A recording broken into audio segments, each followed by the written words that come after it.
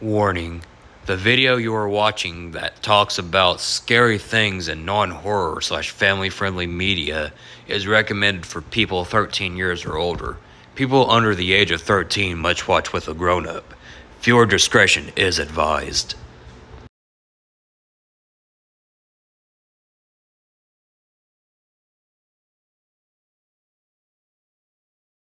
Hello and welcome back to our weekly Halloween videos. Have you guys ever had that feeling that sometimes the best scenes come from the most unexpected places? I mean best scares. Oh well. When you watch, play, or read something in the horror genre, you are expecting something scary at any moment. While they scare the crap out of us, we know they are coming. But when they come from something that wasn't horror, or just generally something that was meant for kids, that's a whole different story. So tonight, we will be taking a look, be talking about scary things in non-horror slash family-friendly media. I didn't want to just talk about scary moments in family-friendly media because there are some great moments I can talk about that scared us and some other non-horror media that wasn't aimed at kids. So I will find a nice middle ground when I talk about this stuff. Also, spoiler warning for the following things.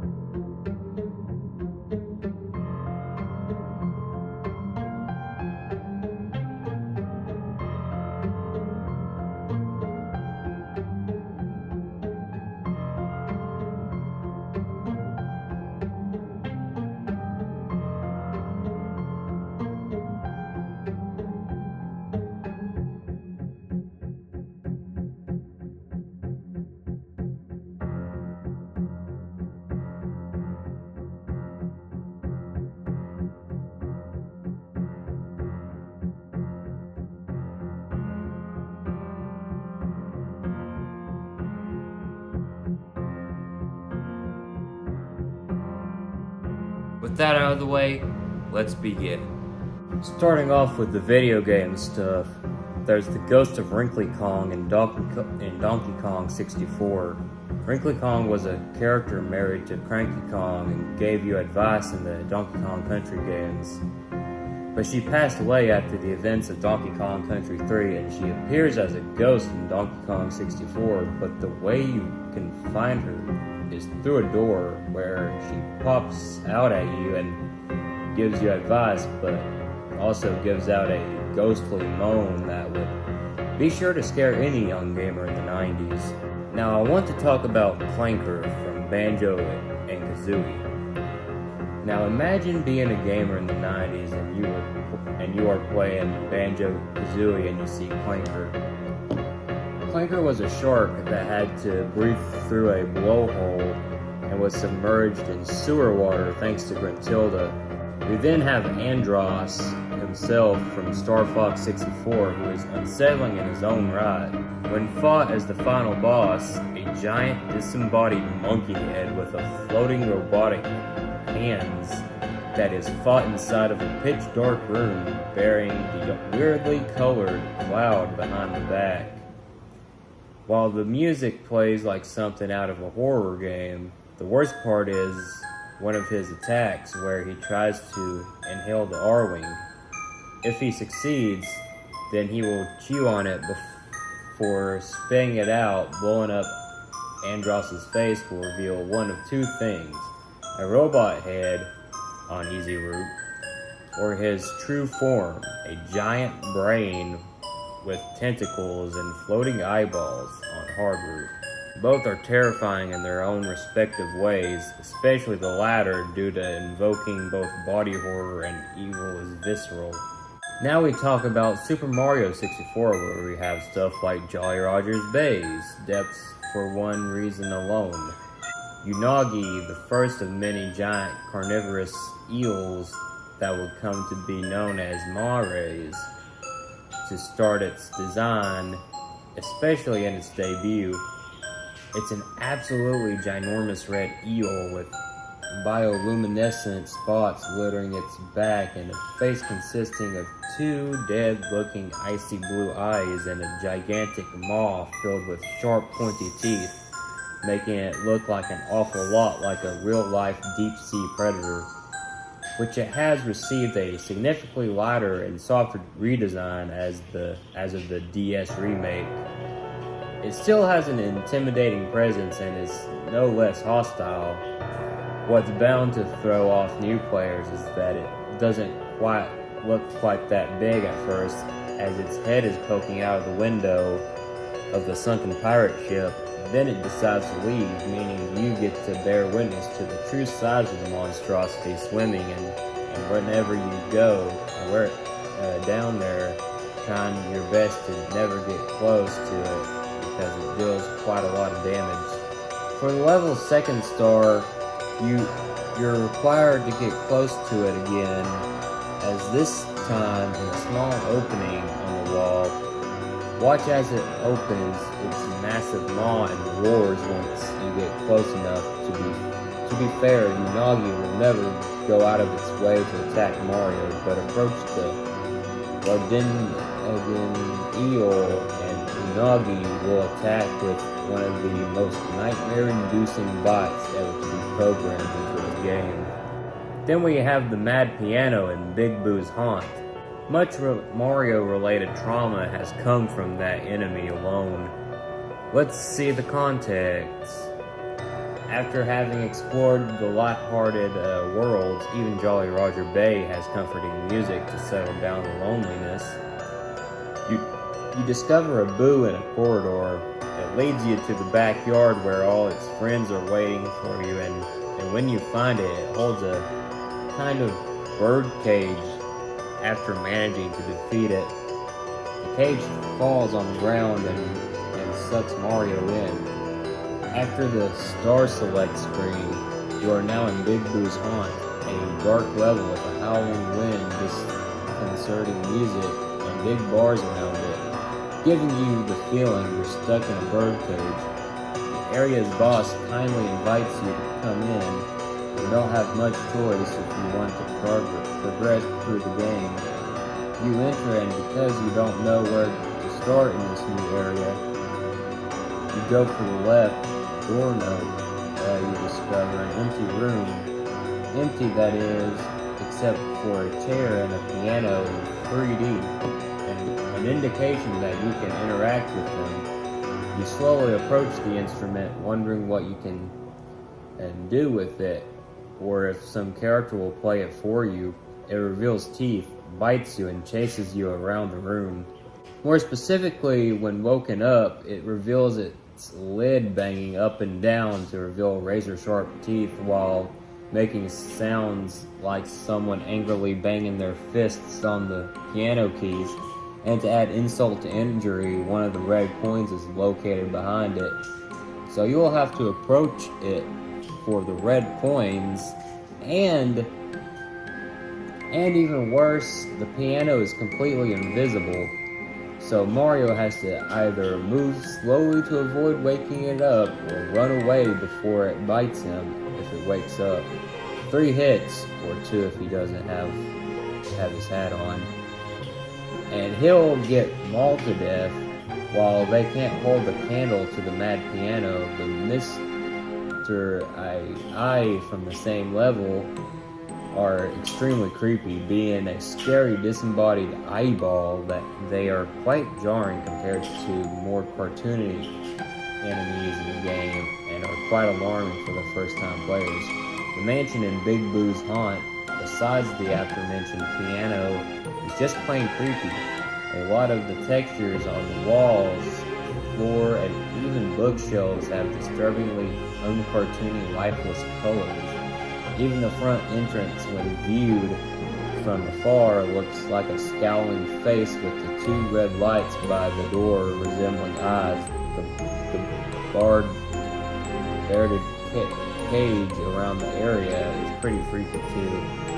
In the eagle-eyed view of the mansion, the house resembles a scary face from above as well. Then we have Ocarina of Time, or Legend of Zelda series is a lot more serious, unlike Mario.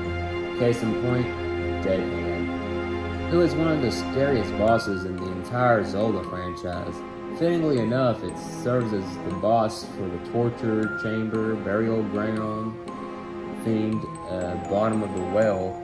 It remains hidden underground until some poor sap ends up being caught by one of the pale blood-soaked, creepily long arms dotted around the chamber in which it resides, after which it emerges from the ground while groaning, and it becomes a race to free Link before the creature can take a bite out of the hero. Think the nightmare is over once you kill it at the bottom of the well. Think again, as it shows up later as a mini-boss in the Shadow Temple, guarding the hover boots, and heaven forbid if you're playing the Master Quest, as one of the changes it brings to the Shadow Temple is replacing an invisible floor master with a second dead hand. Though this one is missing its hands, doesn't make it any less spooky though. Speaking of the Master Quest, in the remixed water barrier room of Ganon's castle, there's a lone dead hand in the room, but there's no actual dead hand. Going in there without this information would likely result in incredible paranoia as to where the actual dead hand is, but no, it's nowhere to be seen. The hand is just there to indicate where hidden switch is. The main body of the creature itself has the same pale and blood-soaked texture as its many hands, alongside an unnaturally long neck, seemingly no eyes, and overly large set of teeth for added horror. A closer look at its 3D model reveals that the hands on its main body have pointed bloodied stumps in place of fingers. We then have the boss fight with Zero 2 in Kirby 64, as he was the first Kirby boss to have a drop of blood. We then have Majora's Mask, which has to be one of the darkest Zelda games. Who can forget the moon that just sits in the sky with its horrible orange eyes and massive gaping mouth that never moves and it never goes away. You can look up at it any time, and it gets bigger and bigger with each passing day until it's taking up the entire sky with its angry grin. And during the third day, you can actually watch it inch even ever closer in real time, slowly descending to the earth. Tremors will periodically rock the earth as it does. The moon's default face is already pretty nightmare-inducing, but it's worse with bright glowing red eyes and mouth agape as Majora possesses it. Made even worse by Brawl in the family here, where you get the moon's perspective of falling to Earth, or Termina as it were, with no way to stop itself. The moon's updated model from the 3DS version in Hyrule Warriors, it's amazing what a new set of teeth, a bigger nose, and more depth to the eyes can do. However, some people have claimed that the new version is too exaggerated, bringing it into nightmare retardant territory. If the moon's cheer cutscene is any indication, the moon itself is sentient, and its angry grin is actually its grimacing, knowing what's about to happen and being powerless to stop the impending disaster. Night of the final day, the strange green N64 or psychedelic 3DS sky gives way to a terrifying blood-red sky. Clocktown goes from a bustling and cheery city to a desolate ghost town with only a handful of people staying behind, with said people either oblivious to the cataclysm that awaits them or actively dreading it in one commercial. They put live-action people in this scenario. The music in Night of the Final Day, which begins playing at midnight of the final day when the clock tower opens, up to the dawn headline, it makes everything worse. A little girl has been mind-controlled by aliens, or at least given a heroic blue screen of death. Worse, fighting a seemingly invincible dead guy who can take you out in a hit unless you have most of the heart containers at full. Worse, trying to make it to the bank before daybreak. Worse. Furthermore, that music supersedes any other background music that would otherwise be playing, including the enemy battle music. It plays regardless which place you happen to be in at the time.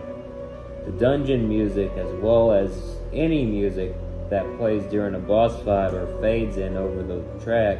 Ikana Valley's music box house or the Indigo's practice sessions, for example, are the only themes that it doesn't replace. But if you're still working on a dungeon or are stuck on the first phase of challenging boss monster by that point, you're likely on borrowed time away. While we're here, let's talk about the music itself. It starts with an airy sounding sample which is used in several other games, but is notorious for its use here. In the rest of the track, it uses rubato tempo note, which instrumentation that's very hard to identify. The only instrument that can easily be recognized is a harpsichord that periodically plays a riff every few bars. It is very difficult to process what is happening in the song or what could come next. Unlike lots of songs composed for apocalyptic situations, this doesn't just try to sound scary, it also manages to be melancholic, final, and in a way, accepting of death itself. To think this was composed by the same guy who made the Mario theme tune, amplifying the horror in the 3DS version. The sky turns a demented deep red on the night of the final day, which looks rightfully unnatural, further showing just how wrong it is for the moon to almost be within touching distance. There is no dawn to be seen at any point as the morning approaches, with the sky staying red and starry even at 6 a.m. as the moon is crashing, which only further adds to the fear and absolute hopelessness of the situation, that there isn't even any morning light to comfort those who see it just before their demise. The fact that the clock tower, which only rang between dawn and dusk before, is tolling its ominous chimes and almost constantly in the final hours, really gives a feeling of the impending disaster and makes things even more unnerving. It's not clear whether they're ringing because it's mechanical and constant earthquakes are making them freak out, or because there's someone still in the tower ringing the bell to tell others to evacuate. Neither is better than each other. The bell during the final hours chimes every 10 seconds from 12 to 4:50 until it strikes 5 o'clock. And then from that point you will notice that the ringing of the bell is beginning to sound more frantic than usual. And at this point it chimes every 5 seconds, and that is not even getting to the part where the clock hits 5:30, where the bell rings every 3 seconds as if it's desperately trying to warn the player to play the Song of Time or face the Skull Kid, and then Majora itself to avert the approaching disaster. Accompanied by the clock tower's tolls is the sound of earthquakes, a deep low rumble that is heard almost everywhere. As the moon nears the ground, its center of gravity starts attracting the world itself. Those earthquakes are literally the entire planet moving towards the moon. The final hours music also plays in the boss room just beyond the moon meadow, which is again unsettling, being in a Technicolor room with Majora's Mask in a hole directly opposite to you. The music stops when Majora wakes up and starts the final boss fight of the game. Most characters' reaction to the fate of the world, upsetting, the reaction of the man who finds the oceanside spider and gives you money to let him take shelter in it ahead of time? Spine-chilling. While others are either entirely unaware of what's happening or just hoping to the gods that the moon isn't actually going to fall, this guy knows without a doubt that everyone's going to die. Those creepy questions the Moon Children ask after completing each of their mini dungeons. Take the Child's question, for example. Your friends, what kind of people are they? I wonder, do these people think of you as a friend? It makes you wonder whether or not that's true if you talk to them while being a Goron, Zora, or Deku scrub. They will simply say, "Show me your true face," if you give them a transformation mask, and when they ask you for a mask, they will react as if you tried to give them poison. The reaction to you wearing one of the masks in the 3DS remake almost reads like a threat. When time runs out and you actually see the moon crashing into Termina, you'll see that the moon spares no one. As the moon falls closer to Clocktown, you can see several structures collapsing, and then the moon seemingly explodes into a tidal wave of fire that consumes everything in its path once the moon touches down. The game then cuts to Link standing in a field with a black sky as he turns around and sees the wave of fire rushing towards him. Poor Link can do nothing but shield his face with his hands and scream in absolute terror as the fire sweeps him and completely destroys him. If you summon 3 of the giants or less and let the moon fall, you also get to see the giants fall down as they run out of strength to hold the moon up in the N64 version. Random enemies can be seen in Termina Field as soon as the moon hits. It's a small thing, but it really drives home that the moon is going to wipe out everything and everyone, regardless of concepts like good and evil. If you summon some, but not all 4 of the giants, they'll still try to hold up the moon, with emphasis on try. But it becomes clear that they won't be able to do it for long, with the title mentioning how the moon isn't stopping and it's hopeless. You're given a chance to play the Song of Time and turn back the clock, but if you choose not to, you're treated to the sight of the giants groaning as they fall over, helpless to stop the moon from obliterating Termina. The fact that Link tries to shield his face makes it even worse. Perhaps the approaching fire is so bright that it's hurting his eyes. Perhaps he's doing it so he won't be able to see what's about to kill him. None of those 2 options are better than each other. What was bad on the N64 version is far worse on the 3DS. Originally, Link turning up in the clock tower allowed for at least a little ambiguity. Did the last 3 days really happen at all?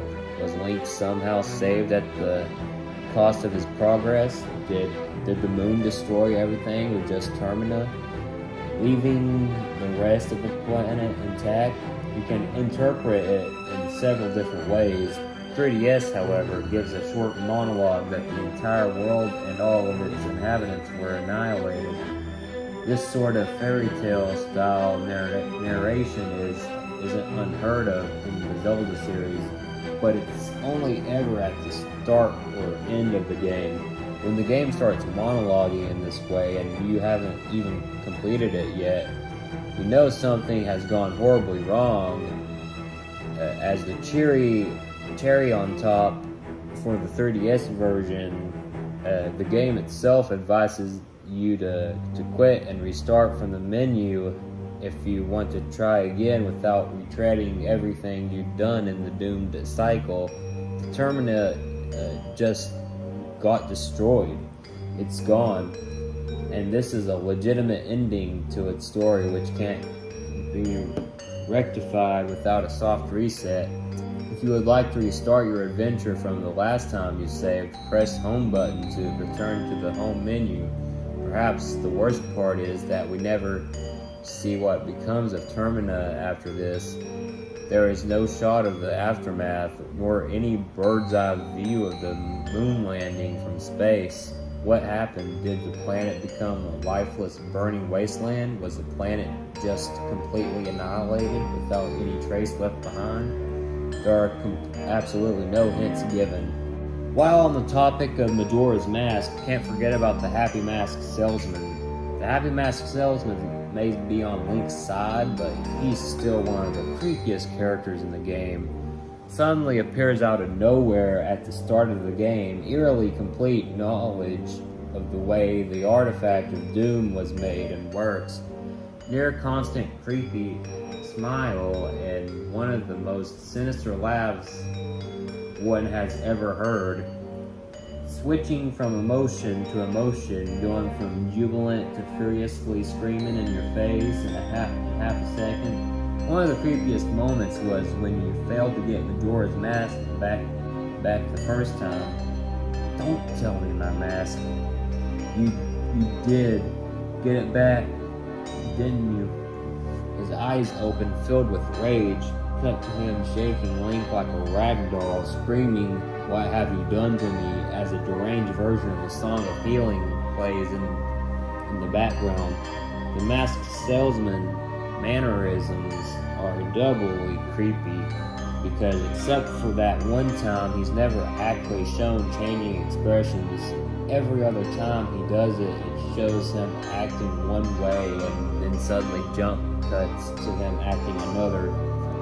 It gives a very stunted and jarring feeling. He manages to follow Skull Kid to Termina and identifies Link's ocarina as capable of playing the Song of Healing, a melody that heals evil magic and troubled spirits, turning them into masks. Oh, and he somehow gets hold of an evil mask that was supposed to have been sealed in shadow by an ancient tribe of sorcerers lost to time. He also teleports and has the same hair color and clothing as the children on the moon. And in the 3DS remake, all of them have the masked salesman face as part of their model hidden beneath their masks.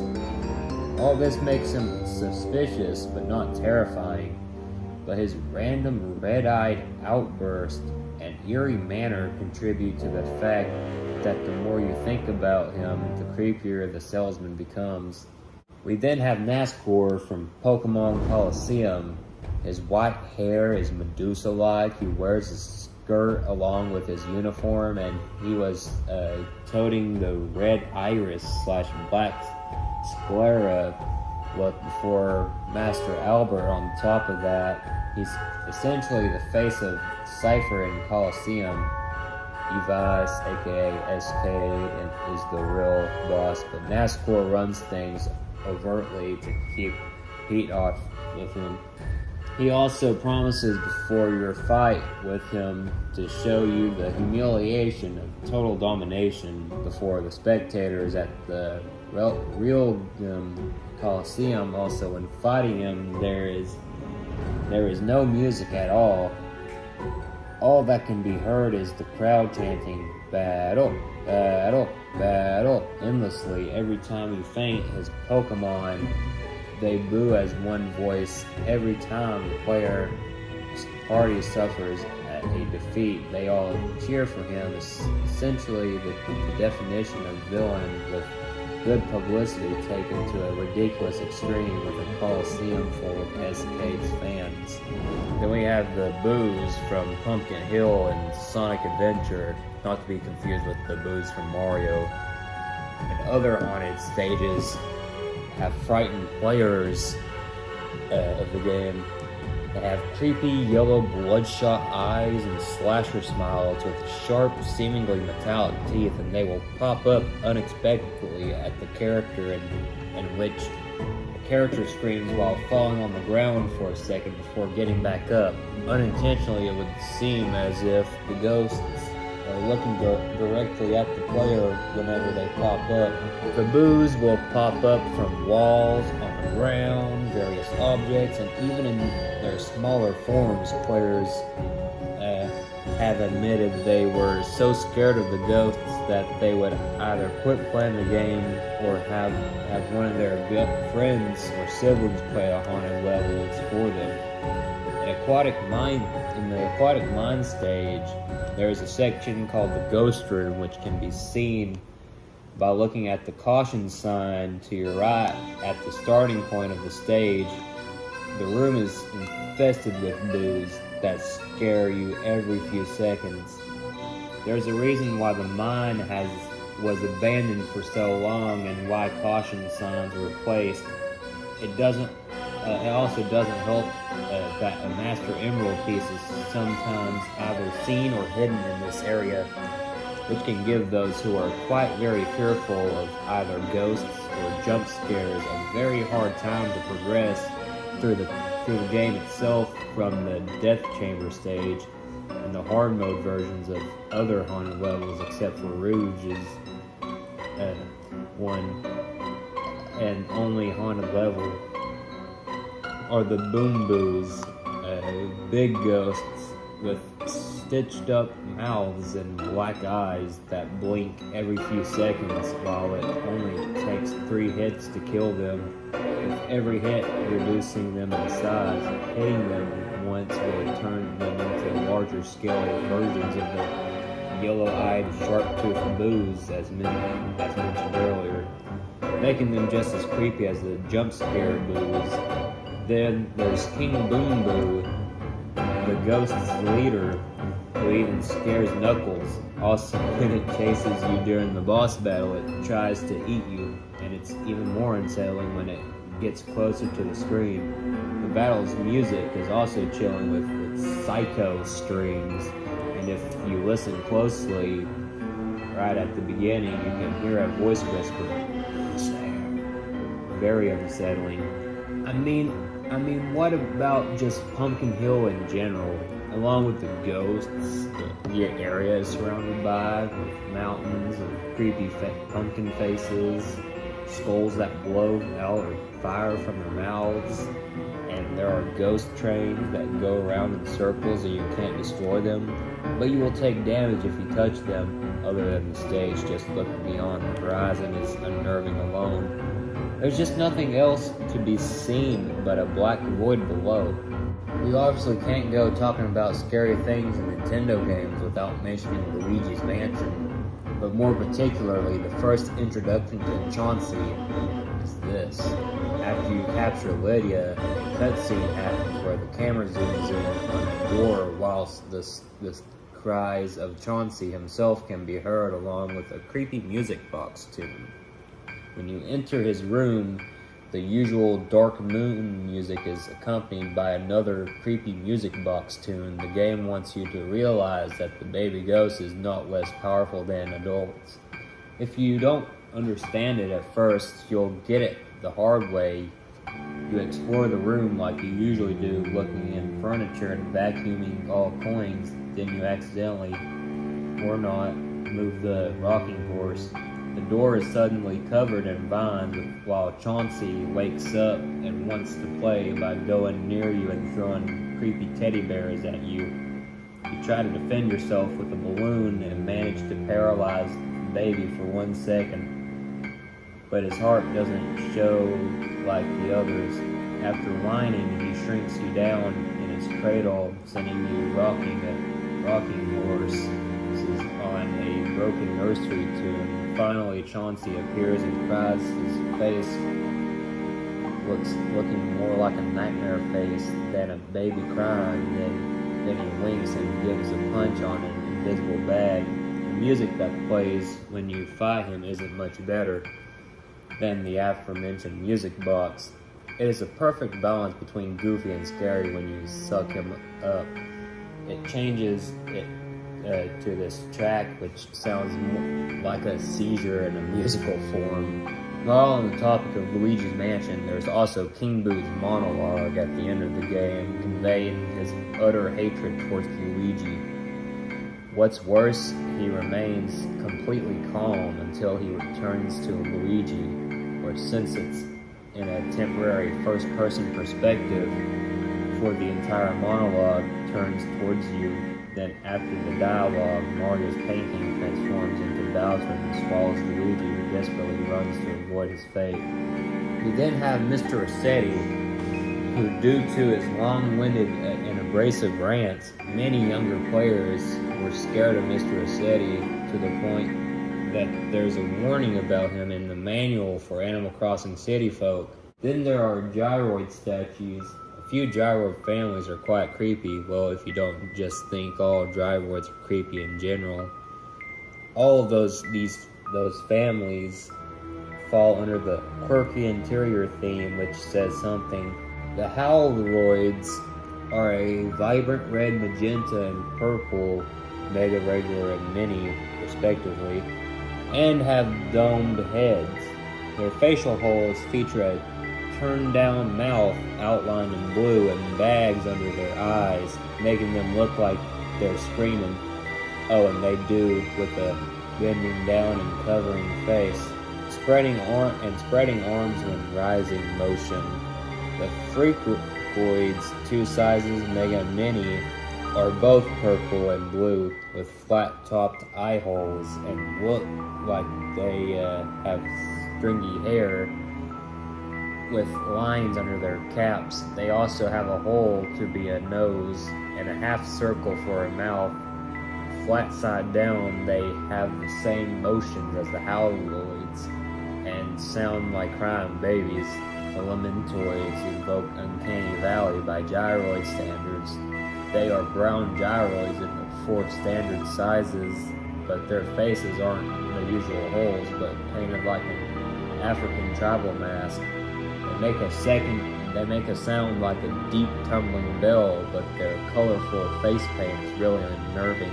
The Poltergoids are more spooky than creepy, but they are pretty strange. All 4 are beige gyroids with 2 large circular eye holes and several small mouth holes, forming a creepy smile and making them resemble a skeleton. They have square designs on their base and the rim of their capes. They make a rapid vibrating rattle like a stereotypical ghost or bone snapping, adding to the creepiness of the gyroids. Talking to Dr. Shrunk in the cafe, he states that the gyroids on stage appeared out of nowhere one day and he has no idea where they came from. It's possible that a villager may have put them there without him knowing, or their love for music drew them to club lol. Except they aren't mobile, or are they? If a jock villager visits your house and comments on a gyroid there, he may bring up that he has no idea how gyroids work, so they can be both sentient and non-sentient based on burial urns, and no one seems to know what they are exactly. The 2.0 update for New Horizons brings them back for better or for worse. On one hand, they feel more alive and animated, but the key word is alive, because the method for obtaining them is far creepier than before. You obtain them by locating gyroid fragments, burying them in the ground, and then watering them, to which the crack in the ground housing them will start to emit vapor, almost like breath. These aren't just animated pottery, but animated pottery that can be regrown on Earth. The new gyroids introduced in New Horizons are weird, which is par for the course for gyroid, but one that gains special notoriety is the Crumploid, which, as the name implies, looks and sounds like crumpled paper. While it's considered to be the most ugly cute of the new gyroids, some people might find its battered appearance a bit unsettling. The creepiest part about the gyroids is their inspiration. The gyroids are based on Haniwa, cylindrical humanoid ceramic figures that were buried in tombs during Japan's Kufan period, 600 to 400 BCE, to act as funerary offerings, retaining structures and protection against evil spirits, while their exact origins are a mystery. Legend has it that Emperor Suinin ordered them to be created As a replacement for voluntary live burial, Coco the rabbit villager resembles a gyroid. Her eyes are just two empty black pits in her head, and her expression never changes.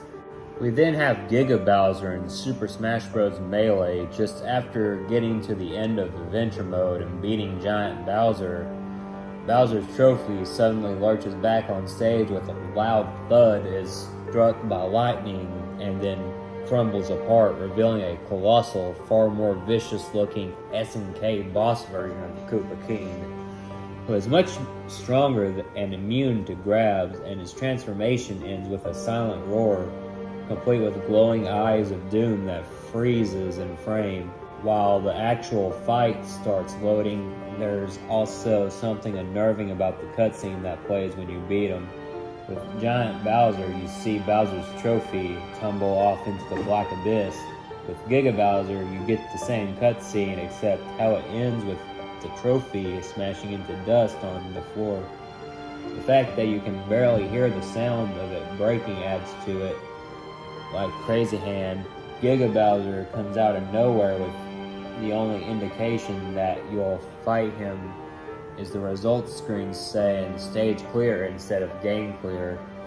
If you've met the conditions, which is easy to miss, it can be startling to think you've been beaten in adventure mode as usual, only for the cutscenes to play in the game to continue out of nowhere with you having to fight this monster.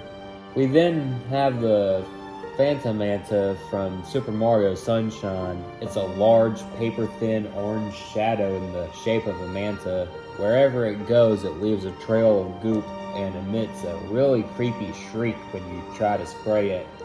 The worst part is that it's an asteroids monster and divides it into smaller and faster shadows that it is destroyed. When you've finally destroyed half of the original manta, the remaining 64 mantas stop fooling around and all converge on your position at once with incredible speed at a time. When you're probably almost out of health, you may think that going in the lake would protect you from it, but it just hovers over any waters, so nowhere is safe.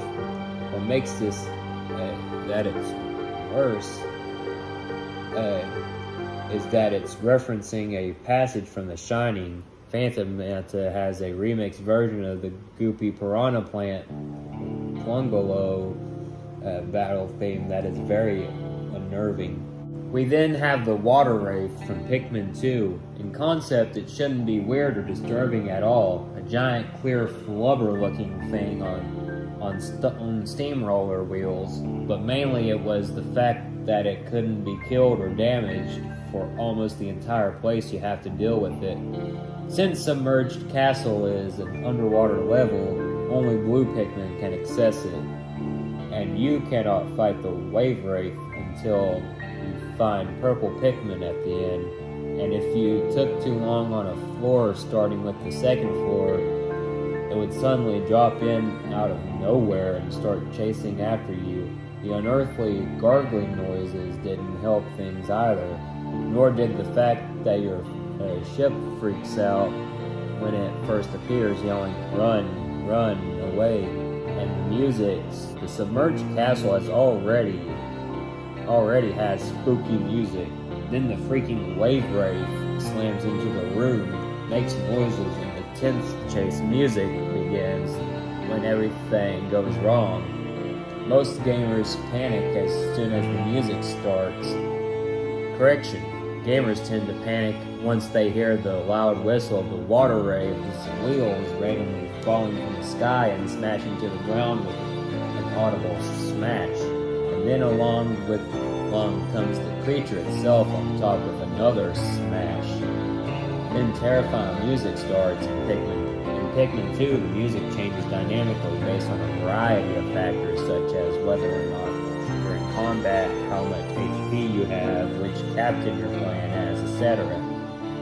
To give the vibrant feel and make the world feel a bit more alive, the Submerged Castle theme is unique in that it completely does away with this convention instead opting for a singular creepy track that permeates throughout the level, a theme which itself sounds discordant and broken with very sparse and unusual instrumentation and irregular rhythms that doesn't really have a beginning or end. It is the only theme of its kind, which highlights the submerged castle as even more alien and unusual. Even worse, the water wraith has a really good enemy AI. It will attack wherever it can to deal the most damage, and it never stops chasing you. The thing is like the Pikmin version of Michael Myers, and don't forget that it's implied that the darn thing is just a hallucination. Also, while most boss characters will leave you if you leave their arena on the final floor, the Wave Wraith will be like, haha, nope, and chase you outside the arena. There is no escape. This creature is full of nope. Then we have Metroid Prime, with Metroid Prime itself that truly exemplifies the horror that Phazon itself brings. It's a Metroid so heavily mutated by Phazon that it barely resembles a Metroid anymore, resembling a fusion of crab, spider, and scorpion. The first form has an absurd amount of durability to boot, and when it dies, Prime goes all one-winged angel and abandons the carcass to reveal its final form, the essence which only goes down to Phazon itself, disturbingly in both forms. Prime's face looks humanoid, albeit without a mouth, must have been foreshadowing the birth of Dark Samus. In fact, it looks like a face before it even unfolds. The 100% ending has one last haunting scene of the nightmare to come, cutting to a lonely puddle of Phazon left behind in the remains of the impact crater, and lingers on it before an armored human hand, one that shares the same black-red color scheme as the Phazon suit, begins to claw its way out as an eye opens on the back to look around wildly. Metroid was bad enough. When it reincarnates into will be so much worse. We also have the notorious Fun is Infinite screen from Sonic CD, with the boss battle music and the repeating creepy Sonics making disturbing expressions in the background. The screen is noticeably less intimidating in the Japanese and European versions, due to the boss theme in those versions being funky and upbeat rather than disturbing.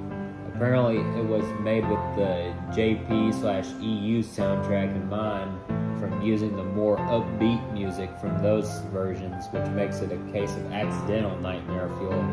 It doesn't help that it inspired Infinite, the big villain for Sonic Forces.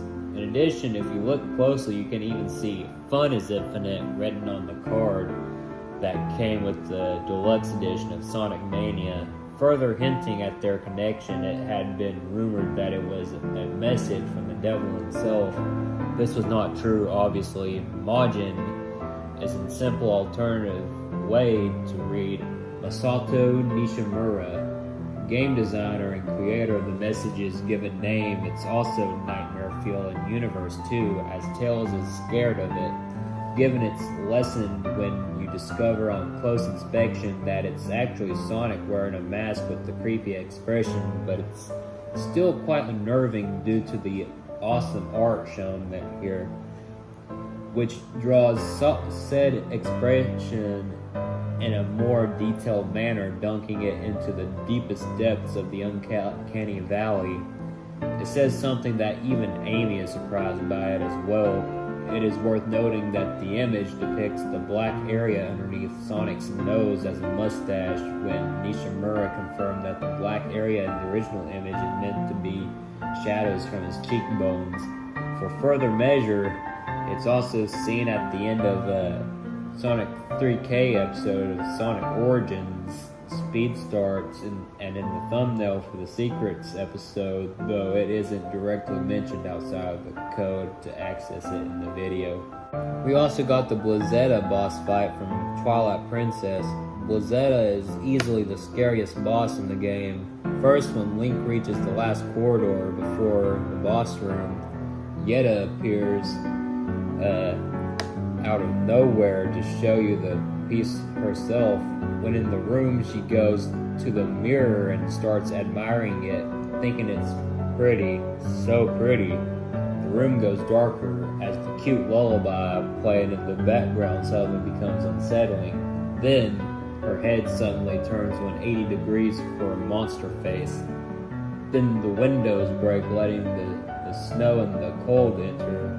Yetta starts to float above the ground and cover herself with snow to turn into a giant freezard before pummeling the ground to destroy the furniture and ice the room, fully becoming Blizzetta.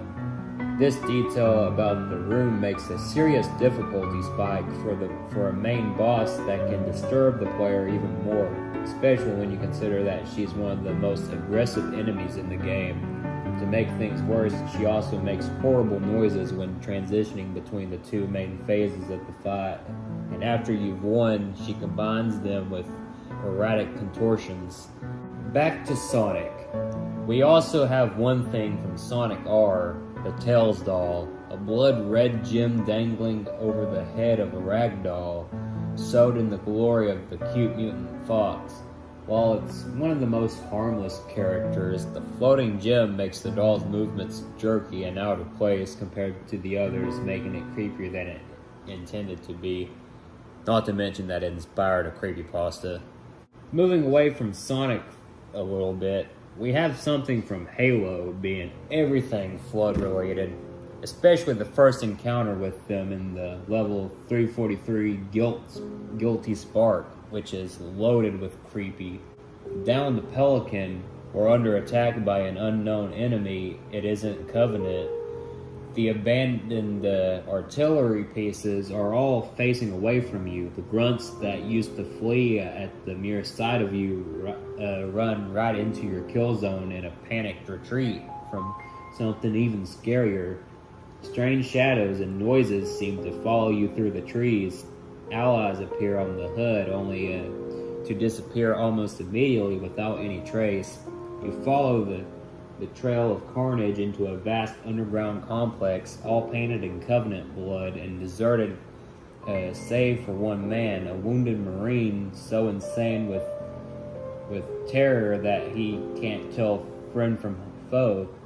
You wander deeper and deeper into the ancient ruin and finally find what's left of the rest of his unit. You download the feed from one of the unfortunate soldiers' helmet camera. Watch the entire squad get slaughtered, and then your radar goes wild. Even Master Chief looks briefly disturbed after watching the video feed. And the thing is that their introduction was a total surprise.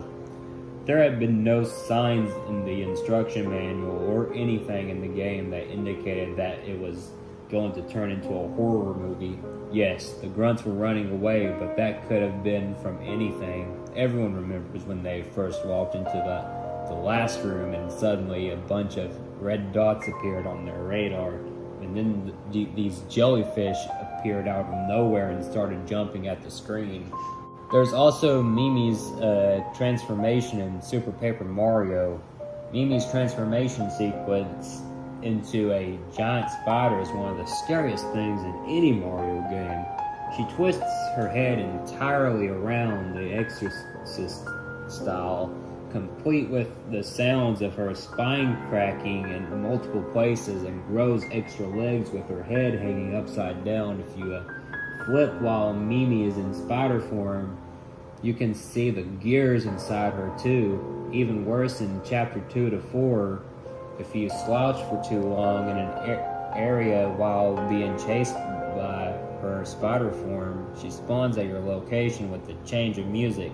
This can very well be a jump scare. It's even an in-universe nightmare fuel moment, as most people around her when she is in her spider form gets scared or feel intimidated, it doesn't help that in this form her text box is the same as that of the Shadow Queen. While on the topic of Super Paper Mario, I would also like to bring up the river twigs. Pretty tame if you stay near the surface. Go any deeper and be prepared to encounter underhands and to listen to this music, a bunch of garbled voices in the background. Also, still on the topic of Mario, in Super Mario Galaxy 2, Shiverburn Galaxy appears to take place in some kind of canyon, as the level is surrounded by two enormous rock structures that tower over it. If you change the camera to first-person mode and look toward the cliffs above, you can see three shadowy alien figures nicknamed Hill Valley Skytrees, watching you. No matter where you are in the galaxy, they will always be there, and they will always be watching. Not once is their existence so much as hinted to in the game itself, and even to this day, absolutely no official reference has ever been made to the figures or their presence. The eerily tranquil music used for the galaxy really doesn't help matters either. The skybox implies that the cliff background is very far away, suggesting that these figures are somewhere between the size of a large hill to mountain-sized. Moving away from Mario for a little bit, we also have Hypno from Pokemon.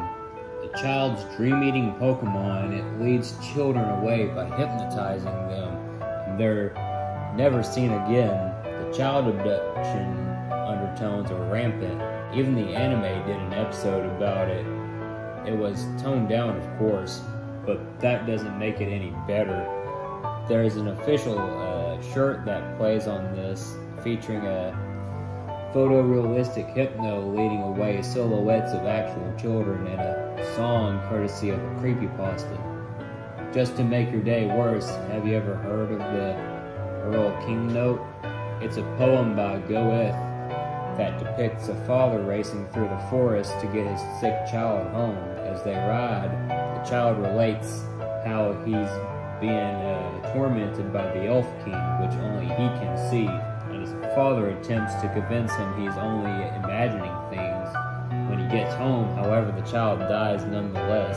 To supplement this, the one time you ever fight Hypno in the wild by way of story event, it's the one preying on Lostel in the Berry Forest. The very creepy dark Hypno card.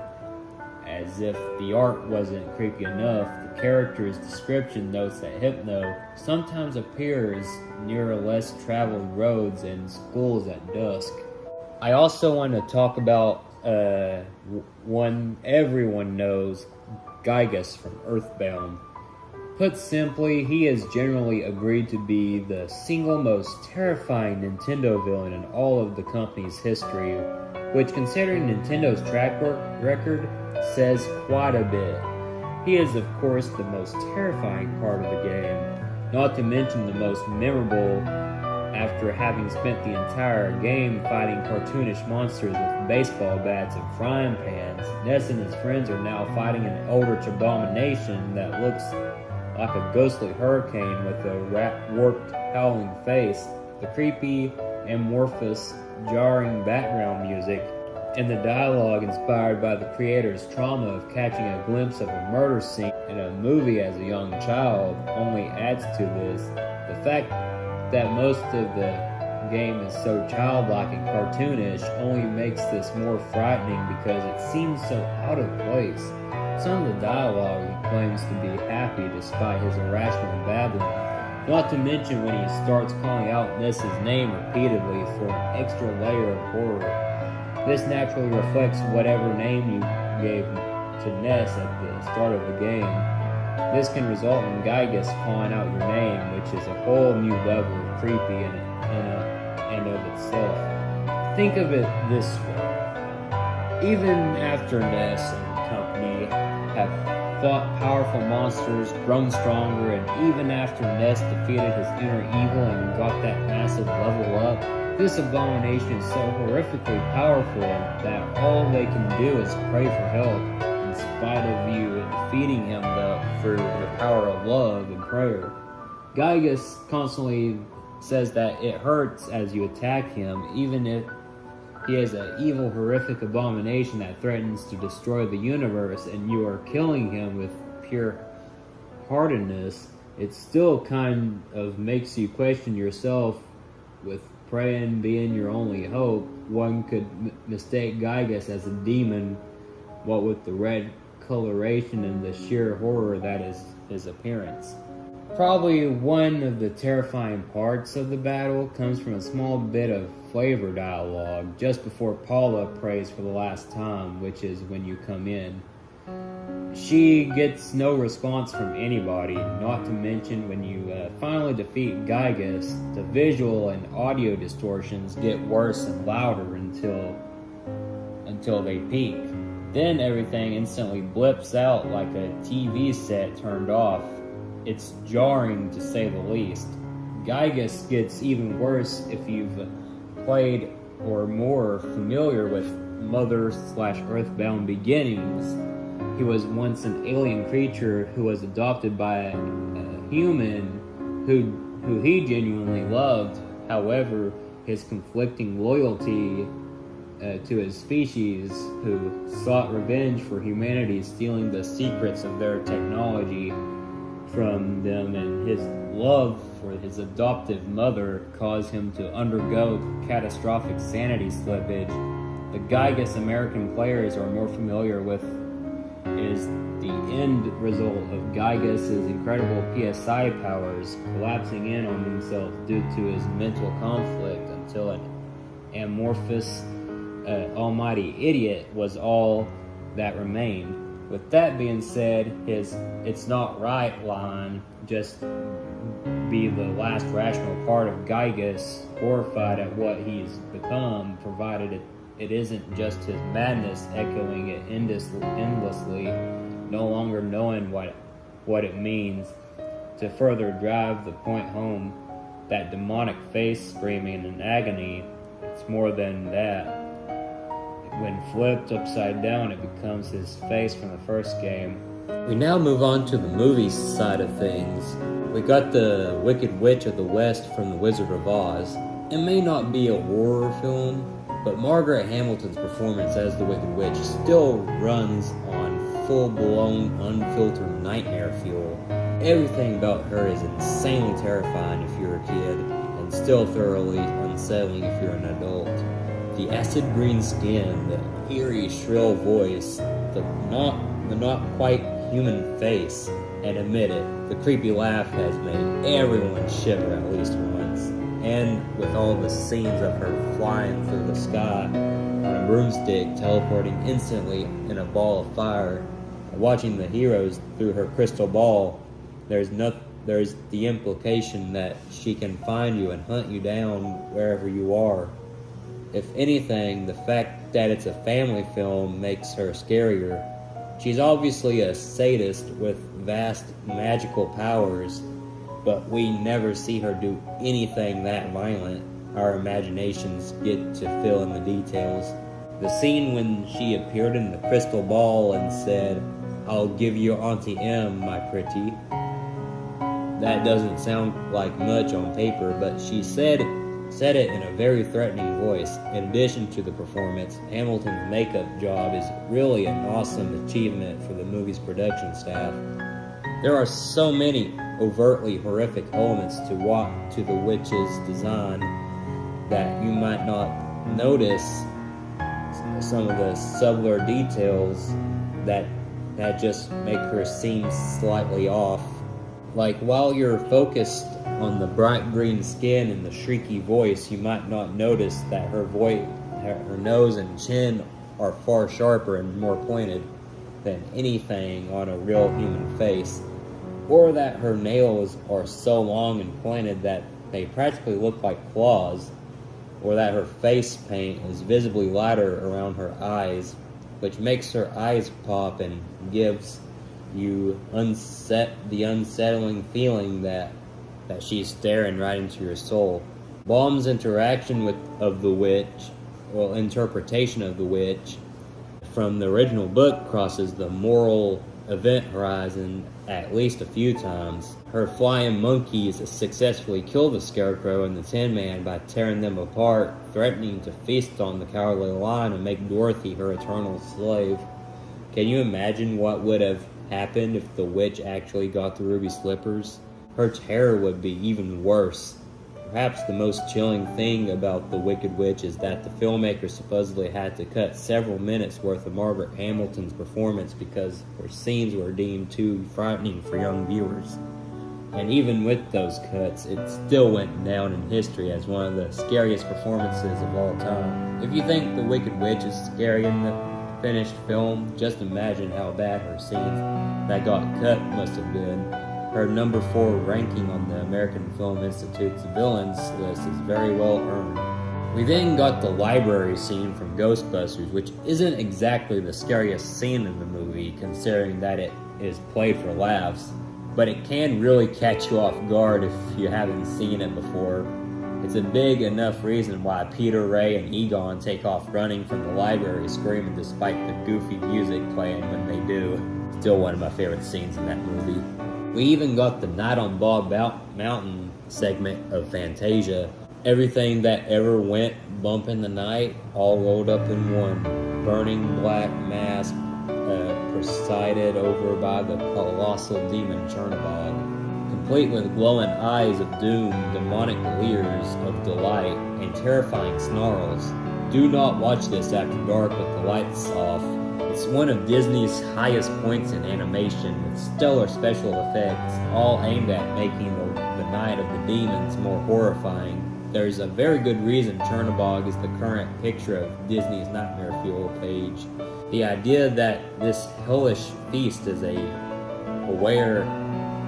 recurring event near that quiet little city near Bald Mountain. You start to wonder whether the villagers are aware that happens on Walpurgis night when they are asleep, and if they especially stay inside to not witness it. This is the witch's Sabbath, when nightmares walk the earth. Chernabog's completely pupilless eyes that give off a nigh incomprehensible evil god aspect, and very hyper-realistic and massive arms that are able to raise the dead with their shadow. The moment the segment starts, we see Bald Mountain, a colossal, intimidating mountain on a cloudy, dark night. The moon just comes into view, but the mountain is colored a sickly, unnatural green and blue, and the music is at first quiet, but as the camera pans in towards the mountain of the mountain, it picks up with sinister, slowly more frantic strings, and slowly your attention is drawn towards the highest peak of the mountain as something appears to be steering. And finally, we get the establishing shot as the highest peak is revealed to be the wings of Chernabog, who opens his arms folded as iconic horns blare. Chernabog has arrived, and the night on Bald Mountain can begin. Chernabog stretches his hands outwards, and the shadows magically race toward the town below to summon his Legion of the Damned, showing that he doesn't need to leave his perch to commit evil. During this sequence, the town is dead, silent, and nobody is seen. The only living creature is a sinister vulture who looks like it would fit right in with the demons, given its glowing yellow eye and smirk as it senses Chernabog's actions when the shadow passes over it and flies away. Notice how the windows of the houses are at first lit, confirming that the village is indeed inhabited, but as soon as Chernabog's shadow passes by, the lights immediately turn off. Now let's put ourselves in the villagers' shoes. Yes, they're not harmed either by Chernabog or his demonic minions, but they're constantly terrorized at every Walpurgis night by this unholy, wicked being and his gruesome servants. No wonder the villages streets are deserted. No one, understandably, dares to venture outside, even just out of curiosity. The bizarre appearance of the spirits and skeletons as they fly out of their graves rather than being animated normally. They appear as static, paper-thin figures which flutter disquietingly in the wind as they glide through the air, and slowly but surely hordes upon hordes of the dead begin flying up towards Chernobog, who casts forth his arm once more to summon his legions. We see ghastly skeletal horses being ridden by their undead masters. Other mounts, such as giant boars, featureless ghosts, which amount to just a pair of eyes underneath a hood, and disturbing primordial-looking witches on brooms. When the forces of darkness meet Chernobog at the peak of Bald Mountain, they swirl around the mountainside in a massive ring, and Chernobog steers them up as he begins flexing without even seeing his facial expression change, largely due to it being too dark to see anything but his eyes. We can still see from his body language that Chernobog has begun cackling evilly as the psycho-esque strings really kick into high gear, and then he stretches his arms out into one of his iconic poses as if to say, "Alright, we're all here." Chernobog grabs a handful of demons while he looks at them with an endeared smile, then he just drops them into the lake of fire as if he lost interest.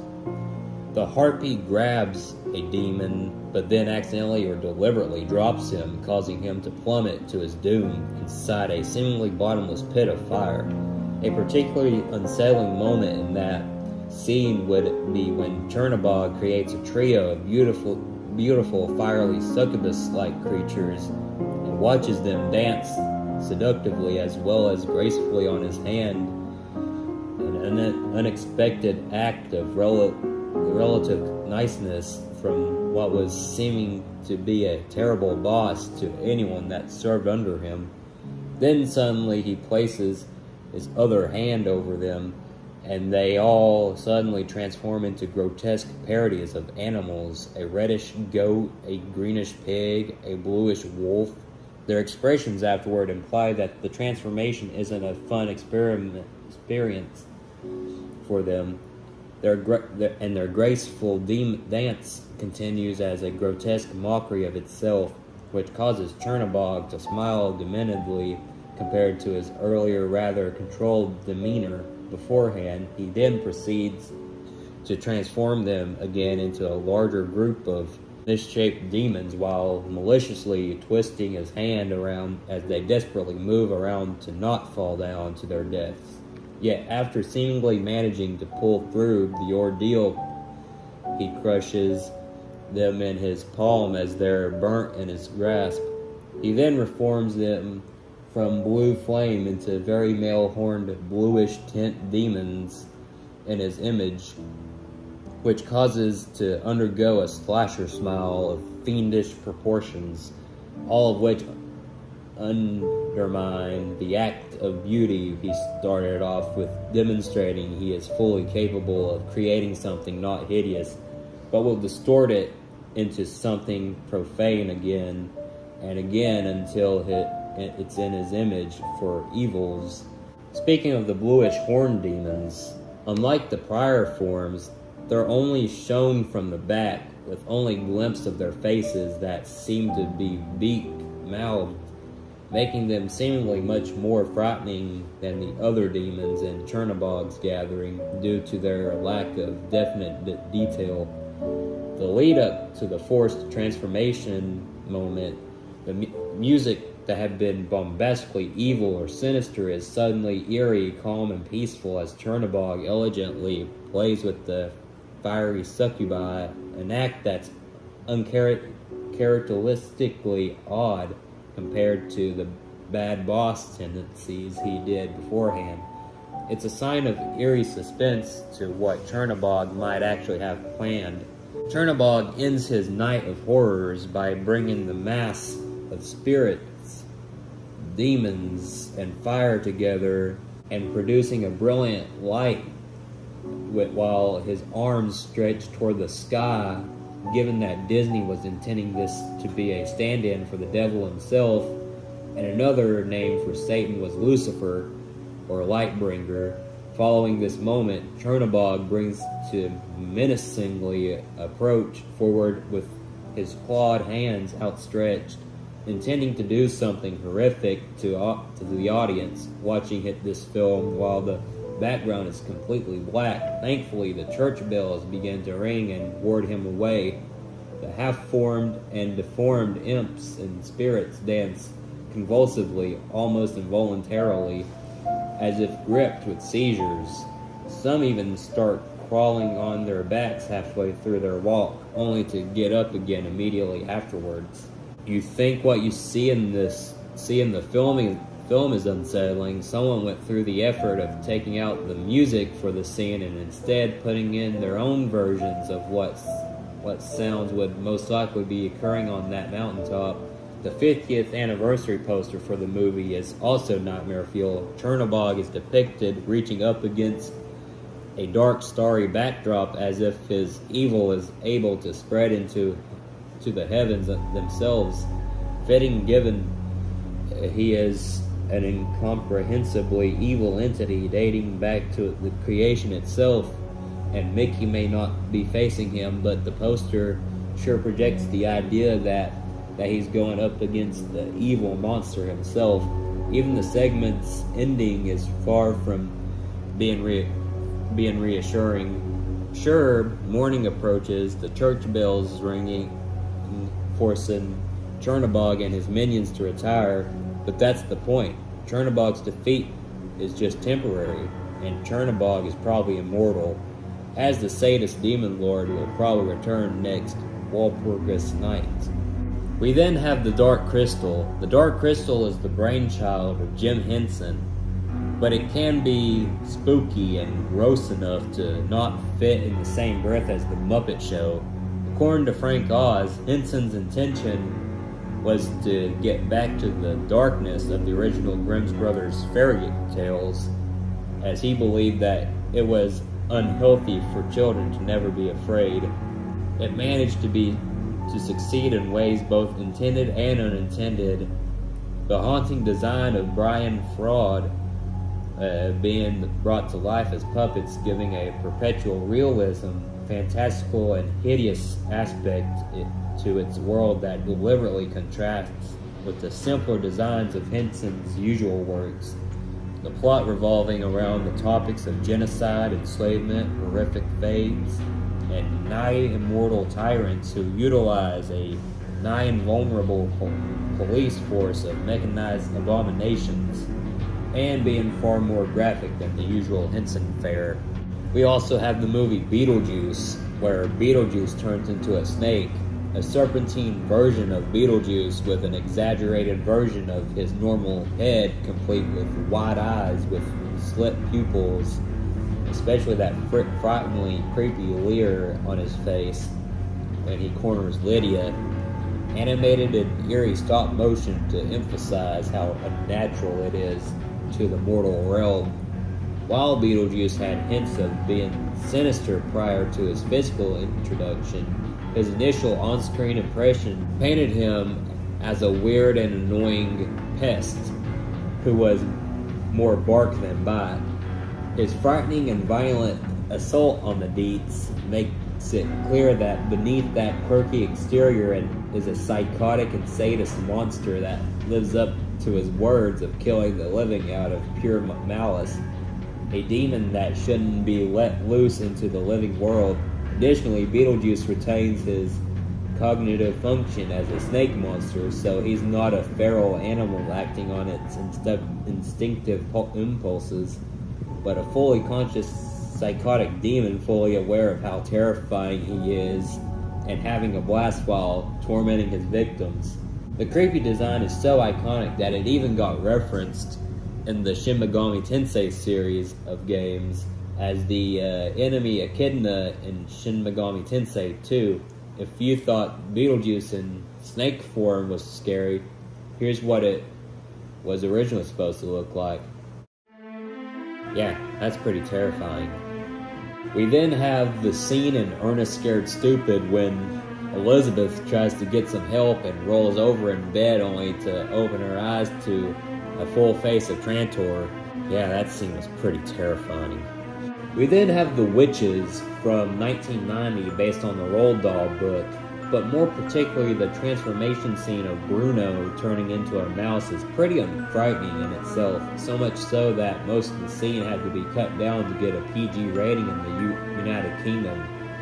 It starts off with him violently shaking while the witches cheer in excitement, then his face takes on a creepy mouse-like appearance, achieved through prosthetic makeup, before he suddenly, but briefly, morphs into a horrifyingly grotesque mouse human hybrid. It only lasts a few seconds, but this shot alone is enough to traumatize any young, unknowing viewer. If you imagine this scene from Bruno's perspective, it makes even more terrifying. He's under the impression that he's going to be given chocolate, but then he's suddenly going through what looks like a very physically uncomfortable transformation into a mouse.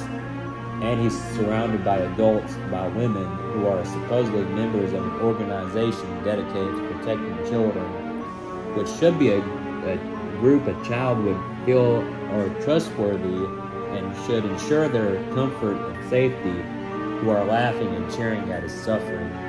We then have the entirety of the movie Watership Down. The gently cartoonish rabbit creation myth takes on a sinister edge when Frith gives several animals predatory instincts. These animals attack the field full of rabbits, feeding on grass, and with each one's attacks, the rabbits turn red and fall limp, eyes wide open, and none of the rabbits react in time. At least they're too focused on eating to worry about their impending doom, and at most, they don't react in time to do anything, not to flee or beg. They can only realize that they're doomed, and then their lives are snuffed out. Sir Michael Horton's narration denotes El Haraya's sudden fear of the black rabbit of death. A huge silhouetted rabbit with fearsome mouth and glowing amber eyes glides swiftly forth. The story starts off very whimsical and sweet, with the cutesy animals embracing and eating together, even when El Haraya acts selfishly. It seems set up to be a simple parable about pride and sharing, only instead for all the cute creatures suddenly take on sinister feral designs and start killing the rabbits. Even El Haraya's Solace has himself taken on a colder design, left fending for his life against his demonic former friends. Fiver's vision at the beginning of the film is terrifying. The field, it's covered with blood. The music that plays during that scene does not help at all.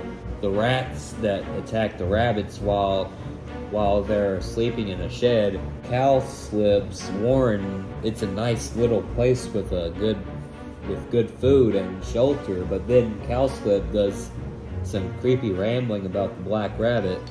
Turns out that the warren is near a farm that leaves the food in order to fatten and trap the rabbits. The latter scenario is further supported by the succeeding scene of Bigwig almost choking to death in the snare, which is portrayed extremely graphically and realistically and in line with the novel's depiction of it, with blood and frothing spittle pouring from his mouth as he struggles to breathe. It's a horrific scene and one of the movie's most iconic images, considering the fact the director chose to depict it right in front and center in the movie's poster, albeit with Bigwig framed entirely in the shadows to subtly let those coming to see the film that it was most certainly not going to be a fun, family-friendly experience. The flashbacks to the gassing of the Warren with the glowing red-eyed rabbits crammed into the tunnels, clawing each other, trying to get out of the tunnels that only narrow and spiral into the dead ends. Holocaust parallels, anyone? The deathly blue rabbits, with their constant gasping wail set to the deep traumatized groan of Holly's narration. Holly appears to tell the rabbits about it. The rabbits and the audience hear of him. He is moaning, Zorn. No, Bigwig. Bigwig immediately assumes it's the Black Rabbit of MLE, until Holly drags himself to the edge and falls into the ditch therein, completely battered and moaning, "Oh, Zord!" We don't know who did this to him until Holly tells the rabbits of his time in Ephrata. Crossing with Tearjerker, Hazel gets shot at a Nuthanger farm, spawning the Bright Eyes sequence. The disturbing parallels between Ephrata and Nazi Germany, or any fascist state, when Tab the cat pounces on Hazel and actually speaks in the film. She's the only creature other than Gahar to speak to the rabbits, as Hazel struggles in terror and expectation of death. Fortunately, Lucy, the farmer's daughter, speaks up and tells Tab to let him go, to which she complies in the novel.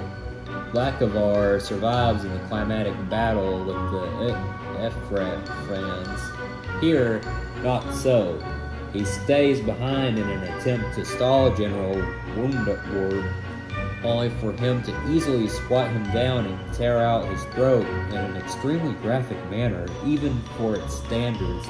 This is definitely the single most violent scene in the whole film, and that's saying a lot. The brutal fight between Bigwig and Woundward gives many unnerving shots of both severely wounded rabbits. During this, it cuts in the middle of the fight to Hazel and the runners leading Bob, the dog, to Watership Down. It then cuts suddenly to this no less. Bob arrives and mutilating the Ephrafans soldiers before attacking Woundwort. He's seen rising up from the ridge with a mangled, bloody Ephrafan bunny in his jaws. When Woundwort attacks, Bob, if you're watching on YouTube, pause at the right time and Woundwort will look like something out of your worst nightmares. The music that plays is definitely a bit unnerving. And of course, how can I talk about nightmarish things in kids' movies without mentioning Tim Burton's debut film, Pee-wee's Big Adventure, with the Large Marge sequence, as well as Pee-wee's Nightmare, of course. Cue her face turning into a bug-eyed ghoul with a tongue sticking out, frightening both Pee-wee and the audience, before it goes back to normal like nothing happened. Then there's the reveal of what Large Marge really is after he tells the whole diner that Large Marge sent him. Out of Pee-wee's nightmares, there's the one in which he sees his beloved bike getting devoured by a gigantic-sized red Tyrannosaurus Rex with glowing eyes. It's also simultaneously saddening to see Pee-wee's trademark vehicle getting mercilessly destroyed. The demonic surgeon clowns in the Hill Nightmare scene takes the cake as one of Tim Burton's most child-traumatizing scenes of all time. The twisted, almost industrial circus music soundtrack from Danny Elfman does not help much. Combined with the eerily off-kilter corridor that they wheel his bike through, it has all the hallmarks to remind you that, as different as most of it is from his later outpoint, this is, indeed, still a Tim Burton movie. Also, the part where Pee-wee loses his bike, he turns around to the clown statue he chained his bike to, only to find his bike gone. The chain's loose, and scattered on top of it all, the statue turns into a full-on evil, cackling monster clown. Yeah, that might be creepy, but Sleepy Hollow is still Tim Burton's most scariest movie. Okay, let's talk a little bit about Willy Wonka and the Chocolate Factory. And the first thing many people think of is that at a certain age will remember the thing that scared the crap out of them the most as a child is something that they didn't even expect. Of course, that will be the boat ride sequence of the movie. It's even more frightening than the book's version of events, and no child alive saw it coming. How is the scene anything but? The boat enters a dark tunnel, and despite the parents' protest, the boat goes faster and psychedelic colors swirl around the boat. Suddenly we are seeing images of stuff that could easily scare the daylights out of a child, along with unnerving sound effects accompanying each one in order. A roach flying through some trees, a millipede crawling on a man's face, a close-up of a human eyeball, a chicken being beheaded by a butcher knife. Yes, they actually show it, and it is very much real, but the image cuts to black before any blood comes out. There's also Slugworth. Also, a chameleon chomping down on a bug, and a scorpion's face. Finally, Wonka begins to recite a poem to the scared out of their wits passengers with a scare chord gradually growing in the background. It's also the only poem from the book that is also noticed the tone in which Wonka recites his poem.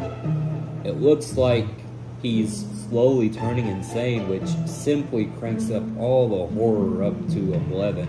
In result, one of the ultimate examples of nightmare fuel to this day. It even made Bravo's 100 Scariest Moments list. It was number 74. The nice thing, and I'm saying this in air quotes, is that this is the only song whose lyrics are actually taken from the book, although the movie added some of the darkest lines, such as the ones about the fires of hell and the Grizzly Reaper.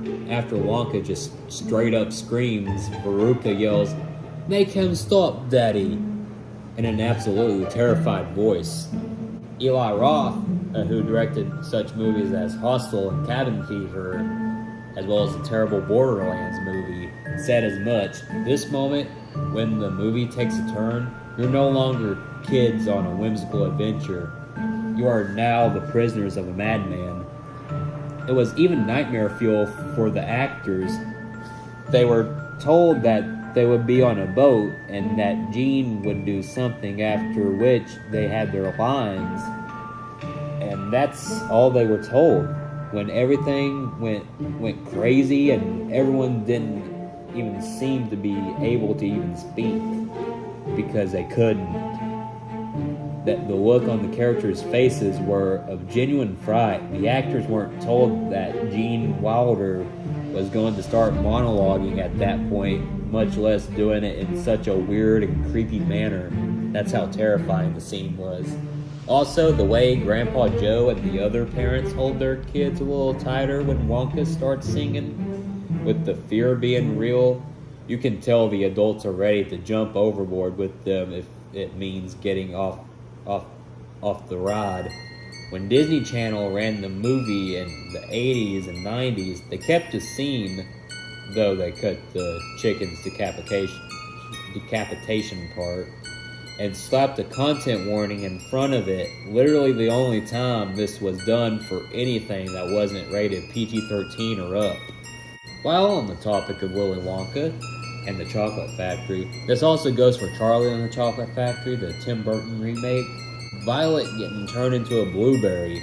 Sure, it's funny when you're older, but when you're a kid, the only thing you can think about is that she might explode and how the Oompa Loompas are pushing her out of the room, singing a song and seemingly indifferent. The reactions of the other guests also seem a bit unnerving, as well as her behavior itself. Despite how scared and shocked she was, she remained to stay calm at the least. The other guests were not that apathetic towards her. but they did not seem that compassionate either. Grandpa Joe publicly mocked her. Willy Wonka seemed apathetic at the most, and at one point Mike decided to poke her swelling stomach, causing her to tip back a bit. The other kids, Charlie and Veruca, seem a bit shocked when he does this, but none of the adults mind you, even move a muscle in response. And this was happening to another child. Mike's mother even suggests out loud to stick her with a pin. Maybe she thought that would genuinely help. One of the fathers even originally said this from the book. But it was most likely possible that she knew it would cause her to explode in the process. The arrangement of the Oompa Loompa song also is a little creepy. As mentioned previously, the way she handles it is a little bit unnerving. Sure, she is scared and shocked, but she seems somewhat calm. Similarly, this applies to the other brats. Mike enjoyed his punishment. Veruca does not scream when she falls down the chute, and Augustus is nervous but not as jumpy as his 2005 counterpart. She does swat her hands up rapidly and down, up and down at them, but when they start touching her and in some of the places where you would not want to be touched, after she waddles a bit, and her face says it all. So you can obviously see that she is uncomfortable, utterly looking humiliated and defeated, but considering how the other guests seemed more concerned at this point, you can obviously tell that it would not have gone well at this point. Watch closely and it looks like Violet is screaming in fear when the Oompa Loompas lower her onto her side. Given that Wonka mentions that Violet would explode if they didn't squeeze her, and the fact that it had been tested before and always goes wrong with the dessert, this could only mean that at least one of his previous test subjects had indeed exploded. Now this one applies to Charlie and the Chocolate Factory with Johnny Depp, but let's not forget about the singing ventriloquist dummy style animatronics burning and melting before the kids enter the factory, not helped at all by the slowed down soundtrack, particularly at the end when the entire scene catches fire and the dummies melt with a disturbing close-up of the eyes out of one of them. The whole factory has horrific undertones in this version. Really, this being Tim Burton, it was probably all intentional. For many, the fact that the dolls are sent to a doll hospital burn ward, which was made recently, doesn't make it sound any better. We then have Judge Doom from Who Framed Roger Rabbit. Judge Doom being one of the most dangerous and monstrous villains ever conceived for cinema, cartoon or otherwise, manages to encompass almost everything horrific about the film, from his almost emotionless murder of anyone who stands in his way, the sheer monstrous scale of his ultimate goals, the subtly off nature of his appearance, and his true inhuman traits, enough to warrant his own section due to how he continues to traumatize people even long after the film has ended, once due to the lingering horror of his true nature retroactively making everything he did much worse in hindsight. And even with the revelation of his true nature, there's still elements of himself left unanswered, making him even more frightening as an eerie enigma with no visible true form, let alone reasoning for his actions, making him much scarier for being so. The line, "Remember me, Eddie, when I killed your brother? I talked just like this," that Doom screams out at Eddie as his voice becomes high-pitched rather than being just an anonymous murderer at his steps for his plans. It's a moment he relished, reliving his ruination of one man's life and being able to do the same thing to that man's brother. Something he, in hindsight, was planning for years by, pretending to be someone else to set up for that nightmarish revelation to capitalize on the trauma and terror it would induce for the sake of a joke he found hilarious. It truly emphasizes how much insanity Doom had been repressing up to that very moment. Eddie's reaction, the look of terror on his face as he's confronted by the murderer that's haunted him for years. A little surprised that he immediately tries to run away. The fact that Doom turned around to reveal his eyes and then pitched up his voice to fit the description of Eddie's recollection of him.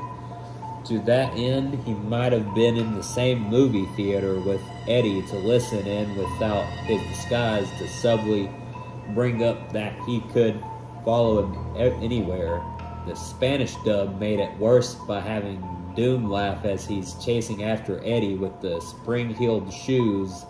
It sounds like something an evil clown would make. He also makes a chilling hiss as he demonstrates the power saw slicing through a chain. The fact that Doom can generate springs on his feet to go long distances when beforehand he had tried to keep low-key by using wires or regular human actions to move. With the revelation, it becomes clearer there's no real running away from the monster, not only because that distance is a non-factor thanks to toon physics, but also that he's very intent on killing you horribly anyway.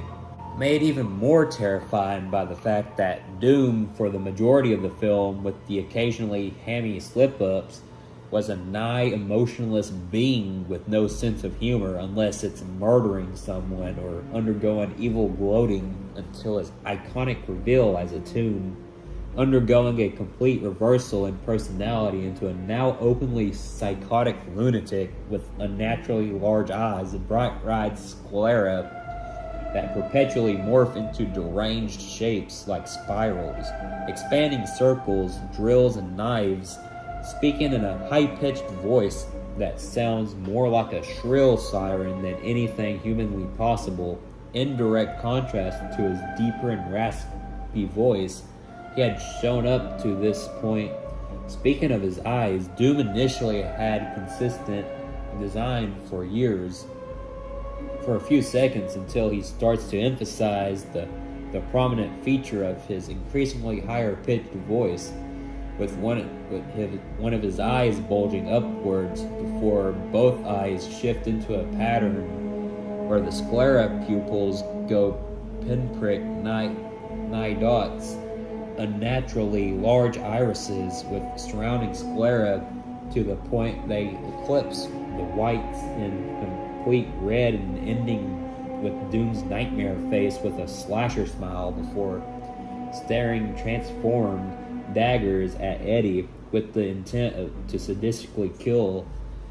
The evil judge that despised toons turned out to be the very worst of them in terms of both insanity and violence, meaning that he's either a boomerang bigot who loathed his own kind of in spite of being one of them, to the point he wanted to commit complete genocide on his own race for sheer greed and sadism, or else he was only pretending to be a mere bigot and is instead a straight-up sociopath who puts no value in anyone's life other than his own. Either way, by being revealed as a toon, Doom is suddenly infinitely worse than if he were just a bigoted human taking out his prejudice on a species he loathed for petty reasons.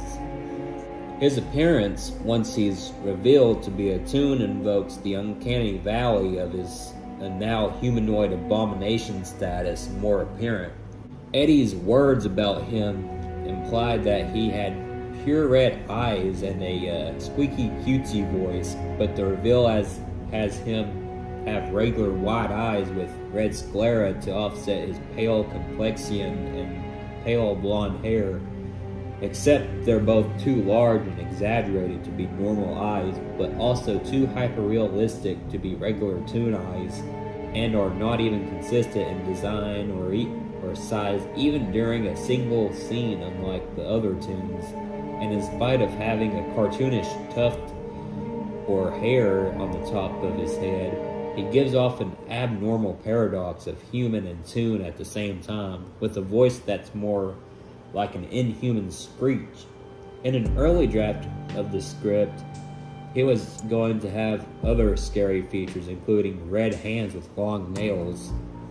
On top of looking and sounding terrifying, Doom can weaponize Toon physics to change his body, notably his hands into any weapon he chooses to kill his victims with, including an anvil to punch Eddie across the room, and then a buzzsaw that he elongates and enlarges in order to attempt to saw the detective in half. Just before going for the attempted kill, Doom unleashes his ultimate gleeful expression, contemplating how he'll enjoy killing Eddie, with his eyes becoming spirals, then a pattern of interchanging reds, yellows, and whites expanding outwards, showing that beneath his hypocritical, corrupt, and greedy exterior is a monster that lives for sadism and murder. The way Doom sadistically taunts a half-winded Eddie with his buzzsaw. First, he extends his arms and enlarges the saw with each extension. Then he severs large metal chains to demonstrate what his Toon saw can do to non-Toon objects. His behavior was as if he was saying, "Hey Eddie, look what my Toon buzzsaw did to those chains. Let's see if your flesh fares any better." Which is terrifying on another level, as all the Toons, heroic or villainous, usually relied on guns or regular combat skills like regular people, except for their Toon physics being limited to extreme reactions or using Toontown to bend logic or to roll a funny. Doom, on the other hand, becomes much more dangerous than he would as a normal criminal by being capable of applying those traits to being a killing machine. Doom is not only a terror to experience, but is also extremely deadly in a manner that is very unnatural to what had been a low-key realistic story with fantasy elements, which with cartoon villains like the Evil Queen or Maleficent, Cruella de Vil, etc. There's always a subconscious reassuring feeling that terrifying villains like them can't harm the viewer because they're not real. With Doom, on the other hand, it feels like he could exist in our world, and given he disguised himself so seamlessly, you wouldn't know the truth until he exposed himself. The sheer wrongness of a Toon-human hybrid invokes an eerie sense of bizarre terror, as from the time he's revealed to when he finally dies for good, and it all feels like a very real nightmare where reality as you know it's crumbling around you. Instead of being consumed with vengeance or justice, poor Eddie is so struck with fear that he runs away like an innocent child who saw his worst nightmare. Not only is Doom nightmarish to the audience, but even the hero fears him once he realizes what exactly he's up against again. Made worse by the fact that Doom immediately generates springs on his feet, not intending to let Eddie get away to save the rabbits and escape with their lives. He grabs and pushes Eddie to the ground as he sadistically turns on the Dipmobile again to intentionally kill off the rabbits, killing Eddie with no hope of survival and letting him die, knowing that the couple will die horribly due to his failure. The tonal shift once Doom is revealed to be a Toon. It goes from Eddie trying to rescue the rabbits with Doom trying to halt him, to Doom keeping Eddie around to be a plaything for his sadism, Thankfully, Eddie was able to use his quick thinking to get out of the situation immediately. This line, courtesy of Mickey Mouse of all characters, "Gosh, I wonder who he really was." Even when he was revealed to be a Toon, the only visual confirmation were his uh-oh eyes and his golden shape-shifting hands. Doom's true form under his disguise is never revealed, leaving him a being of completely unknown origins.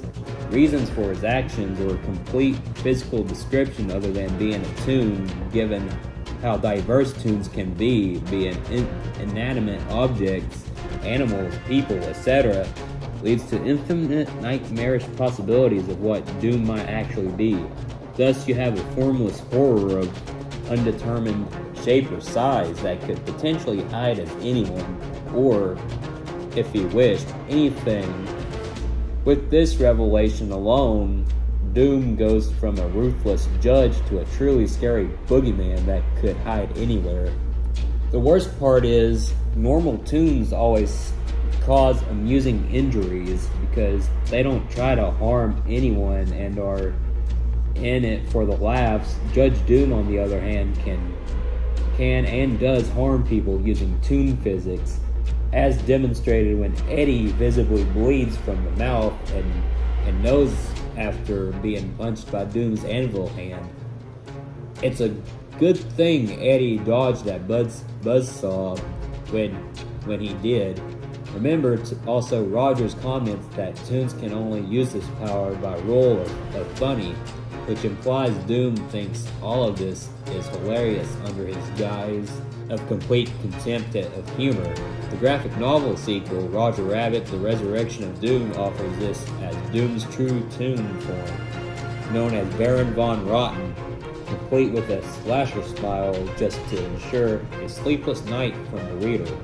And when he's resurrected, his Toon form looks exactly like his disguise, confirming that he is devoid of anything lovable or entertaining about Toons. The substance Doom creates a cocktail of solvents known as the dip.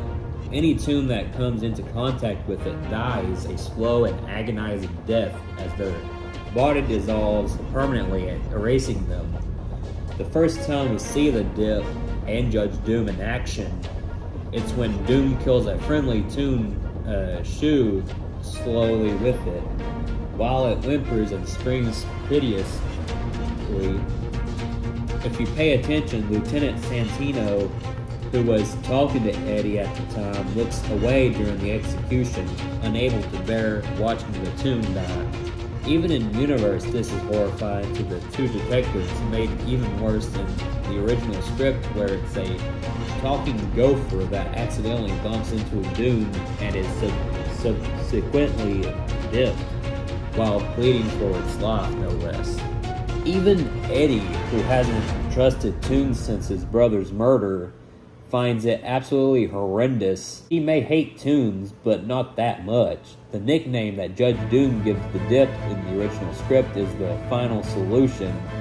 What makes the above scene scarier is that the shoe is now nothing but red paint on Doom's glove. If not for what we saw, anyone would have mistaken that for blood. Even knowing that it's dissolved red paint, it's still quite symbolic of blood. Remember how they always thought there wasn't a way to kill a Toon?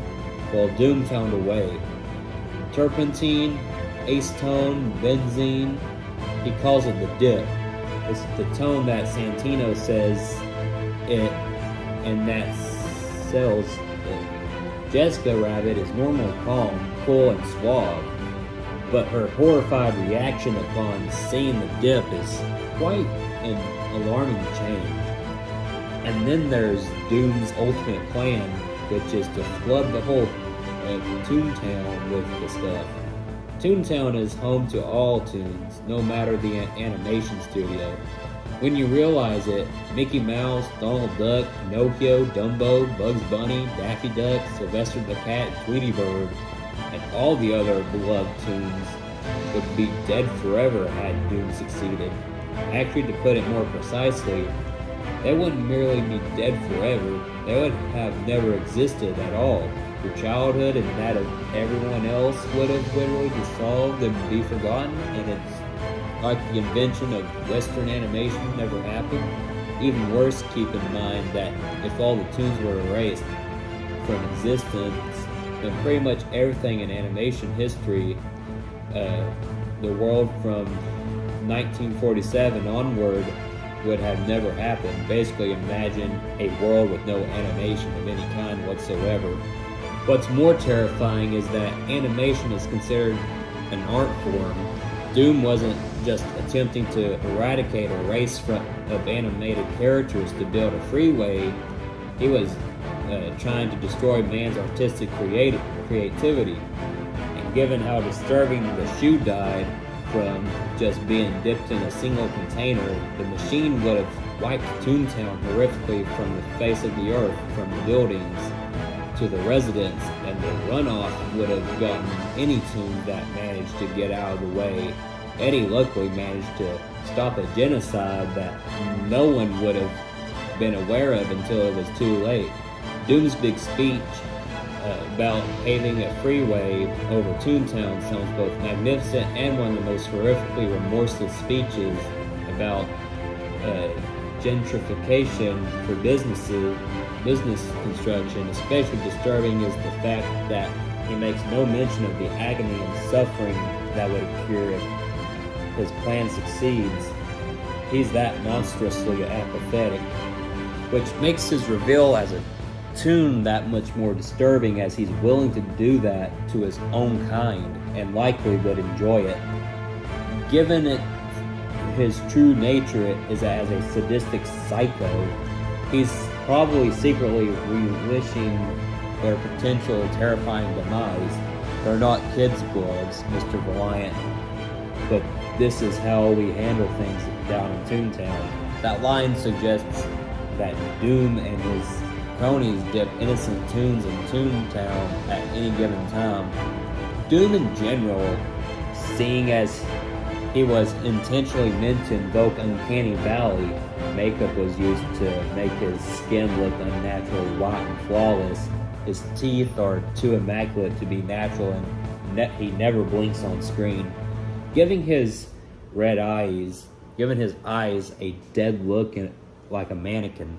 After causing Benny to swerve into a lamppost, Doom goes to mock Eddie and Jessica.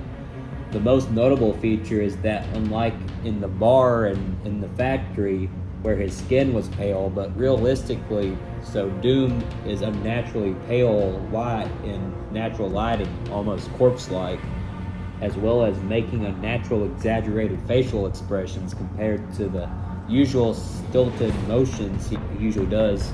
This is the first real stark visual feature that Doom is not just a creepy, eccentric, and something inhuman underneath.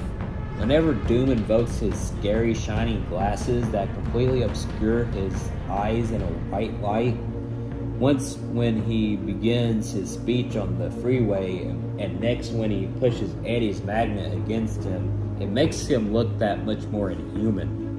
The scary thing is that he's played by Christopher Lloyd, possibly most famous for playing Doc Brown in Back to the Future. He even sounds like him in some scenes, like his description of the freeway project. So you would expect he was crazy as cool and good-hearted. Instead, he's acts crazy and capable of any monstrous act he could get a shot at doing. It's the same kind of feeling Whovian gets when seeing David Tennant portray Barty Crouch Jr. or Kilgrave, or fans of the Spider-Man trilogy seeing J.K. Simmons portray Terrence Fletcher, or fans of Free Willy seeing Michael Madsen portray Mr. Blonde, or fans of SpongeBob SquarePants seeing Clancy Brown portray Captain Brian Hadley. In addition to his grotesque appearance and mannerisms, Doom is also a Nazi by any other name, who uses his fantastic racism to commit genocide on any toon that crosses his path or pursue one for no good reason. His company starts buying off major businesses in Los Angeles, creates the Dip, the only thing able to kill Toons, then reveals his plan to use the Dip to destroy Toontown so he can build a freeway, a simple freeway that he murdered 2 people for, and for no other reason. This leads to Trans-Toon treachery when his true nature is revealed, which makes his actions much worse in hindsight, as he's murdering his own kind for money and sadism, rather than being an outsider, which leads to what Doom is in real life. Terms when you remove the humanoid abomination and Toon physics aspect, Doom is essentially a mass murderer who kills people through a specific calling card of black comedy, who uses the pretense of delusional goals, racism, and the law as an excuse to live out his fantasies of gleefully committing genocide on his own people without getting punished because he can make the rules ones that serve his whims. With Eddie held at gunpoint and Roger and Jessica tied up, Doom orders his weasels to make Eddie helplessly watch Roger and Jessica get dipped and shoot him afterwards. Before killing Doom, Eddie wanted to see his friends die. Why he decides this and not kill Eddie on the spot is especially monstrously shallow, because he was in a bad mood from slipping on fake eyeballs, which caused one of his fake eyes to fall out and almost expose his Toon nature, and the weasels laughing on the job. While the eye thing was justified in keeping his identity a secret, the rest of it is ridiculously disproportionate. You could only imagine what could have drove Doom and the weasels, for that matter, to not only develop a deep-seated hatred of but also happily attempt genocide of their own race, especially when Toons supposedly only want to be funny. The graphic novel sequel mentioned earlier explains that Doom was originally a Toon actor until an on-set accident knocked him out, and he later awakened believing he was a true, bona fide villain. However, the canonicity of the graphic novel is debatable, so the real in-universe reason behind their evil nature is left a mystery, making them that much more horrifying. The fact that rather than simply stabbing Eddie to death while he was pinned down with his sword, Doom decided it was better to run him over with a steamroller, which backfired immensely. Doom wanted to ironically kill a Toon-hating detective with a Toon cliché, another hint at Doom's true nature.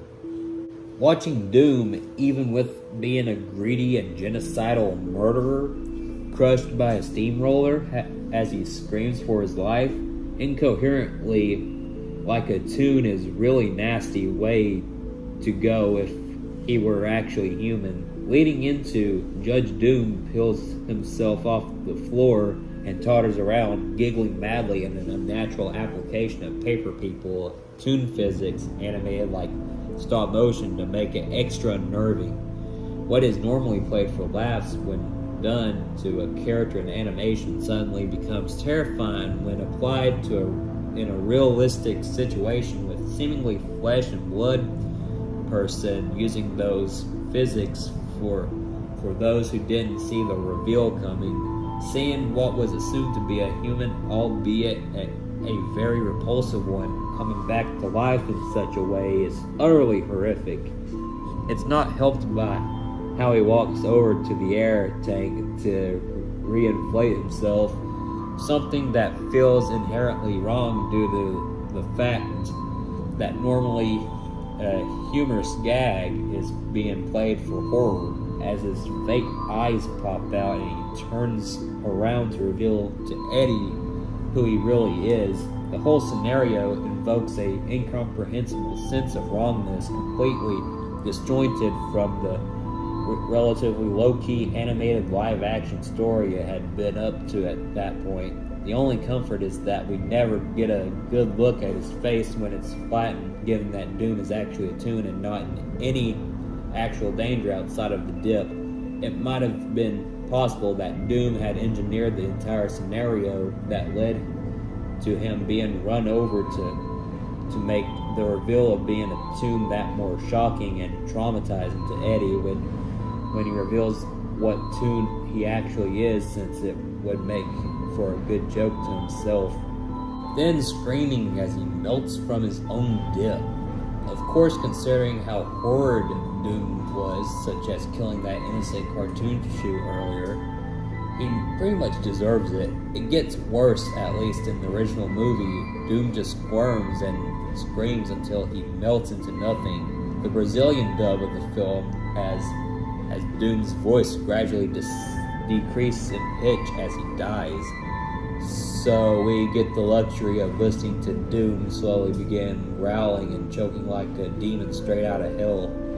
His Leitmoth, starting with an ominous ringing of a menacing bell, low bass strings, woodwinds, accompanies eerie sharp strings that signifies a Pital's enforcer of the law mixed with unfettered evil. The Leitmoth of his true Toon form starts off with a carnival-esque, eerily calm-sounding sets of notes with sinister undertones that feel unnaturally off, much like how Doom ultimately appears. Doom's inhuman disguise after he's melted almost looks like an actual corpse. What's even worse is the red paint running out of his eye sockets, which makes it look like he bled out of his eyes as he was dying. What makes Doom a horrifically realistic villain is that there are some insane people from real life who gain control of political power in order to commit genocide for such heinous reasons. In a sense, the scene in the theater is one for Roger. As soon as he hears a Toon kill Eddie's brother, he is silent and clearly horrified. Anyone would be when hearing about a tragedy, but Roger's purpose is to make people laugh. The sheer notion that a Toon would ever hurt someone is against everything he and the others stand for. One can only imagine how it felt for him to hear there was someone out there like Doom, a subtle one compared to Doom's dip, uncanny valley nature, and his infamous one-winged angel. When R.K. Maroon is about to spill the beans on the freeway plan, Doom shoots him down through the window with a gun. While the death is surprisingly realistic and violent, the manner of which Doom does R.K. is a subtle assassination done in cold blood, without any of the theatrics he would usually do. It becomes clear that Doom is not just a creepy, inept law-enforcing villain who's only a threat to Toons, but a very efficient killer, willing to dispose anyone regardless whether or not they're human/Toon, if they stand in his way. And his plan soon after establishes just how murderous and ambitious he truly is. Shortly before Doom's secret is revealed, Roger and Jessica can be seen watching in horror as the presumed human Doom is crushed under the steamroller. Roger even audibly retches when Doom's head goes under the roller. We then have Something Wicked This Way Comes, which is among Disney's most frightening movies for various reasons.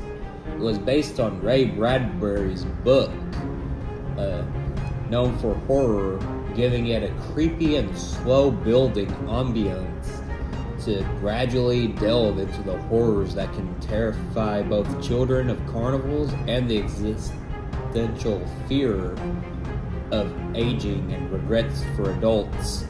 The introduction shot of the train, with it initially appearing as a single glowing light as it slowly approaches the camera. Later it is shown in full with the carnival building sequence, all while accompanied by the film's signature main theme. Before anything concretely supernatural occurs, Charlie is by the funeral parlor when he sees a flyer for the carnival, and a glimpse of a completely black figure in a top hat appears walking by in the distance. Suddenly, the red ring of long-dead woman glows ominously before it goes dim, a hint of the horrors to come. Tom Fury enters the funeral parlor as the corpse of the lady suddenly opens her eyes with a glowing green light. Later, when Charles goes to the parlor, he finds the glass casket broken and the ring is lying on the ground. As the train of the carnival enters the town, statues of angels are cracked with sinister red lights, ebbing out of the crimson cracks. Unlike with the rest of the carnival, it goes unexplained other than the implication that it's coming is a sign of unholy evil. How the carnival instantly sets itself up the moment the train arrives at its destination, so unnatural it just pops into existence, and subtly hints that there is something very wrong with the circus. Mr. Tetley goes on the Ferris wheel with the Dust Lady, but later on he is nowhere to be seen except for the cigar that was given to him, with no indication of how he might have vanished. The carousel, which seems innocuous at first, gradually reveals to have the sinister power of accelerating, regressing the age of the riders, potentially becoming a corpse if forward to or regressing to non-existence. Even at its most tame, it drains the life force of those who ride it.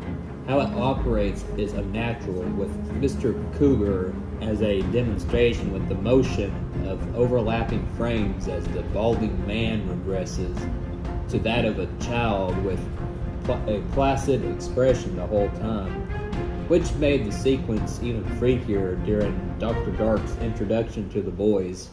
He showcases an intricate tattoo which functions like a kaleidoscope, something that shouldn't be physically possible under normal circumstances, hinting that there is something off about the man. Mr. Cougar, posing as Mr. Foley's nephew, Robert, comes across as a deliberately creepy child with a vacant stare and completely silent. When he suspects the boys are onto him, he picks up a rock, initially giving off the intent he was going to throw it at them with lethal force, only to wreck a window to frame the boys before running off. Miss Foley's transformation into her beautiful self is immediately followed by her losing her sight and stumbling around her living room in terror. Robert / Mr. Cougar appears in her room, still as a creepy child, gives an impish smirk at her predicament. While Dr. Dark has Tom Fury interrogated in an electric chair, the boys spot Mr. Cressetti, Mr. Tetley, and Miss Foley with their eyes closed, with Mr. Cressetti forced to cross-dress as a fortune teller and Miss Tetley dressed as a Native American like the one in front of his cigar shop. All had their eyes closed in a trance. When Mr. Fury doesn't give in to his demands, Dr. Dark decides to torture him, leading to the Dust Lady revealing her true bluish corpse face. It's heavily implied that they were assimilated into the collective of the circus, and it's heavily implied from the ending that they are now permanently added into the fold, as none except Tom Fury managed to escape that control, vanishing alongside them. When the boys escape outside, they spot a man getting his head chopped off, only to reveal a decapitated Will with a dead-eyed, gaping expression with blood ebbing out of the stump of the head. It's heavily implied to be the trickery of the circus, but it's surprisingly violent scene. that changes the tone of the film from an underscore of sinister abnormality to a truly terrifying story. Dr. Dark commands the Dust Lady to go after the boys, which she does by turning into a sentient green mist of malicious intent to chase after them. The Dust Lady causes Will's ceiling to give a large tear, and suddenly countless spiders appear in the room, and through the crack playing into fear of arachnophobia, especially when they start crawling up the boys' skin into their clothes. It then turns out to be all just a vivid nightmare they were having, with the additional revelation that both boys were still in their rooms, with Jim having not left his room despite their earlier contacts, having the exact same dream, which ends the sequence on a very surreal note that questions the reality of the situation. The Dust Lady herself, while she is beautiful, has an inherent sinister nature, and there seems to be nothing inherently off about her, made all the more apparent when she suddenly reveals a pale bluish face of a cracked corpse face out of nowhere, revealing that she was the reanimated corpse from earlier. The very grown-up involved two kids, Jim and Will, having to hide from Dr. Dark in the middle of the day, which echoes very much to the grounded reality of a dangerous full-grown man out to get children to harm children beyond all the supernatural elements. He masquerades his search as a parade, which has one member with an elongated skull, sunken eyes, dog-like muzzle, and an almost non-existent mouth, and having two coffins fitted to house two children. Dr. Dark attempts to interrogate Charles about the location of Will and Jim, initially manifesting tattoos on his hand that have eerie resemblances to them, and then clenching one of his hands so tightly that it starts to bleed. Charles doesn't give up. Dr. Dark leaves him alone, but the adults find a child, heavily implied to be a de-aged Ed, now having both of his missing limbs, as a mute, creepy child under the employ of the circus. Charles' greeting of the autumn folk of Carnival, heavily implied to be the same circus that is currently harassing the town with promises to achieve the vulnerable's desires in exchange for assimilating them into the fold. It also heavily implies that the autumn folk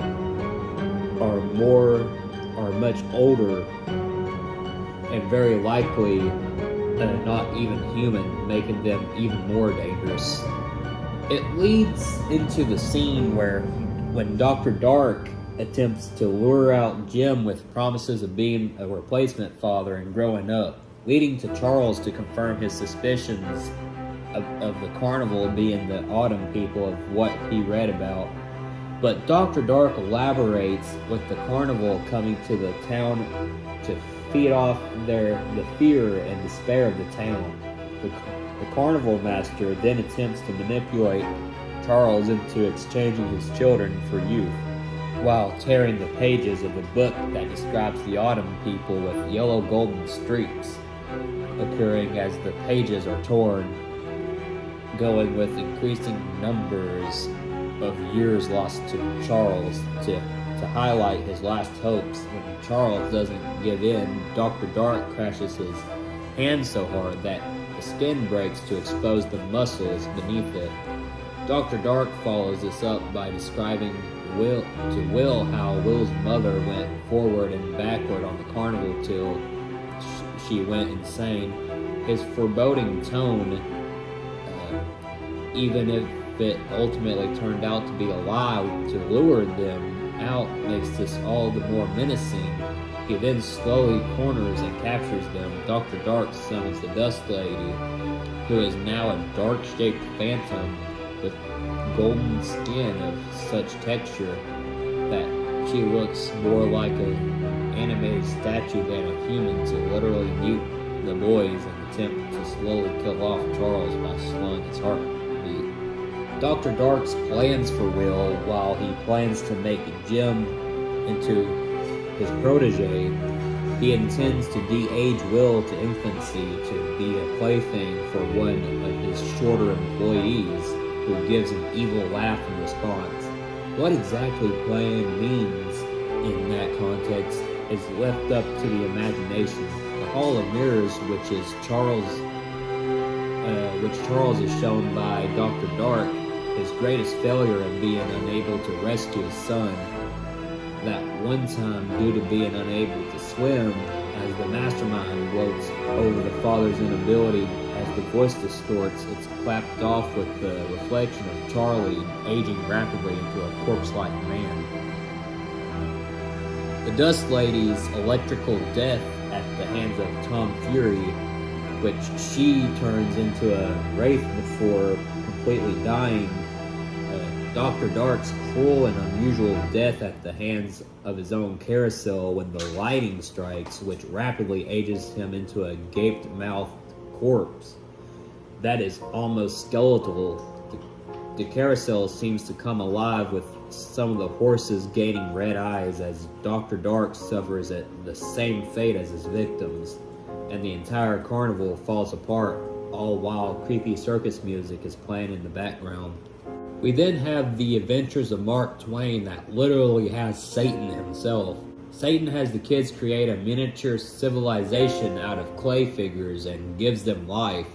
When two of the figures fight over a clay cow, Satan gets so annoyed at the commotion that he destroys the village with an earthquake and bolts of lightning. The little people cry and scream at the heavens above as this happens, and once they're all gone, Satan buries the rubble in a crack in the earth and restores the area where it once stood as if nothing happened. It is no wonder why some cable network airings of the movie edited this segment out altogether. There's also the fact that Satan is blatantly depicted in this a kid's movie, and no, that's not just conjecture. It's literally the name he gives him for himself when the kids ask him. During the destruction, one clay mother weeps over the burnt remains of her own child. The devilish nightmare face that Satan's mask makes as he destroys the village is chilling, but it gets even worse near the end, where it transforms into a skull while he suggests that the kids could do the same thing again at another time.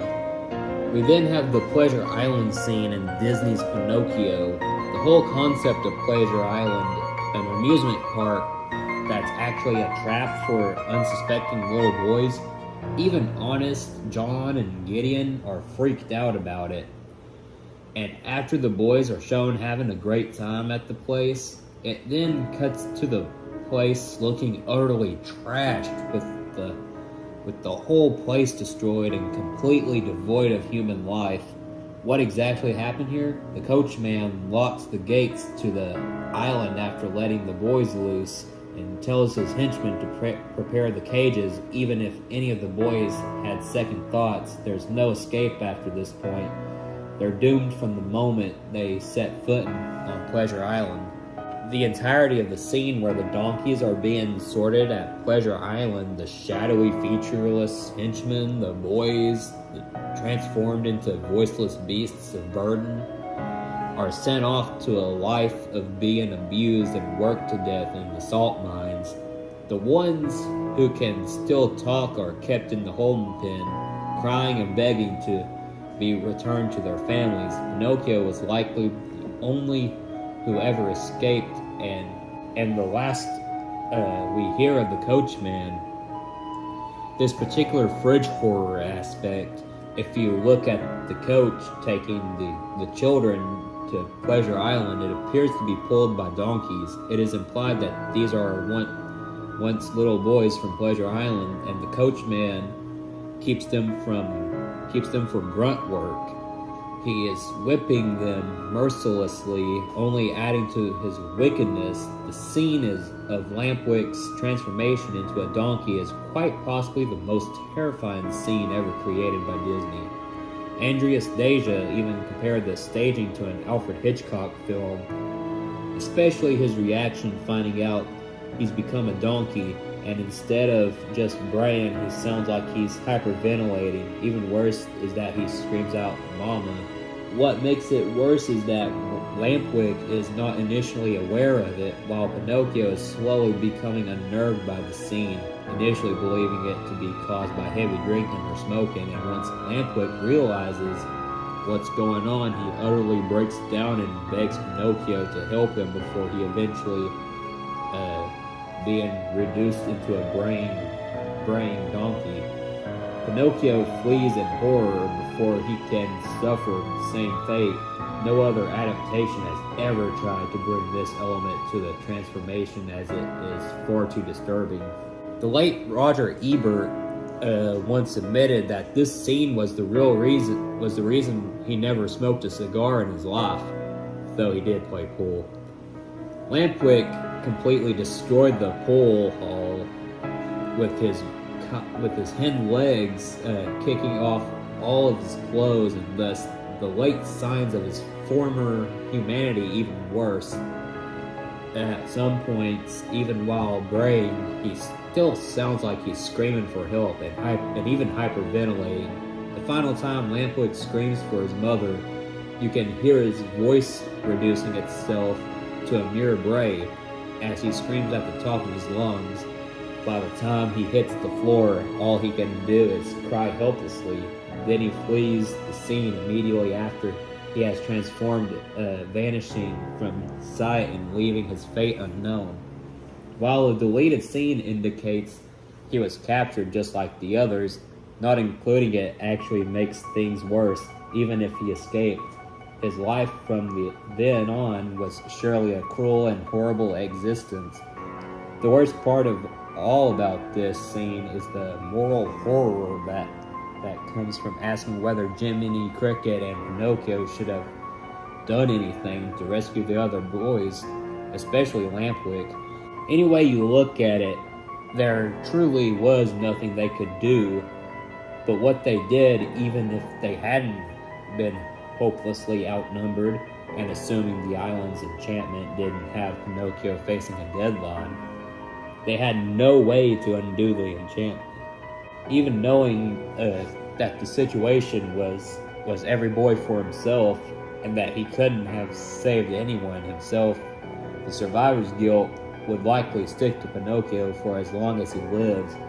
Even the deleted scene demonstrates it, with Pinocchio and Jiminy trying to take Lampwick, who still has his voice at this point, with them when they escape, only to fail when the coachman's goons nab him. Lampwick urges them to escape without him. He's already a goner. There is a hint of real-life nightmare fuel since the children's fate can be considered applicable to it, all forms of child exploitation and human trafficking. Adding to that, Pleasure Island is apparently well known enough to have a law against it, and a far worse punishment than murder for the ones breaking said law, and yet the coachman is still able to take hordes of unsuspecting boys there seemingly every night with no fear of repercussions, a sobering reality of how easy it can be to circumvent any laws made for child protection is if one is wicked enough. We then have Return to Oz, Disney's dark sequel to the original Wizard of Oz. From the Wheelers, crazed human-headed four-legged creatures with wheels for feet that creak very loudly, complete with high-pitched shrills, honks as calls resembled demented clowns, complete with distorted human face helmets that initially seemed to be their actual faces. Their introduction, Dorothy is wandering around the wasteland of Oz, observing her petrified friend when she hears a terrifying squeak of wheels on asphalt, and the Wheeler turns the corner. More so than their appearance is that somehow they have the means to harm her, which invites countless possibilities that are left up to the imagination. If they look and sound familiar, that's because they're played by the same actors as the orderlies, and sound effects for their wheels are taken from the sanitarium gurneys. Their leitmotif is a dissonant military beat with a discord of thoughts before it develops into a sinister violin cacophony that highlights their uncanny nature. All the way to Mumby, when initially introduced, doesn't seem as immediately threatening as the Wheelers, being a seemingly normal princess in an elaborate dress. She then takes Dorothy into a room where there are 29 lifelike heads that all glare at her with menacing stares. She unlocks a door and removes the head like one would remove a hat and proceeds to get another head. She then looks at Dorothy with the currently bodiless head in her arm and asks, "What do you think?" It becomes very apparent when that she is not a princess in the slightest, but is some sort of headless monster that steals the heads of other beautiful women to fulfill her sense of vanity. With her replaced head, that the previously dazed expression is replaced by a piercing stare, like she's eyeing and touching Dorothy's face like one would eye an animal that they intend to turn into a fur coat. That's essentially what she intends to do to Dorothy once she's mature enough to be qualified for her collection, decapitating and robbing her individuality to become another extension of Mumby. It was retroactively foreshadowed earlier with the circle of headless women statues that Mumby had managed to take the heads and add them to her collection along with other unseen victims. These women were not only rendered unable to move, but also had the added misfortune of their heads stolen, with their individuality repressed by the same monster that aided the tyrant who ruined Oz. A seemingly innocuous and odd detail that has sinister revelations. Her speech to Dorothy, which almost entirely accurate to the book but tweaked near the end to make the distinction very clear, is an observation that her counterpart, Princess Languidor, said to Dorothy, but the intention to the two is very clear when you read between the lines. Languidor spoke of it in a casual manner of trading hats with no ill intent, despite the morbid manner, showing how odd she was as her heads weren't stolen. Mumby is fully aware of how vile her actions are, but doesn't care. She fully intends on keeping a young child Dorothy locked in a tower like an animal, ready to be decapitated, and Mumby adds it to her collection in the same way that animals are skinned for hats, showing how much of a vain monster she really is. We then have Scar's death in The Lion King. He might have had it coming, but it's still scary to watch for a young kid.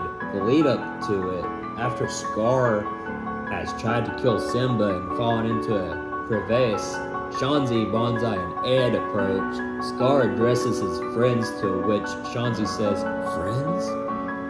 I thought you said we were the enemy." Bonsai replies, "Yeah, that's what I heard."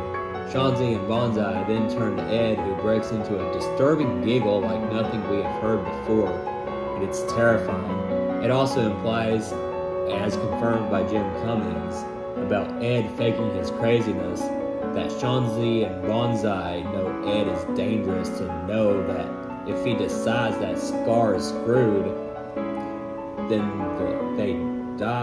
the die is cast. Notice also that Ed is, throughout almost the entire movie, laughing or scared with unfocused eyes when they first approach Scar at the end. His face is pure rage and is staring straight at Scar. Following that, we see Scar's final moments in pure fear and terror as he tries begging for his life as he is surrounded by a gang of looming slasher smiles, followed by a quick shadow discretion shot as they pounce and tear him apart, with him going out as terrified as Mufasa did when he killed him, complete with a very similar "oh crap" zoom in used during Mufasa's death. The hyena's unsettling laughter as they approached would have been the last thing Scar heard aside from his own screams.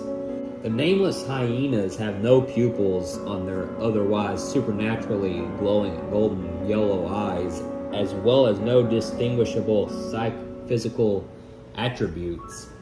They're just heartless, bloodthirsty beasts whom Scar could no longer lie to, emerging from the flames, all while laughing and wearing demented grins as they slowly surround him. The hyenas, for all intents and purposes, look like demons ready to drag Scar down to hell. This was taken from Gaston's original fate from Beauty and the Beast, the original one, where he survives his fall only to be devoured by a pack of wolves. It was deemed too dark, so Gaston got off lucky with a traditional Disney villain death. But Scar ain't so lucky here. Scar getting eaten by hyenas seems somewhat tame after watching the alternate storyboard ending. Scar defeats Simba, who of course survives, and Scar gets engulfed in flames, resulting in the destruction of Pride Rock. Whoops. If you look closely at the sketches, he seems to be reduced to bone for a short time. To top it all off, Scar himself doesn't realize that he's about to die. Instead, he's too busy laughing hysterically the whole time. Yikes.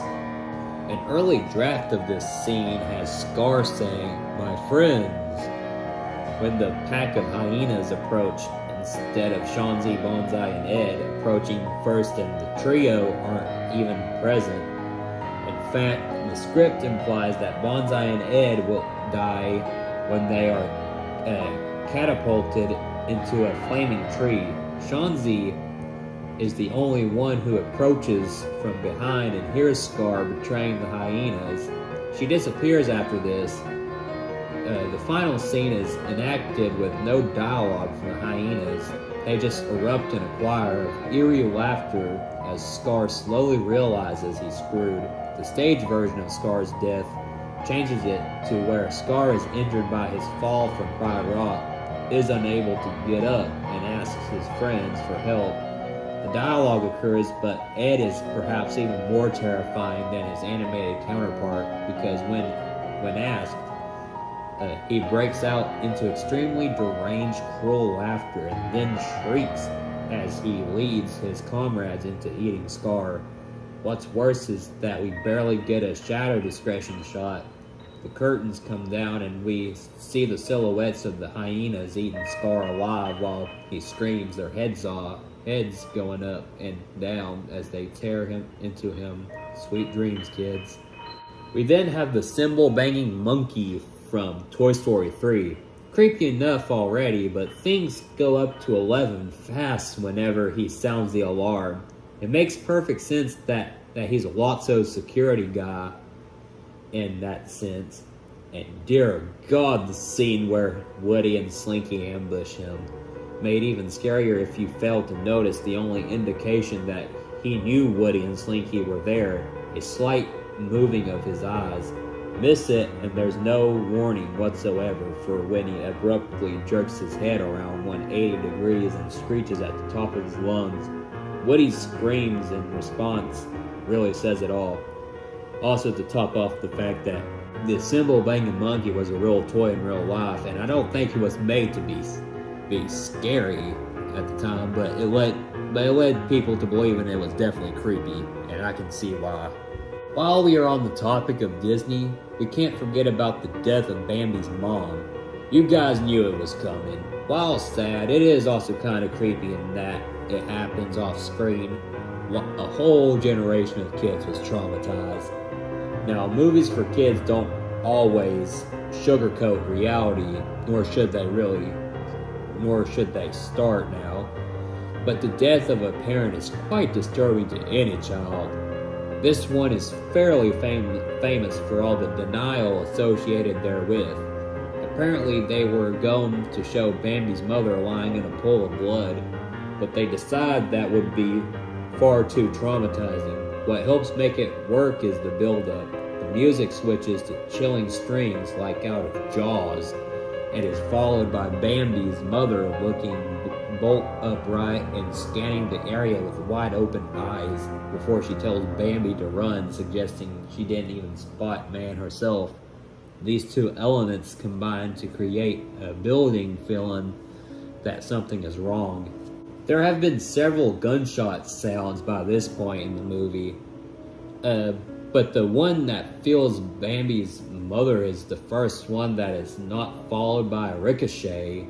Not to mention Bambi turns around to tell his mother that he made it to the thicket. As she said, she's not there. Scared, Bambi braves the snow and starts calling for her, sensing something terrible has happened.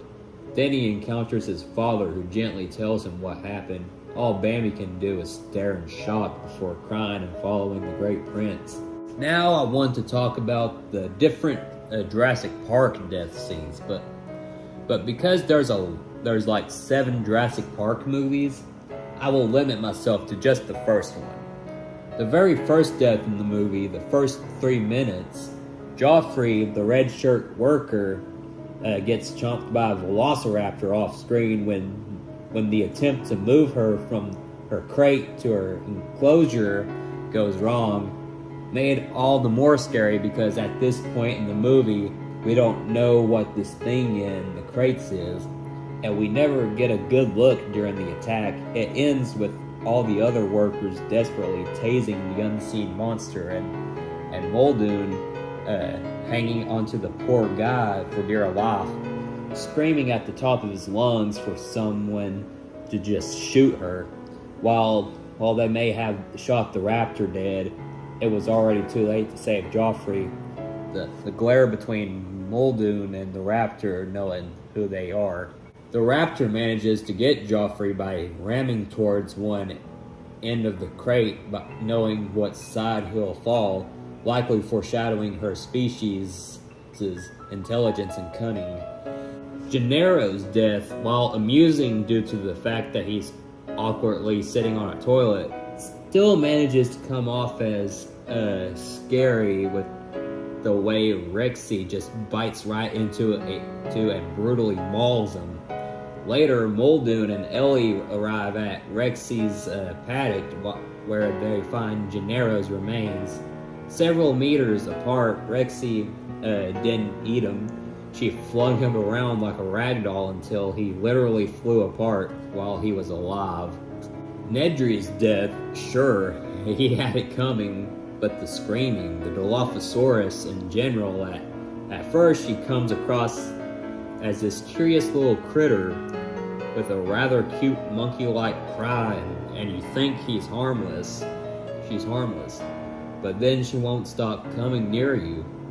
Then she shows her predatory instincts when Nedry gets hit with her venom a second time. You can hear hear a sizzling sound. This implies that the corrosive venom is slowly dissolving his eyes, almost makes his death sound like a mercy kill. Nedry gets a brief hope spot where he manages to get back in his Jeep and close the door, taking a deep breath to reassure himself that he's safe now. Then he hears a horribly familiar clicking/hissing sound and turns to see the Dilophosaurus sitting in the passenger seat right next to him. It then cuts to a gory discretion shot of the exterior of his car as the dinosaur pounces on him. The entire Jeep shakes as Nedry screams in pain before the sounds of death, agonies, and the dinosaur's nightmare screeching fades away. Even more terrifying is the fact that the Dilophosaurus scene here is only a juvenile, as the Dilophosaurus hologram shown in Jurassic World is about the size of a fully grown velociraptor, and its real-life counterpart can grow up to 20 feet in length. Nedry is only half right with this statement. The filmmakers were originally planning for it to be way scarier than we got, as illustrated in early storyboards. The dialogue, rather than seemingly being playful, stalks Nedry, who immediately flees when he realizes the dinosaur is circling him up the embankment. Once Nedry gets a face full of venom, the storyboards make a point illustrating the Dilo's slow, methodical steps as it slowly, deliberately approaches a panicking Nedry who is clawing at his face and desperately trying to get into his vehicle. He's doomed as the Dilo shadow falls upon him as he gets yanked out of the Jeep. His nails rip marks across the seat. There's also some concept art of the aftermath of the attack. It's well shadowed, but what just adds to it is horror. If they tried to put it in the finished film, the scene would have garnered the film an R rating. Heck, it indicates Nedry ended up even more mauled than his book counterpart, who got disemboweled before he died. We also have the scene where Ellie in the maintenance shed trying to turn the power back on and suddenly being attacked by a velociraptor, then having Ray Arnold's bloodied and dismembered arm fall onto her shoulder. The worst part, she thinks he's still alive and acts relieved for a few seconds before realizing it. Not to mention that Samuel Jackson's character, Ray Arnold, as mentioned, was going to have a more in-depth chase sequence with the Velociraptor, but due to a hurricane, it never happened. So he just got killed off screen. And finally, for the Jurassic Park deaths, we have the big one, a hyper-intelligent Velociraptor.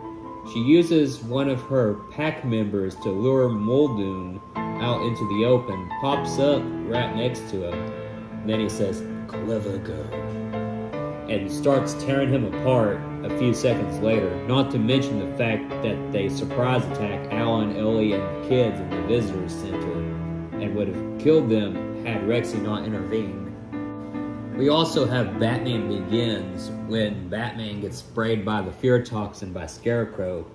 He sees bats flying out of Scarecrow's eyes and mouth a bit after the fear toxin sprayed to the face, and surviving a nasty fall along with nearly being burned alive. Batman suffers from an equivalent to a panic attack as Alfred drives to his aid.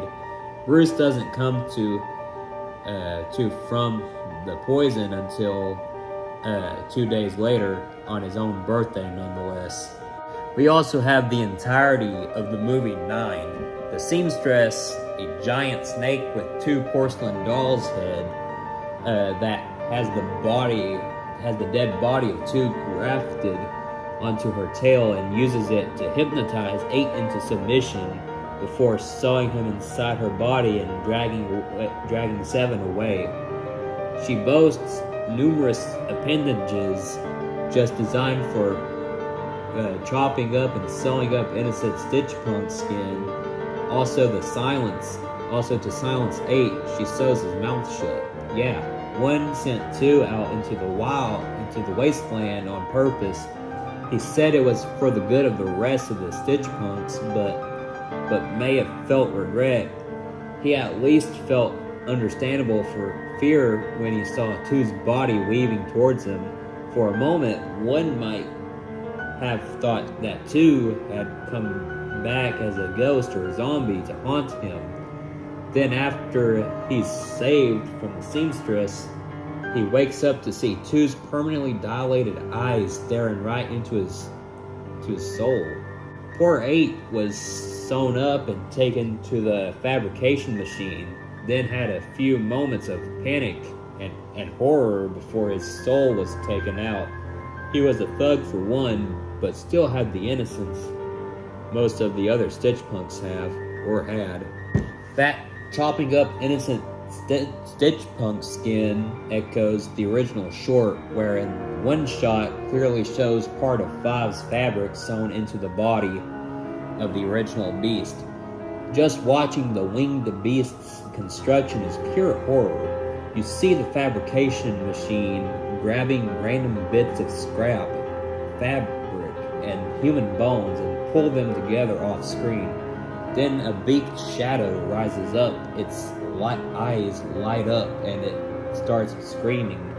The flying machines have a crank they turn which lets out a nuclear alarm siren, as if that weren't the worst noise to hear even when not in an apocalypse world.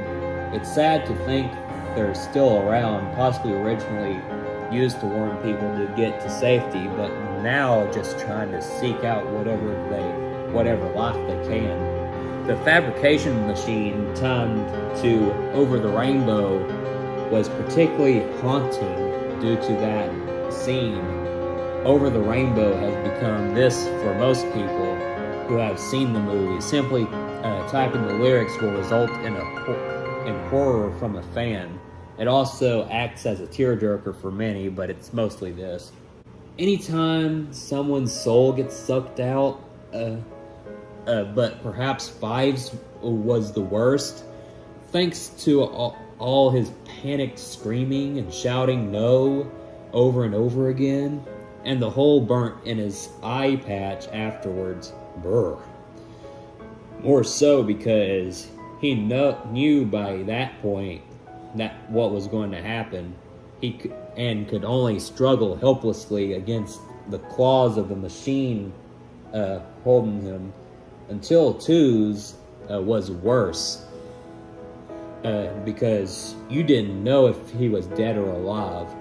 Just had that Pink Floyd The Wall mask look to him. Seven got harpooned, for heaven's sake, and didn't appear to feel any pain, which implies that the Stitch Punks can't feel anything, good or bad. She was seen limping, however, and when Nine got his arm torn, he looked to be in pain when he tried to use it. When the scariest was giving the last part of his soul to Nine, his shadow is seen on the wall, flickering and writhing during the alchemical process. The scientist definitely was in extreme agony. He had to do the soul transfer process for each doll, getting weaker and weaker each time. Being a puppet doll means dismemberment won't kill you. Think about it. Also, the Soul Stealer, the whole concept, really, even the cute things are horrifying if you think about them for more than a few seconds.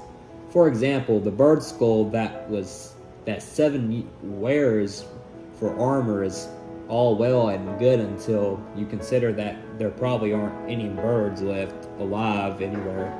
The cat beast has a skull trapped onto its head that can give anyone the willies. Either the fabrication machine made it, which is freaky, or people made it before the end using some poor cat. Oh, God. In the Fallout games, at least insects and animals survive, as well as some plant life and microscopic organisms. It's an outdated view of what a nuclear apocalypse would be like, but it at least shows that there would still be some animal life. The Stitch Punks' world likely has some elements left, since there needs to be oxygen for all the fires and explosions that happen, but no living things at all.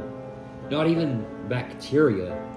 Life will have to start all over from a primordial state before Earth gets back to having any sort of evolution lines or Animal Kingdom, watching Six get his soul sucked out and his dead body being pitched into a dark, seemingly endless chasm below, seeing a mother and her baby as withered corpses, and the fact that they haven't completely rotted away to skeletons yet implies that even the most basic bacteria are dead. The talisman that sucks out your soul, or at least a part of it, causing you to become nothing more than a body.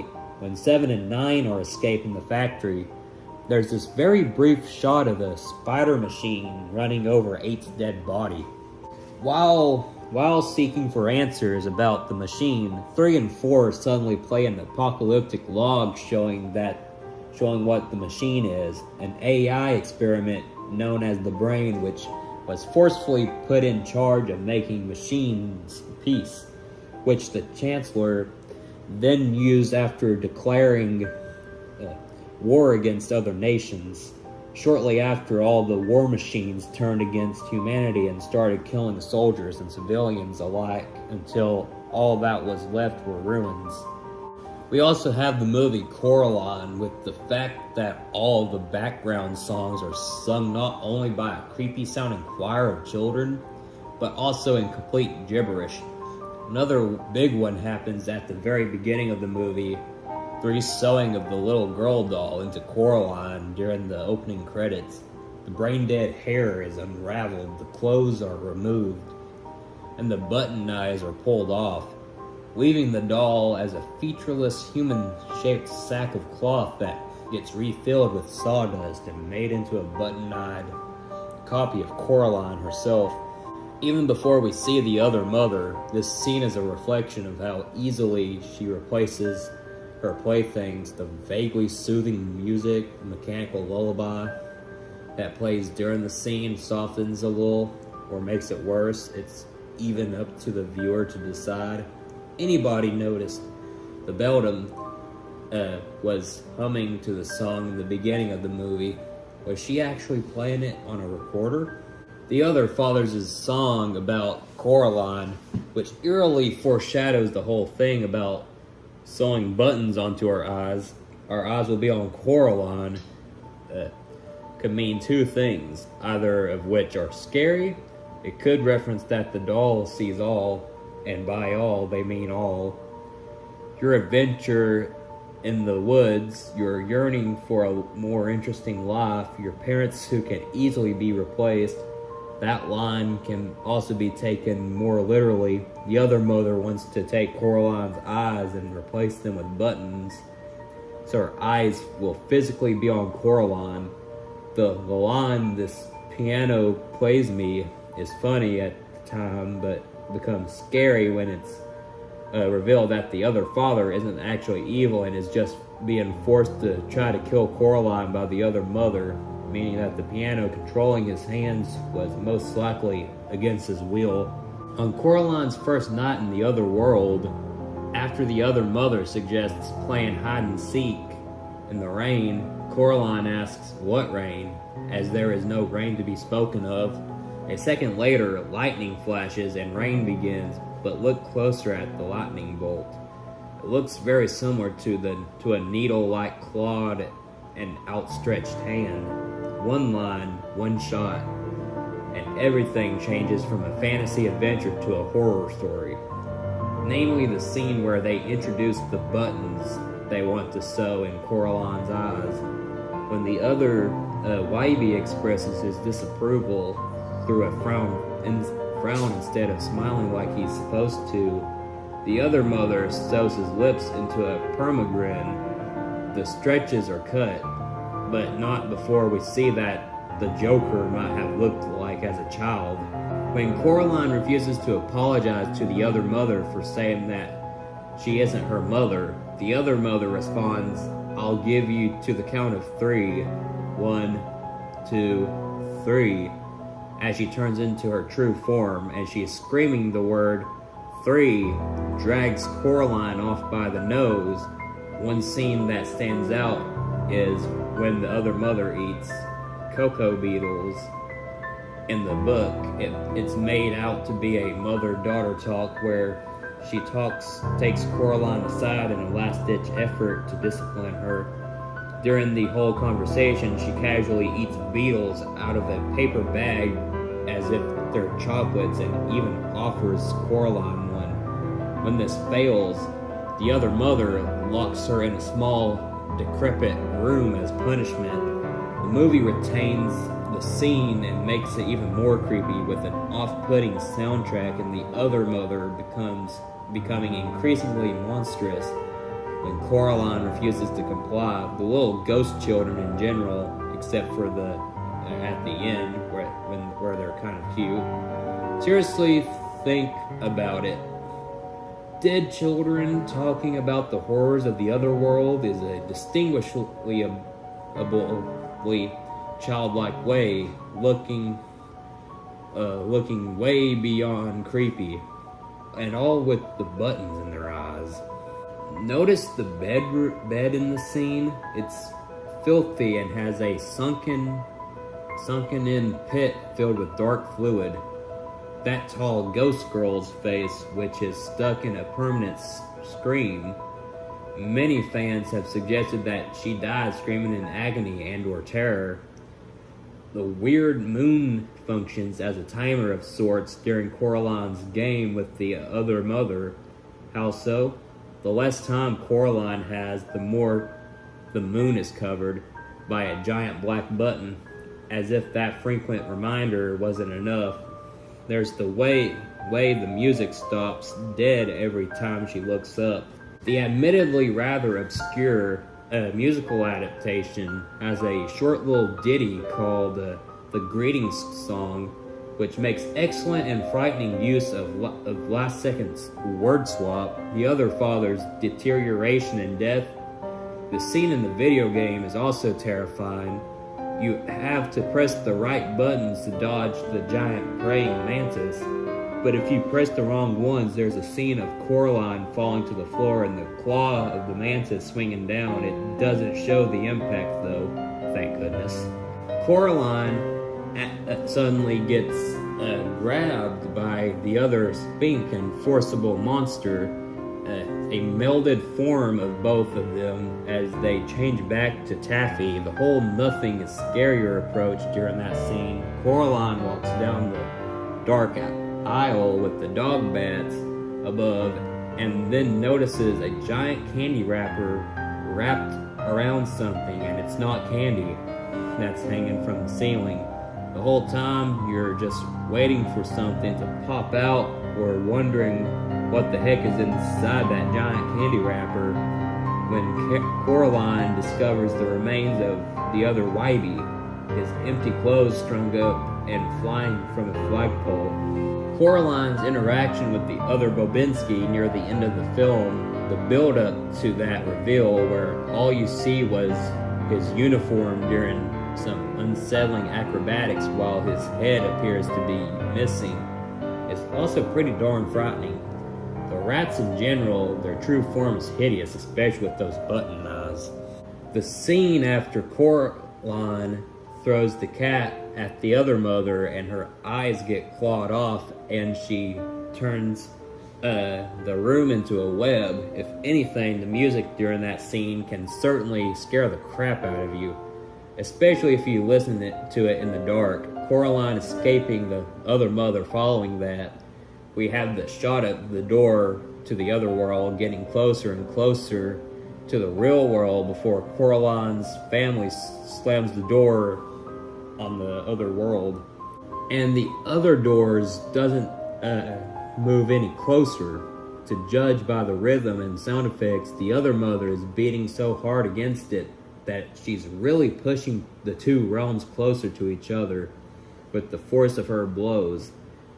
During the climax of the film, Coraline struggles to fight off the other mother's disembodied metal hand. The camera zooms back to the house, which shows the door to the other world banging loudly and glowing ominously. It doesn't help that after they throw the hand and the key inside the well, you can hear the other mother whispering no. At the end of the film, we pan out in the garden in the real world, where the garden in the other world was made to look like Coraline. The way the real version has been planted looks amazingly like the other mother. I would also like to bring up the one scene from Raiders of the Lost Ark. The infamous opening of the Ark sequence from the finale is incredibly jarring for a viewer who has this far enjoyed a relatively lighthearted action-adventure movie. The shot of Dietrich's head imploding on itself, followed by Tot's melting face, quickly followed by Belloc's exploding head, would have been enough to give plenty of the theater goers nightmares. The shot of Belloc's head exploding was originally unobscured by the flames until the MPAA, or as it's called now, MPA, which is an abbreviation for the Motion Picture Association of America, that is the film ratings. The moment the spirits that emerge from the ark turn hostile is utterly nightmarish at first. They're serene, even beautiful, as Belloc declares, and then they suddenly start to shift into skull-faced terrors, snarling at those daring to look open the ark. The shift in the music at this point is also rather frightening, and Todd's ear-piercing scream when the spirits change add extra punctuation to the sheer horror. On top of the visual horror, the sound of Dietrich's head imploding while his eyes roll back. You can hear his brain matter turn to goop, and his bones crunching. To further add to the nightmare feel, there's the horrific hissing sound Tot's boiling blood makes, coupled with his screams getting muffled by the gurgling of his mouth filling with blood and his eyes rolling back as well. And those screams continue as he becomes skeletonized. Even worse, when Belloc's head explodes, you can see his eyeballs fly out of the remains of his skull and brain.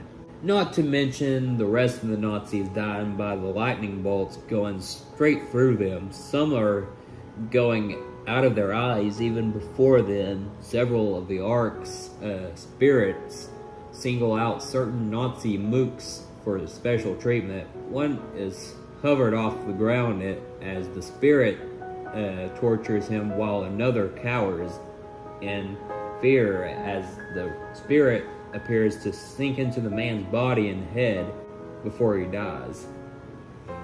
The most shocking bit, the movie is still rated PG. Granted, the PG-13 rating hadn't been developed yet, and this film is likely one of the reasons it was developed. The special effects crew had to superimpose fire on the shot of Belloc's head exploding in order to avoid an R rating. It is obvious that he's terrified of what's happening. Indy and Marion close their eyes. They hear ghostly wind sounds and the horrified and agonized screams of the Nazi men. One point, she screams his name, and all he can do is to reassure her, is repeat his insistence that she keep her eyes shut. And then when they open their eyes again, they're all gone and only the ark remains. Nightmares for life. Belloc's death in the novelization was far more brutal than in the film. His eyes would burn out of his sockets alongside his body decaying before being reduced to dust. Yikes. We also have Toy Story 2, where we witness Woody's nightmare, which is already bad enough, but it becomes even worse once you realize being dragged into a trash can of dismembered doll parts is Woody's equivalent of being dragged into a grave by bloody, mutilated human body parts. Any wonder why Woody wakes up screaming? The original Toy Story was supposed to have a similar scene, but instead of being dragged into a trash can of dismembered doll parts, Woody is eaten alive by cockroaches. The way Andy acts in the nightmare, the moment he doesn't want Woody anymore, he starts speaking in a creepy monotone and has a glassy, lifeless stare that is truly unnerving. What makes it even worse is that this stare isn't looking at Woody. It's not directed at the camera either. It's just into nothingness. And when he says, "Bye, Woody," and looks at him one last time before closing the trash can, the lightning and shading of his face make him look almost like something straight out of The Ring. What's worse, certain foreign dubs of the movie distort Andy's voice the moment he drops Woody to make it sound demonic, which, coupled with his stance, makes it look like the poor child is possessed. The original storyboard version adds an extra cryptic touch when Woody first calls out to the other toys, they seemingly ignore him or alternatively fail to notice him, foreshadowing the nightmarish fear he is not considered a working toy anymore. Also in the original storyboard version, Andy stares at the camera with those glassy, lifeless eyes. The music is also unsettling, ranging from calm and whimsical to intense and ominous. Special credits go to Randy Newman, who already made another similar score for another nightmare sequence in another film made by Disney. Also, while on the topic of Disney, we also have the infamous forest scene from Snow White and the Seven Dwarfs, taking place right after the huntsman tells Snow White to run, with the forest changing in tone with her fear-induced hallucinations, the creepy-looking expressions of the trees glaring at Snow White and the viewer, with glowing, soul-piercing wide eyes and gnarled, leering faces, which makes them look ferocious and murderous as the image shows. The log that Snow White hallucinates are alligators. The tree's branches trying to grab Snow White by the dress. One tree in the middle of the sequence that momentarily transforms into some sort of demonic alligator-like beast with a gaping mouth as Snow White plummets through a loose patch of foliage, making it look as if it were swallowing her whole while she's still breathing. The first monster tree Snow White sees before falling into the water is somewhat different from the others and possibly the scariest of all. Its eyes are wider and more glaring like a demon's. The woods sequence was actually noted as being extremely scary to audiences during its initial theatrical run. Some people even rushed out of the theaters in anguish. In fact, when the film was screened at Radio City Music Hall, children in the audience got so scared by the scene that they essentially crapped themselves, causing the entire velvet seat upholstery to be replaced. In addition, as a result of the scene, the British Board of Film Classification of the time ended up giving the film an A rating, meaning children below 12 years of age could only see the film if accompanied by an adult. What makes this entire forest sequence particularly terrifying is the fact that for over centuries, dark forests have scared travelers by night in similar ways. Every tree can get a scary, threatening shape in the dark, and every child fears the dark just as much as the hundreds of eyes glaring at Snow White look eerie and evil in the darkness. It turns out that it was only a group of cute little animals, though the initial impact really feels like everything is watching her squirm and run around in fear. After Snow White gets out of the pond, where the logs alligators were trying to bite her she comes face to face with another monster tree who stretches its clawed and long arms and opens its mouth as if it's trying to grab her and possibly eat her alive. I should also talk about Sharptooth from The Land Before Time, a night invulnerable, perpetually furious, red-eyed demon of a Tyrannosaurus Rex who brutally kills Littlefoot's mother and pursues Littlefoot and his friends with the singular intention of killing and eating them. One of the most terrifying villains to ever originate from family media, and still one of the animal's scariest depictions to this day. The fight scene between Littlefoot's mother and Sharptooth, which leads to her death. They were originally planning on showing the scene where Sharptooth takes a bite out of Littlefoot's mother's back in full color instead of in shadow. Reportedly, Don Bluth ordered the footage to be burned after seeing it. However, there is an urban legend that a handful of VHS copies include the scene. The Sharptooth himself is this trope. Imagine a large, extremely vicious T-Rex that simply does not give up until he kills his target, no matter how many times said target escapes. Not to mention the fact that the main characters are in constant fear of him and have to always watch their backs. The scene where the beast ambushes them while they were asleep shows that he can attack anywhere. He's even worse in the novel. In the movie, he's mostly portrayed as an instinctive force of nature, bordering on super persistent predator. But in the novel, he's more akin to a narcissistic serial killer who fancies himself above other dinosaurs. He's hunting the children for petty savage revenge. Littlefoot and Sarah, in particular, as the former blinded him in one eye with a thorn, and the latter used him as a headbutting practice target while he was knocked out. And during his hunt, he toys with them just to enjoy watching them tremble in horror before he'll kill them. And when he finds the entrance to the Great Valley, the novel says that he growled and sniffed at the air in evil joy, which would hint that he likely kills other dinosaurs for fun. And the next time he plans to do after he kills the children would be going around doing a killing spree in the Great Valley.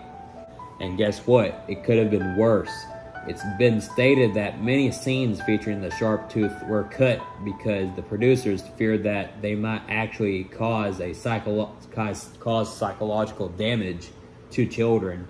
So scary as the sharp tooth is in the film, what we get are the least frightening scenes they made with him, that the creators said were basically lighter and softer in comparison to the deleted scenes. Whatever the heck was in the 11 minutes that were edited out is freaky in of itself.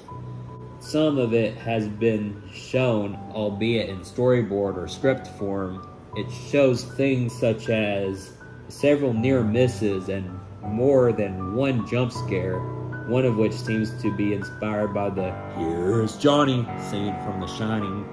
The deleted scene for the intro has Littlefoot and Sarah climbing up and hiding in the hollow tree trunk, and the sharp tooth ripping it apart with his claws and jaws to flush them out. It also shows him toying with them before Littlefoot's mother arrived. When they emerged from the thorns that was between his legs, he slams his head down in front of them. They run back and he slams his tail down. Then he swings his head towards them, jaws gaping, and just misses them. He even tries to stomp on them. This likely indicates that the serial killer portrayal of him in the novel was originally supposed to be in the movie, which is also evidenced by the artwork for the movie's poster, where Sharptooth appears to be smiling wickedly. The scene where Sarah stumbles upon his giant and unconscious body after the earthquake. At this point, we clearly see Sharptooth take a nasty fall to his supposed death during the quake, and yet the entire scene thrives on the tension of whether or not he survived. Sarah gives a loud scream at his body and then toys with him by headbutting him, neither one awakening him. Then as Sarah begins to charge at him, all of our suspicions come true as his eyes opens right up, right in front and center of Sarah, who is then rightfully worried or terrified. We also have one scene from Meet the Robinsons. The bowler hat guy sicks the T-Rex on Lewis, who may have comedic moments, but he's still a freaking dinosaur, and thus a challenge for even the diverse and technical advanced Robinsons. He's a surprisingly quick thinker, shockingly fast, and would have succeeded in capturing Lewis had it not been for the boy getting into a hard-to-reach place Oh, and never mind capturing Lewis. His appearance is so shocking and sudden. He would have eaten Lewis had a bowler hat guy not demanded he had taken alive. Before any of the Robinsons could interfere, and very nearly did the same to Wilbur. Also, I know this is the Halloween season, but I have to mention the scene with the puppets and the hobo ghost in the Polar Express, especially when you know his backstory. One night he didn't make it to the engine in time and was killed on impact, and he was trying to spare the protagonist the same fate later in the movie. He gets hit against a wall and disintegrates. I also want to take a moment to talk about the aliens from Men in Black. Mainly the first movie. We have the moment where Mikey freaking out when Agent Janus sees him. The latter's screaming for 10 seconds straight when the alien comes for him doesn't help much either. James chasing a hoodlum who is gradually revealed to be not of this world from his superhuman reflexes, unusual weapons, ability to climb walls, and the gills in his pupils. It's all too clear this guy's an alien, but that's not the worst of it. The real horror is that this guy is running scared from the film's big bad. He's so frightened that when James corners him and he realizes that he can't escape now, he leaps off a building to his death while smiling like a maniac. The reveal of the bug's true form, it's exactly how Kay describes it. A giant cockroach with unlimited strength, a massive inferiority complex, and a real short temper. The bug kills Edgar, but leaves his skin intact to use as a disguise, implying he just sucked out his innards somehow in the director's cut. We even get to see the bug toss Edgar's skin along the ground and get a close-up of it before it puts it on. The scene where Edgar's wife remarks on his skin hanging off of his bones, and the bug's response is to stretch his face back against his skull. You can't fault her for fainting on the spot. The skin is not alive and decays throughout the film, making Edgar look more and more like a deranged zombie by the time the climax arrives. The bug can never entirely get human movements down, especially while wearing Edgar's skin, moving incredibly off-putting, jerky submarionette motion throughout the movie. Most of Edgar's murders are off-screen. The unpleasant death of Pest Exterminator is not Edgar. Edgar grabs him to hold his mouth open and jam his gas prod down his throat. The guy played by David Cross, who makes the mistake of swatting flies in front of the bug. Moments later, he's plastered to the ceiling by alien fluids, the stench of which has most likely asphyxiated him. Also going to mention a scene from a Goofy movie where we see Max's werewolf-style transformation during his opening nightmare sequence, especially the way the scene abruptly shifts from a tranquil romantic scene with Roxanne to something out of a monster movie, while the fact that the creature he's transforming into is, well, Goofy makes it nightmare fuel. The gruesomeness of it is a disturbing illustration of how Max fears the possibility of figuratively turning into his father. I also want to talk about the movie Monster House. There are a lot of scary things in this movie, including the house in general. Not to mention the part near the end when it turns two trees into its legs when the house is upset. It can make the creepiest of faces. A short bit right after Mr. Nevercracker is carted away in the ambulance is a shot of DJ with the point of view from behind one of the house's upstairs windows. A crack slowly forms its way from the corner of the window pane, and then it changes directions and cuts across DJ's neck, and as the house makes a quiet, ominous growl, removing any doubt that this house wants DJ and his friends dead. Its one-winged angel forms during the climax. It certainly resembles a monster more than a house at this point. As an added bonus, an early draft of the movie reveals that originally the interior of the house was supposed to be filled with actual human internal organs rather than wooden walls and floors. The part where the protagonists find the skeleton in the house as this dark, grotesque basement, whenever the house eats someone or something with its carpet tongue. It ate a whole car, for crying out loud. Then it tries to eat the kids. Visually, the scene is particularly disturbing because it's the first scene where the house looks at its angriest and deformed. It wasn't just attacking on instinct. It felt merciless rage towards the kids for everything that they had planned to do to her with the vacuum cleaner dummy and their attempt to report it to the police. And in another unsettling scene in the movie, DJ has a nightmare in which a shadow of a giant hand attacks him in his sleep. The entire room glows in an eerie shade of red, and the music intensifies the tension.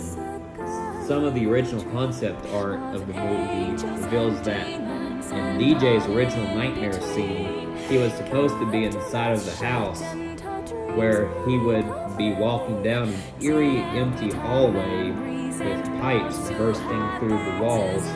Another early draft of the movie, Z, DJ's babysitter, was originally supposed to be grabbed by one of the house's trees. Some unused concept art depicts a deleted scene where Chowder is in Constance's room and her ghost appears to be charging at him while screaming from a mirror. The house actually manages to call DJ on his phone, and all he hears is it breathing. Mr. Nebbercracker was a little frightening in the beginning of the movie. Mr. Nebbercracker, whenever he's yelling at people to get off his lawn and stay away from his house, even though he's only doing it for the sake of their own lives and doesn't want them to become his house's next meals, he went way too far towards the little girl at the beginning, yelling at her and ripping the front wheel of her tricycle. He also went too far towards DJ, grabbing him by the arm, lifting him up in the air, and yelling in his face. Constance's death by concrete drowning in the present. This leaves a concrete shell of her body in the basement. However, it's accidentally cracked open, revealing the skeleton underneath. The DVD menu for the movie, it certainly does not look like a menu for a typical children's film. It is nighttime. None of the main characters from the movie are present. You hear nothing but a loop of the movie's creepy main title score, and all you see is the house staring at you with an angry face, breathing and growling to make things even creepier. If you play the movie and return to the main menu after watching it, the house will randomly switch to its monstrous face and roar at you. The same thing happens after you return to the main menu from the special features menu. Yes, there are jump scares in a DVD for a children's film. The icing on the cake, when you press play, the house's carpet tongue will lunge towards you and pull you inside of the house. The house's doorbell, easily the most frightening sound ever to be put in an animated film. The fact that Constance, on the day of her death, had taken an axe from her husband before she tried to go after the children egging her house? Yes, that is correct. Even though she was panicked and angry at them making fun of her house, of her time in the circus, this does not negate the fact that she apparently planned on chasing down a group of children with intent to harm them with an axe. Minor, but there is one part near the beginning of the film where DJ is trying to get Chowder's basketball back and Nebbercracker spots him. DJ tries to flee, but gets caught by Nebbercracker, who picks him up and confronts him about what he is doing on his lawn and near his house. Due to DJ's weight and his age, Nevercracker starts to suffer a cardiac arrest. To make matters worse, as he is suffering, it shows DJ's POV of an uncomfortable close-up shot of Nevercracker's face as he falls over on top of him, with his motionless eyes staring at him. Most TV airings of the film remove the credits that reveal that all the victims survive. If you have only seen that version, you would assume that they were killed off for real. Also, I don't know if this would count for like a theatrical movie, but I have to at least talk about a little bit about Scooby-Doo and Zombie Island. Somewhere, even though before the zombies make their first appearance, the fallen spirits giving their ominous warnings are chilling enough to, thanks to the more subtle approach with the ghosts appearing in mirrors, manifesting as sudden explained winds, creepy writing carved into the wall, and even straight up shouting with a disembodied voice for the gang to get out. When they don't heed the warnings, the zombies, the film pulls no punches when pointing out that they're dead, with many being walking displays of body horror. There's even a scene where a zombie's head falls off into Scooby's paws. The kicker, terrifying as they are, the zombies were trying to warn everyone from something worse. The appearance of the first zombie, a skeleton is half poking out of the wall of a pit into which Shaggy and Scooby have fallen. Then an ethereal green light enters it, causing it to wrench itself out of the wall and regrow rotting flesh. The fact that it's an angry pirate with a rusty cutlass, no less, doesn't help matters. Or even worse, the cutlass might be covered in blood from the villagers he murdered before the werecats killed him. Simone's, Lena's, and Jock's transformations into werecats, while Simone and Lena being evil all along is hinted at throughout the film. The sudden revelation of what Mystery Inc. has gotten into is terrifying all on its own. They thought they were investigating more of their usual brand, things like people pretending to be zombies and using special effects. But what they got was a nightmarish human trafficking scam run by demonic feline serial killers that trap countless victims in a hellish limbo over the centuries, along with said victims being desperate to scare away everyone before they suffer the same fate as them. Simone and Lena's midway state are far from the cuteness normally associated with cats, with cat girls being deliberately subverted by going from conventionally attractive to terrifying. Their faces resembled warped demonic versions of human faces, exaggerated to resemble cats with pointed ears, fangs, and yellow cat eyes, looking like something out of a nightmare. Compared to their prior realistic, attractive designs, the effect is very unnerving. They're one-winged angel into their full forms. They're brown-furred, anthropomorphic felines, but still have vaguely human faces, being an unnatural mix of human and cat brought on by supernatural means. Jacques' transformation is particularly scary. Imagine this seemingly pleasant, cool old guy suddenly transforming into a roaring and vicious cat monster, chasing you down with every intention of killing you, either by draining your life force or simply eating you alive, as Shaggy and Scooby surely thought while running for their lives. Simone explains that Jacques wanted immortality, so they gleefully gave it to him in exchange for bringing unsuspecting suspect victims to their island with his fairy. Once he reveals his true colors, Jacques seems much more sadistic and vicious than Simone and Lena. No doubt he was very drunk on power. Right before he transforms, he tells Shaggy and Scooby, who are overjoyed to have finally run into a friendly face after having been chased all over the island for probably hours. "I'm happy to see you all." Jim Cummings manages to make the line sound both reassuring and terrifying at the same time. Just before the deadline runs out, the Werecats have finally cornered the gang. The zombies all defeated and are closing in for the kill. Even when Bo tries to fend them off with a torch, Jocks is brave and strong enough to swat it away. The way the three stop speaking English and just ominously growl as they close in, no smirk, no taunts, without any change in their expressions, is terrifying. In this moment, all their humanity was gone and they were just predators ready for their kill. The final deaths of the Werecats is a horror show. The moment they miss the deadline, their bodies begin sizzling and frying, and we see them howl, snarl, and screech in agony.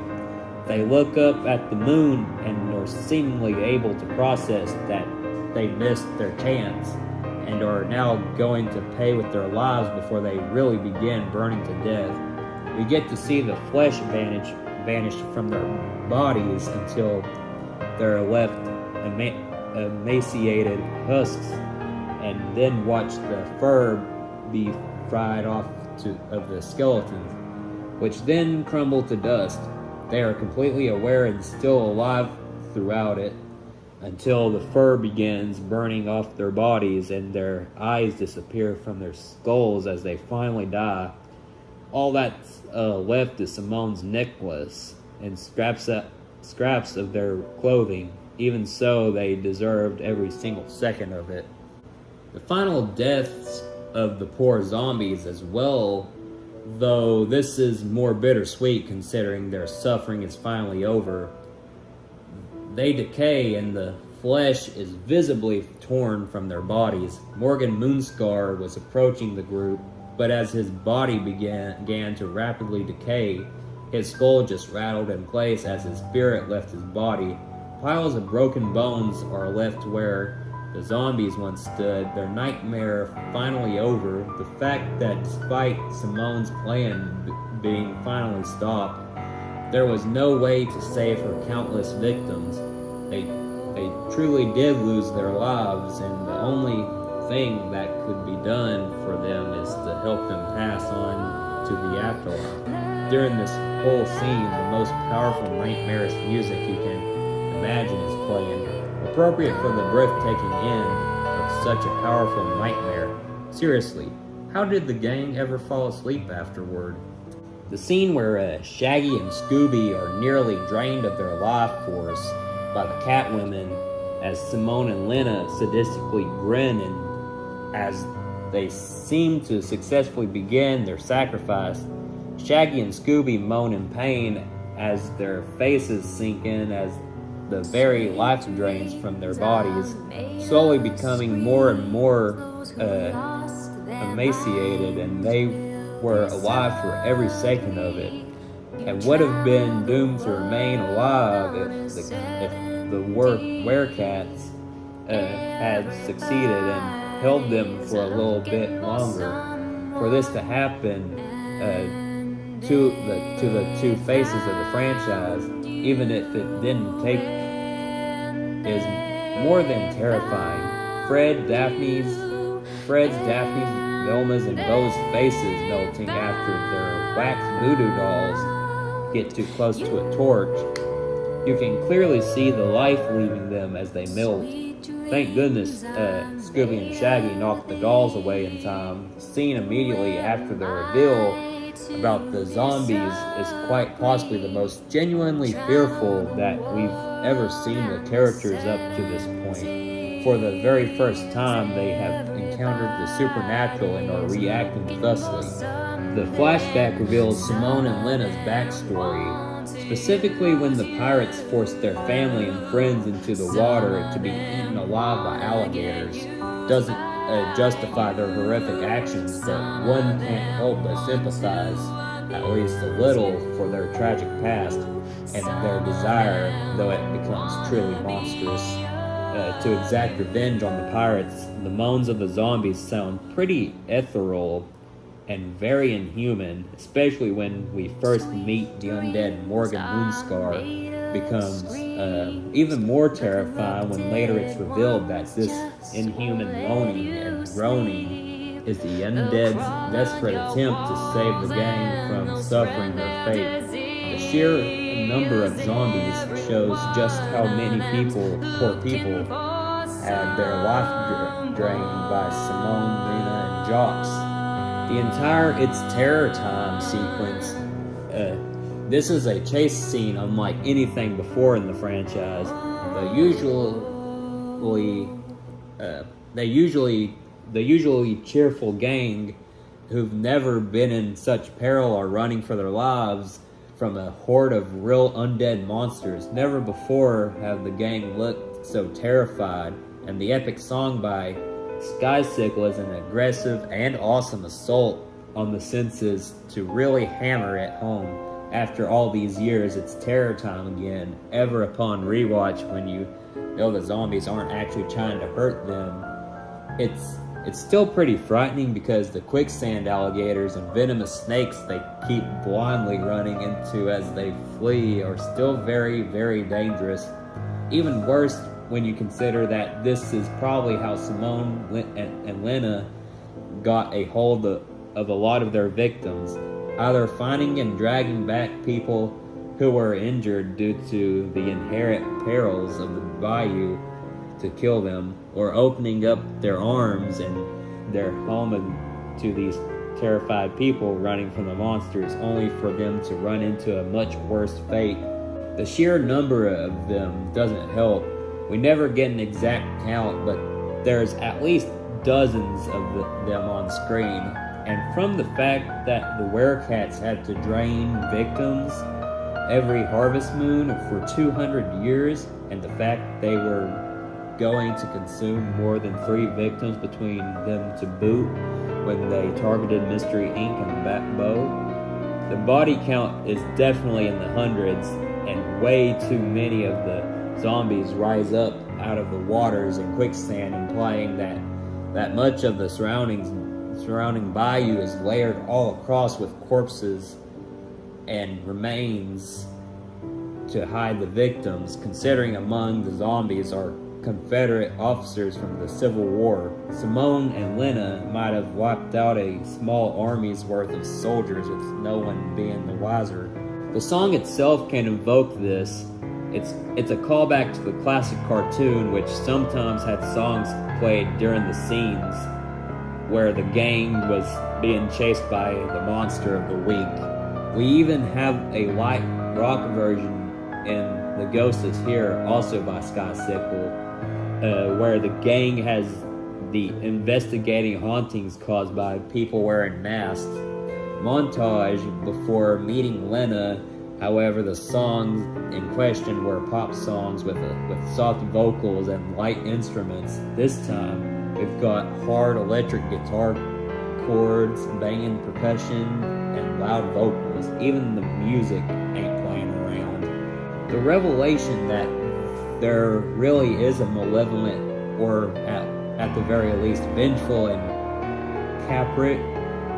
capricious cat god in existence that was partly behind Simone's reign of terror, the vampire bat monster encountered during The Ghost Is Here, is actually pretty terrifying.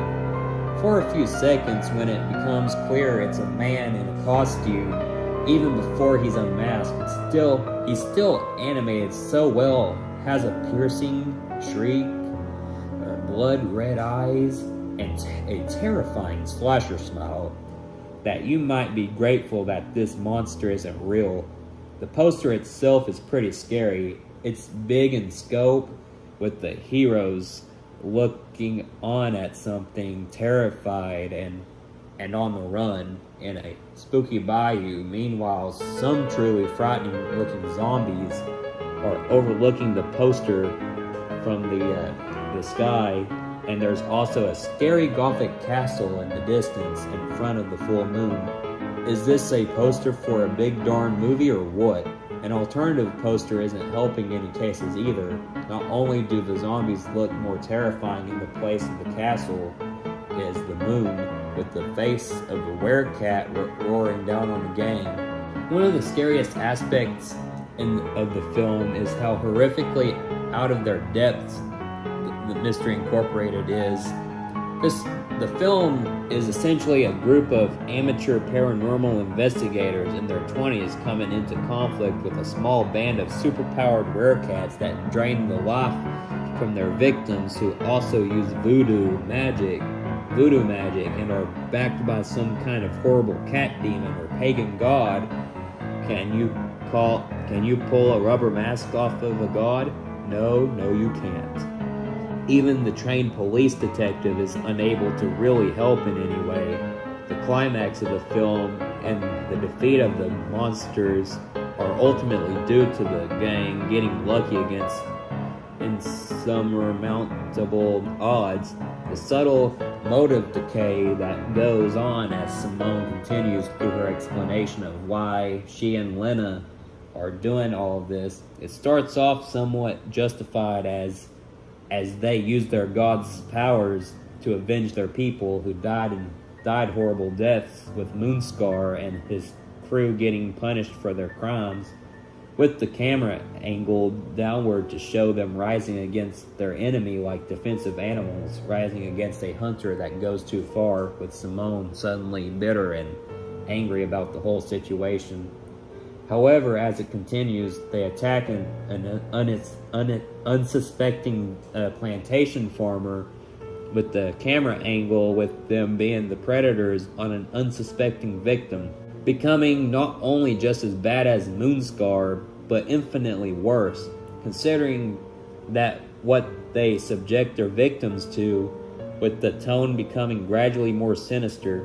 What Simone, Lena, and Jock's goals essentially are, ultimately, while it started off as a vengeful assault that was justified against their initial targets who had it coming, it quickly became a rejuvenation, a human trafficking operation where they lure victims into a false sense of security before draining them and adding to their kills, with no higher goal than just living, and sadism being the worst aspect of a serial killer. Natural predators like spiders and demons keep their victims in a hellish situation while they enjoy the benefits that they steal from others. Far darker than anything the Mystery Inc. has faced before, and it wouldn't be until Scooby-Doo Mystery Incorporated that something much worse would come along. The Moat Monster sets the tone quite well. Even though he's Mr. Beeman, a counterfeiter, he's still out to kill Scooby and the gang, such as flinging a shield at Daphne, Velma, and Freddy, forcing them to run away onto a balcony with a steep drop, and slashing at Freddy's back as he's desperately trying to keep the girls from falling to their deaths. The Moat Monster most likely would have finished them there had Scooby not unexpectedly dropped in, literally. We move on to the cartoon side of things, where we have the Rugrats episode, Chucky's Wonderful Life, where Chucky wants to run away from home when his dad's CD goes missing, and he sees what life would be like if he never existed.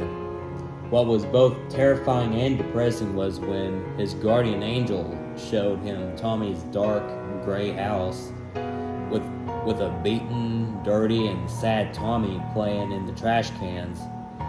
If that wasn't enough, it then shows a starved Tommy beside a Jabba the Hutt-esque Angelica, who has apparently taken over the world, or at least taken over the neighborhood.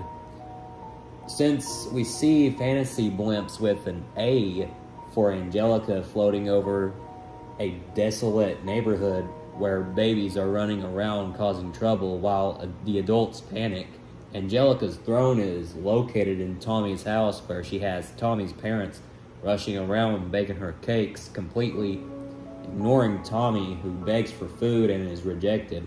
Also in this episode, Chucky finds that his father's sanity has been shattered by loneliness, and he lives in a squalid house where empty pizza boxes have become furniture, and his only friend is his schizophrenic outlet, a sock puppet. Especially the part where he says, "I love you, Boppo." It even becomes a tearjerker if you've seen Mother's Day and you know that Chaz's wife is already dead and Chucky is their only child. Also in this episode, Phil and Lil destroy breakables in their house as their parents sob over their ruined home.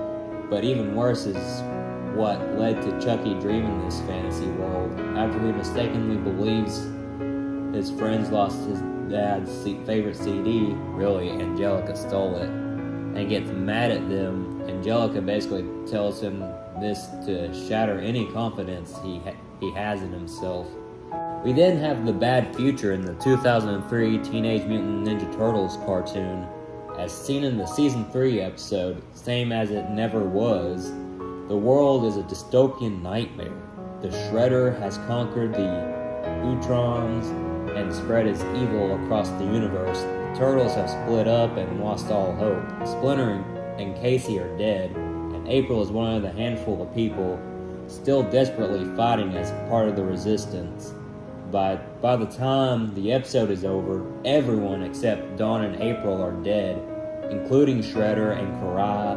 The Shredder's colossal new exosuit, what it lacks in speed, it makes up for in a huge arsenal of ranged and melee weapons.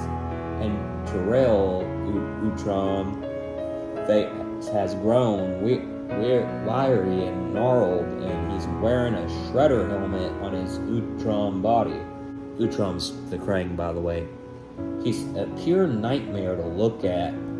Hun is living a miserable life fused to Stockman, while the Doctor is at least being productive as the smart guy of the Resistance. Han has lost his strength and ability to fight, rendering him a decrepit, depressed mess. The pair join the Turtles and April for the assault on Shredder, and Hun races to his old master and begs to be allowed to serve him again, while Stockman cries for him and to stop and run for it.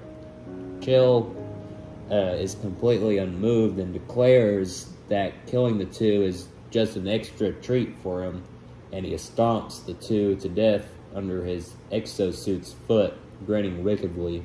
Even Mikey is not spared from a drastic change. Normally a jovial and fun party dude from the rest of the show becomes capable of taking on foot patrols by himself despite having only one arm. Yet all the tragedy that occurred during Dawn's disappearance transformed him into a jaded and cynical person.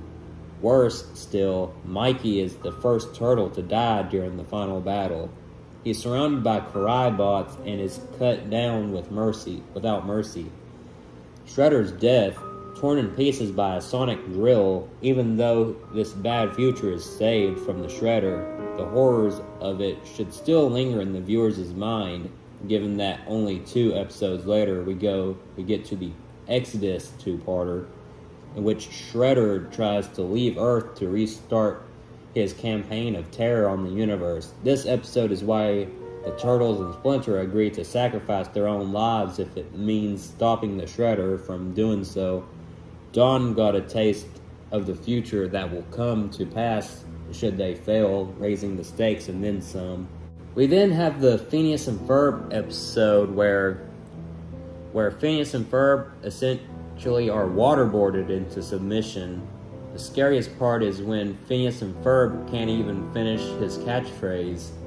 Then we have the episode from the original Powerpuff Girls, Twisted Sister, where at the beginning of the episode, Ace threatens a man with a knife while attempting to steal the man's watch. It's one of the few times Ace or any of the Gangrene gang acts like a genuine criminal rather than a petty bully. After the girls scold Bunny and send her away, they are suddenly ambushed by the prisoners Bunny inadvertently sets free. The ambush is so big, apparently made up of every non-supervillain criminal in Townsville. The girls can't even fight back, rendering them completely helpless. The narrator was so freaked out by this, he was basically calling for Bunny to go back and save them. Bunny's death sequence can be pretty heart-wrenching for children who have experienced the death of a loved one. If you've experienced something related to this as a child, the ending sequence of this episode is definitely not for you. The terrified look on Bunny's face does not help matters either. We then have the exoskin from My Life as a Teenage Robot. It was designed by Nora Wakeman, who allowed Jenny to pass a normal human girl, while the first version was a very unattractive rough prototype, merely being a ragdoll-like suit whose appearance was frightening in universe. The second, more advanced variations turn out to be even worse, essentially being a G-rated version of Venom. The way the second exoskin slithers up to Jenny like a snake in the middle of the night, and its appearance in the moonlight still gives many fans the shivers. When Jenny first tries out the second exoskin, it latches itself onto her body and slowly crawls over her face. She tries to tell Nora Wakeman that there is something wrong, but Wakeman ignores her as she crawls back into the shadows, struggling and crying out. The reason Wakeman ignores her is that Jenny claims to be unable to breathe, which she admittedly doesn't need to, since she is a robot, but even a psychosomatic reaction to something should have been cause for alarm, since if it causes a mental reaction in someone, it's probably not a good idea to continue using it. And once Jenny is wearing the skin, it starts showing a personality of its own, trying to manipulate Jenny into being a normal, I'm saying this with air quotes, a normal girl, both physically controlling her actions and attempting and temporarily succeeding to warp her mind into what it believes to be normal for a girl. Basically trying to have Jenny abandon her crime-fighting career and consequently her friends, like a disapproving 1950s grandmother mixed with the Venom symbiote. Worse, unlike most of the show's villains, the exoskin isn't fully defeated at the end of the episode. After the skin's supposedly been deactivated by Jenny pouring a milkshake on herself, Brad's cranky old boss at the diner gets attacked. Jenny saves his life, but he bans her from the diner anyway, causing the rest of his customers to leave in disgust. As the old man begs for everyone back to come back, the skin sensors latch onto him and drag him into the shadows, where the exoskin chomps down on him, laughing menacingly as the screen goes to black. Even worse, the exoskin is never seen or heard from again after that episode. As far as we know, it's still out there. Nothing is scarier indeed. There was supposed to be a third Raggedy Android episode with the exoskin kidnapping Brad and threatening to kill him unless Jenny merged with it again. It was scrapped because Nickelodeon felt it was too disturbing by even their show standards. Mind you, this was the same network that aired Invader Zim, which I will be talking about Invader Zim in just a little bit. Don't you worry. We then have the Danny Phantom episode, The Ultimate Enemy, has the creation of Dark Danny, where he looms over his trembling human counterpart before he murders his human self. It's not shown that what Dark Danny did to Danny before blowing up Vlad's mansion, but given his status as the unfettered and Vlad's complete unwillingness to go into detail, it likely was not a pretty sight. And just before that, Danny's evil half-claws Vlad's ghost from right out of him and then fuses with it. Dark Danny did some pretty disturbing stuff to his enemies. Dark Danny's creation, Vlad, did not expect for the Phantom to violently react, especially not to rip it, though given what he said about ripping out emotions, one could say that all the emotional turmoil was left in Phantom. Then Phantom overshadows Plasmius and ends up absorbing him. Its utter scream of anguish pretty much makes the event less of a face heel turn and more of a face monster turn. The bad future outright shows Danny's family and friends being outright filled in a fiery explosion in one of Clockwork's flashbacks.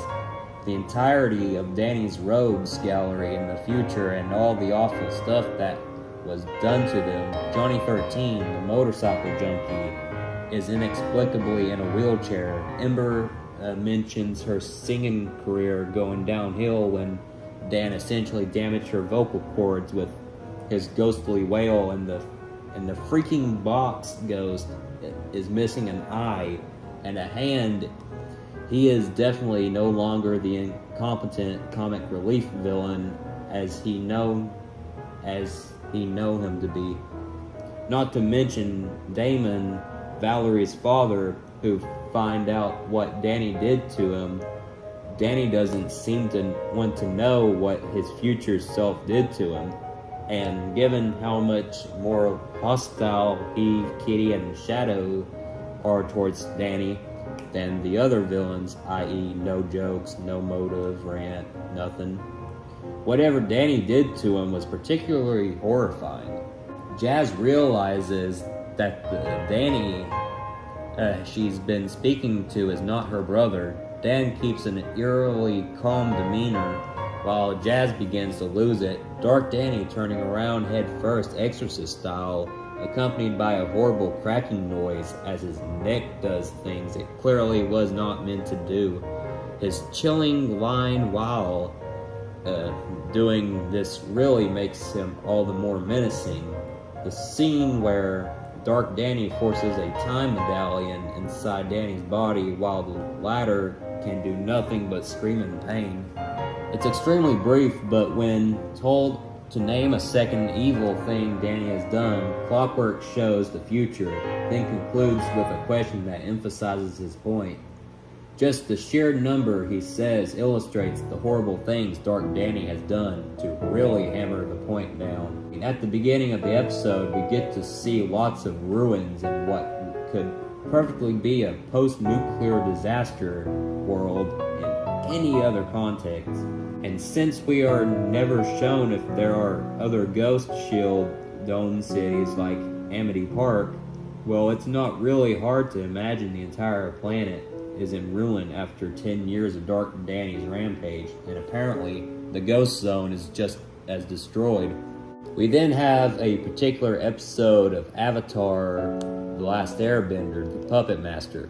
Now, the Avatar: The Last Airbender is no stranger to dark themes, but the entire episode of The Puppet Master goes for a very clear horror theme, and most of the action takes place either at night or in a near-empty wooden house in the middle of the woods, and the musical direction reflects it, with a recurring use of discordant music boxes, and even in the title card plays and psycho strings.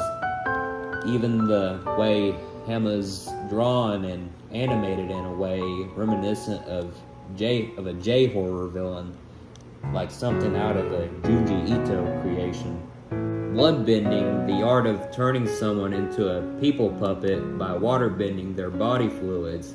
Their concept is already horrifying, but the way it's presented with jerky puppet-like movements and sickening crunch sounds, as well as the completely horrified responses, the very idea is met with plays it for all nightmare fuel.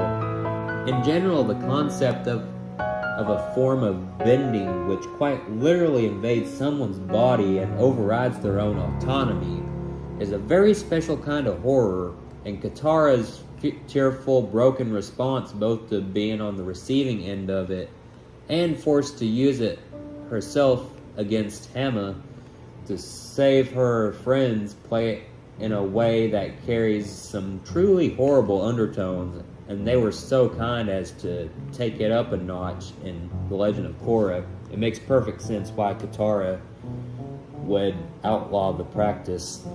Hama herself, seems like a kindly old woman at first, but by the time you reach her final moonlight deal with Katara, the animation and lighting makes her incredibly disturbing. Wrinkled, twisted features, veins popping out at her arm, long willowy hair and skeletal hands with nails like claws. The scariest feature has to be the slasher smile, with her expressions growing downright demonic as her vengeful colors begin to seep through. It's also very disturbing to see Hama's veins engorge as the full moon rises and prepares to bloodbend.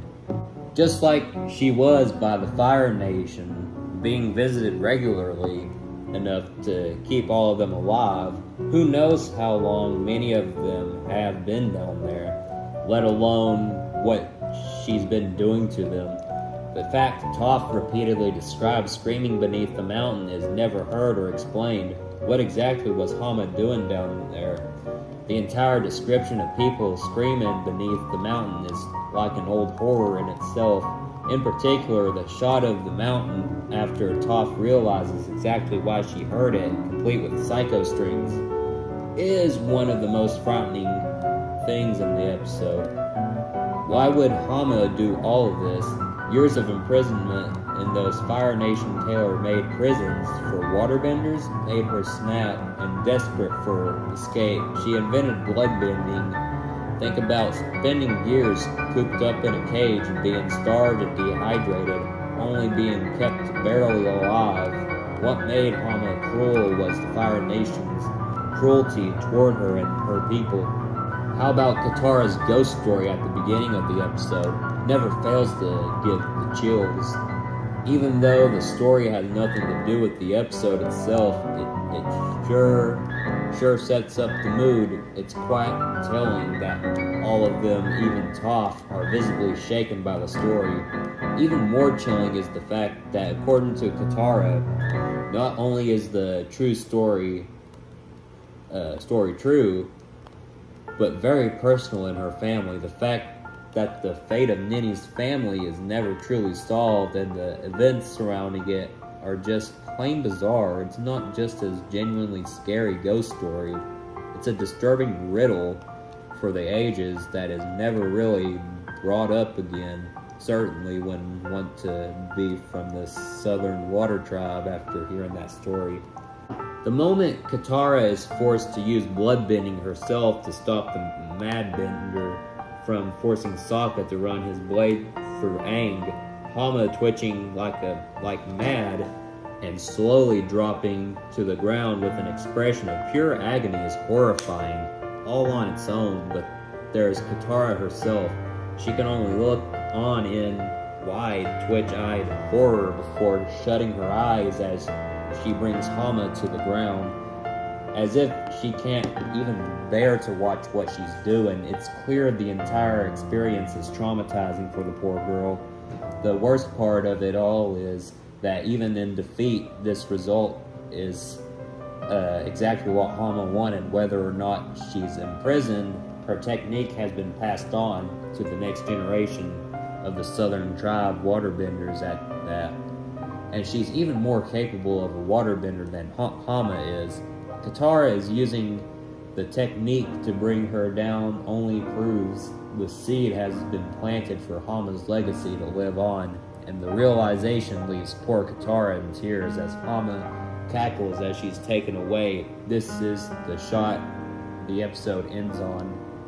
We then have the Ren and Stimpy episode, Stimpy's Fan Club, where Ren is jealous of all the attention Stimpy is getting and contemplates murdering his friend in his sleep.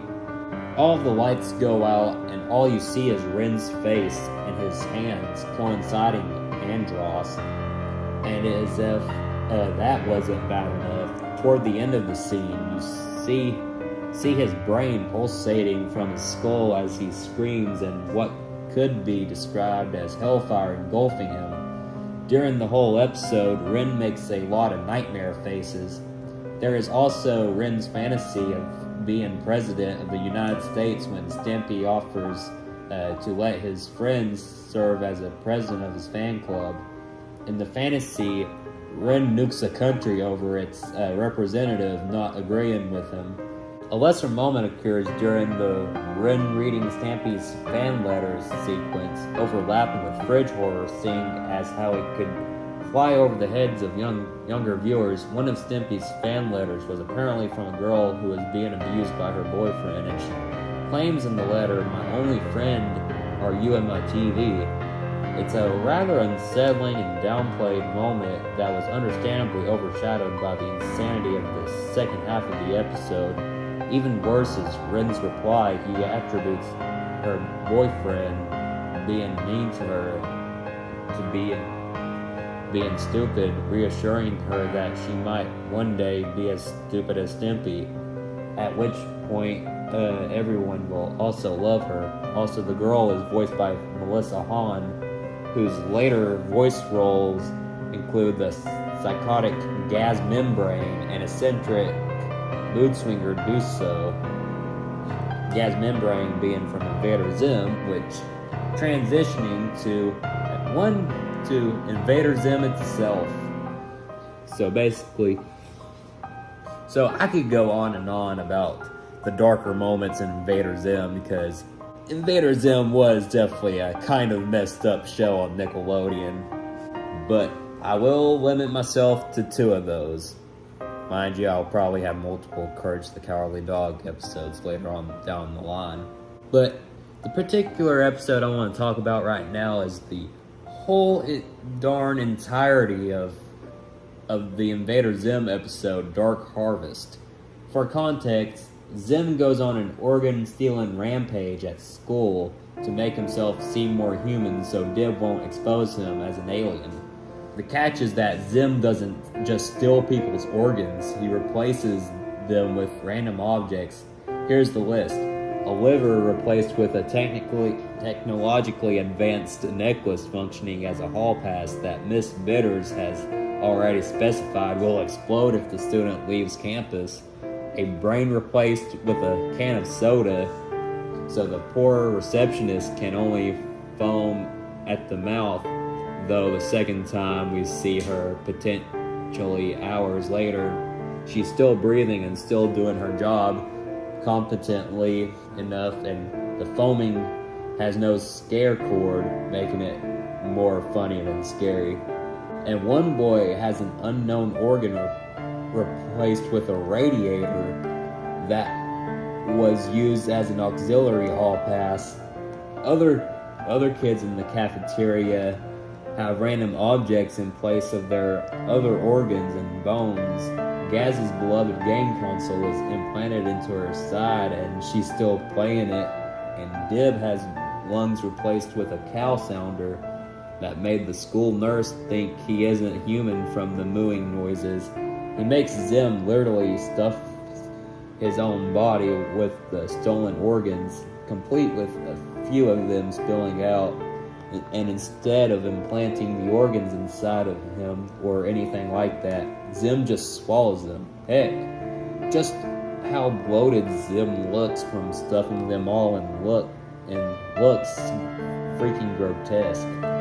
The sudden surprise shot of Zim's organs with the x-ray and Dib's organ vision, complete with a scare cord, in a dark room after Dib leaves, it gives the room a window shutter opening light effect twice in a row. The first time, the huge bloated Zim sits there smiling, and half a second later he's gone. Dib's drawing of Zim being dissected, if that weren't bad enough, Zim's fully awake to see it all, and his organs are pulling out of his body and onto the floor, complete with what looks like to be blood. That's not to say Zim doesn't deserve this kind of fate should it ever happen. Dib decides to stick a to a boy named Torque Smacky, who hasn't lost any organs yet, to prevent Zim from stealing a pair of lungs. They enter a dark room where Dib turns around for 1 second and Torque disappears.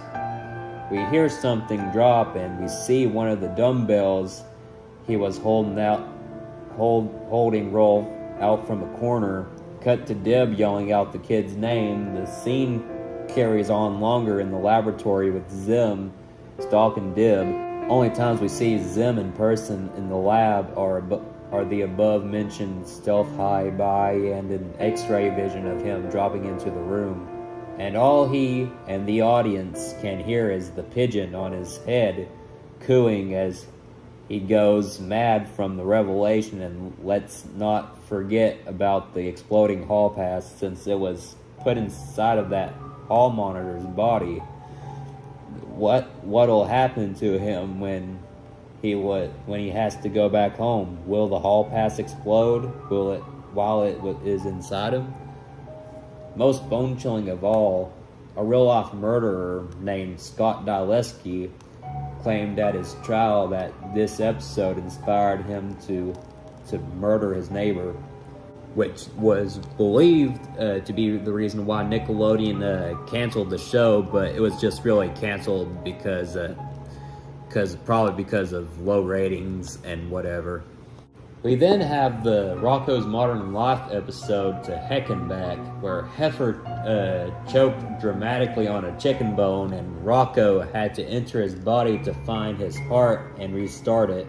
Of course, Heifer's own insides were as creepy as could be, and his heart was a realistic heart. The segment of Heifer going to hell, heck, that sign with CK scribbled over LL isn't fooling anybody, just like how in Carnival Knowledge the elevator to hell sign actually said elevator to hell. We then have the Hey Arnold episode, Ghost Bride. Nobody who ever saw this episode has ever forgotten it. This episode was insanely creepy and scary, and it actually ended with the implication that a secondary character was killed by the ghost. How this episode was left in, one can only wonder. Plus, Arnold reassured everybody else that Curly would be just fine, despite him and the gang leaving him locked in a crypt after tying him up. Also, the whole Ghost Bride's origin story. Her fiancé abandoned her on their wedding day, marrying her sister instead. This made the abandoned bride to literally go axe crazy and murder them both right in the middle of their honeymoon. And next morning, when the cops arrived, she was still there throwing rice and humming the wedding march next to the murdered couple before taking her life by jumping out of the window. All this was shown as graphically as censorship allowed on the Kids Network. While on the topic of Hey Arnold, we also have the episode Part-Time Friends. Arnold and Gerald work together at a flower shop, with Gerald being the boss since the owner injured her leg and appointed him as the temporary manager. After Arnold gets into a fight with Gerald and says that he doesn't want to be friends with him anymore, he returns home and his grandpa tells him over a game of checkers about a similar incident that happened to him when he was Arnold's age, as well as the dangers of holding grudges. Arnold then falls asleep mid-game and has a dream where he and Gerald are old and still fighting, and they can't even remember what they were fighting about in the first place. The dream takes a turn for the disturbing when Arnold's grandpa speaks up, now immensely old, quivering and almost zombie-like. He says, "What did I tell you, son?" with a layering effect to his voice while ominous screams and extremist music plays. He then laughs hysterically, only for his jaw to crack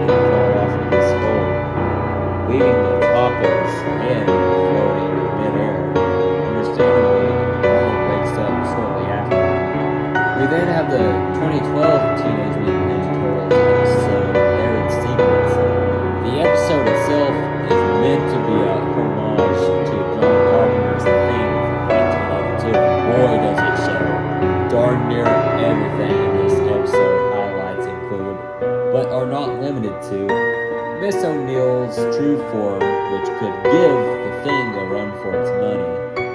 The creature imitating Mikey with the single creepiest blank smile on its face it can possibly create.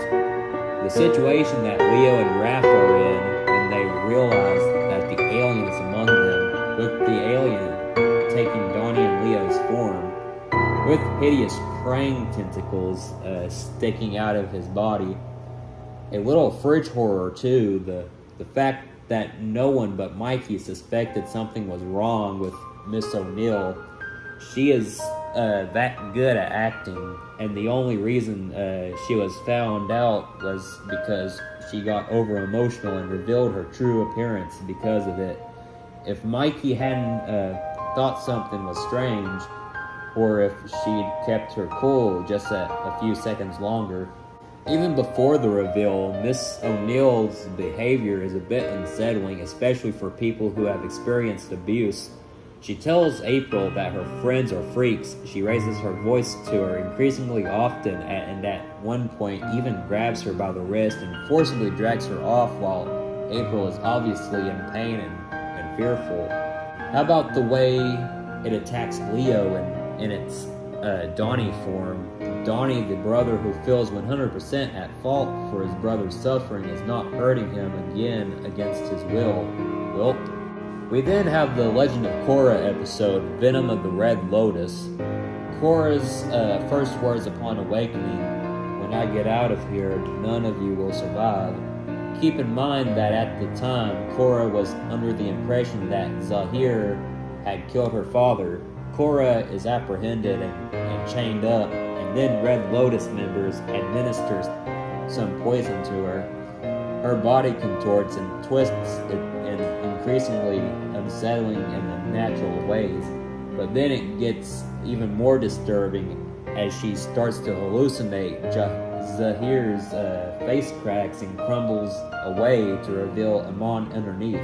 Ghazan's head twists all the way around and transforms into a Nalak, and Minghua's hair begins to writhe of its own accord and becomes Vatu. All previous arc villains taunting Korra for her weakness and urging her to give in. The thought of a teenager chained up and poisoned staring down at the impassive, pitiless faces of the adults waiting to kill her is disturbing in and of itself. Her facial expressions are pretty scary. The animators did a good job at conveying her suffering through the use of wide-angle views to make her look all bug-eyed. The angle of the shot and the overall style of the image comes straight out of the psychological horror genre. The poison itself is scary, and so is how it's administered. It's a liquid metal, presumably mercury, and it's administered by metal bending several pounds of it through the pores of her skin. This is shown to be exactly as painful as it sounds. Here's another thing to consider later on. It's shown Rava can come back. If that's true, then wouldn't that mean Vatu wasn't just a hallucination? Then to top it off, we see her recovering from all of this. She is in a wheelchair and looking very weak. She has bags under her eyes and she barely speaks. Seeing this boisterous Amazonian beauty look this sick and worn down is both frightening and utterly heart-rending. It blows her previous breakdown, and at the end of book 1, right out of the water. This is truly her lowest point. Just the thought of the Red Lotus wanting to kidnap young Korra, poisoning her, forcing her into the Avatar state, and killing her after she was no longer useful to them is a pretty frightening one. Mako thinks she has Minghua cornered until she drops down into a lower part of the cave. It's dark and Mako can't see anything.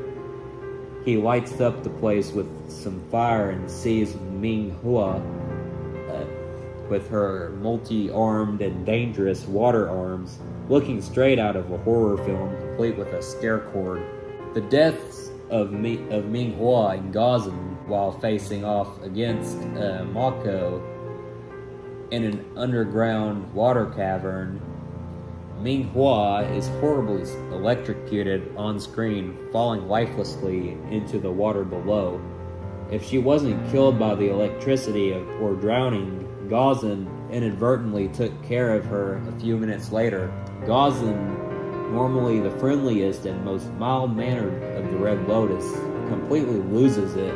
It loses his cool when faced with the prospect of going back to prison, and brings the cavern down on himself in an unsuccessful attempt to kill Mako and Bolin.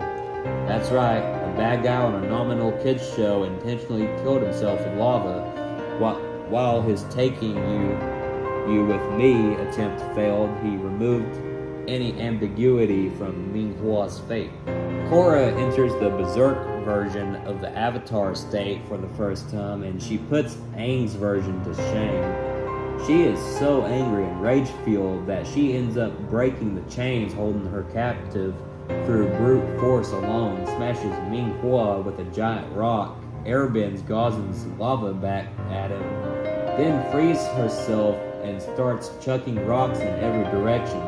Then she pauses to just breathe fire in subject rage. Once she's free, all that rage is focused on Zahir, who she chases down like a She-Hulk on a rampage, and the resulting fight has her bending mountains at him with a murderous expression, clearly intent on killing him. The only reason she doesn't is that she eventually collapses from the poison in her body. The soundtrack throughout her chain breakaway and Zahir chase powerfully conveys the desperateness to survive. Not only does she have a limited time before the poison reaches its lethal effect, she has to defeat Zahir before he defeats her, or less, because of the fact that the poison forces her into the Avatar state. He would have succeeded in not only killing Korra, but also permanently ending the Avatar cycle.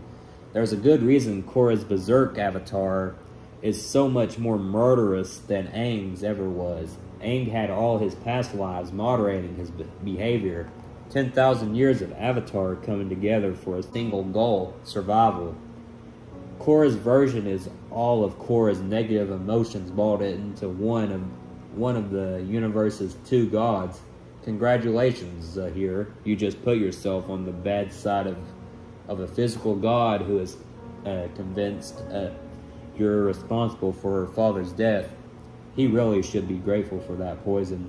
Zahir flat out laughed when it appeared that Korra had died in Tonrak's arms, complete with the poor man grieving over his daughter's supposed death. In that small action, all traces of humanity Zahir might have had just disappeared for good, while also showing the stoic anarchist was far more unhinged than believed.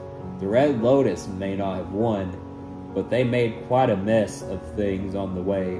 While Sing Se is in chaos thanks to Zahir, and while their poison may have failed to kill the Avatar like they wanted, it did quite a number on her, both physically and emotionally, taking the Avatar out of the picture for quite some time. What's more, the Red Lotus goes beyond Zahir's gang, and there's no telling what they'll do absent in his leadership. Despite Korra's best efforts throughout the series, the world is slowly sliding into chaos, and she's helpless to do anything about it. Taking a little break from mostly Nickelodeon episodes, we got some more Cartoon Network episodes like Samurai Jack's Jack in the Haunted House. Here, Jack follows a scared little girl named Kuni to an old, decrepit house. He receives several nightmarish visions about what happened to Kuni's family. Her brother brother, mother, and father, who used to live there, all of them appearing to have been attacked and taken away by some faceless horror, not even Aku, just some nameless demonic being with a sadist streak. And that's only the first half. The creepiest part is when Jack walks into the eerily tranquil fake tea room. Cooney's family are seemingly okay and invite Jack to drink tea and chat with them in a room that looks bright and pristine, unlike the rest of the house. Jack is correctly suspicious of this situation, but he soon gets lulled into a false sense of security. Cooney looks at Jack nervously while her family pretends that everything's alright. Then the ruse is dropped when the brother and mother and father start convulsing violently, finally revealing the demon who casted the illusion. Then the demon captures Jack and takes him into another dimension where the family's souls are also held captive. The demonic spirit is easily the most frightening character ever put in the show. Any scenes with the demonic spirit present, the animation shifts to sketchy black and white where every line is visibly chattering and the sound is distorted into a cacophonous state, noise. It's as if the sheer otherworldly force of whatever this thing is overpowering the physical cartoon and blowing out both the colors and your speakers, like it's going to burst forth from your television second, similar to Tyler's scene in Fight Club where he talks to the audience as the celluloid starts quaking in the projector. Then check out the creature's appearance. Unlike Aku, who has a simple design, this creature is drawn in a disturbingly realistic way, almost resembling a certain creature unlike most villains who appeared on the show, who all either work for Aku or are involved with him in some way. This demonic spirit has nothing to do with Aku, or at least that seems at first glance, since we know nothing of what it is except that it wants to steal human souls. All we know is that randomly came down from the sky one day and started attacking Cooney's family. No rhyme and no reason, just sheer terror. And I know I have already mentioned Twisted Sister, but there's two more Powerpuff Girl episodes I'd like to talk about. Speed Demon, where the girls managed to accidentally travel several decades into the future where they weren't around to protect the town, and him took over and brought it to ruin. Everything is destroyed. The sky is blood red. The mayor was murdered. Miss Bellum became a shrieking madwoman hiding in ruins. Miss Keene standing in place in the ruined school reciting madness mantra. The insane professor is desperately trying to recreate the girls. The girls are so overwhelmed that all they can do is run away so fast that they go back in time and vow to never leave Townsville again. Him in that episode, turns out that the only thing in between him and turning the city into a blasted apocalyptic wasteland was the Powerpuff Girls. Whoops. And then he goes one-winged angel and shows just how evil he can be. His transformation, him, even at his worst, usually sticks to his master clown aesthetic, sinister but silly.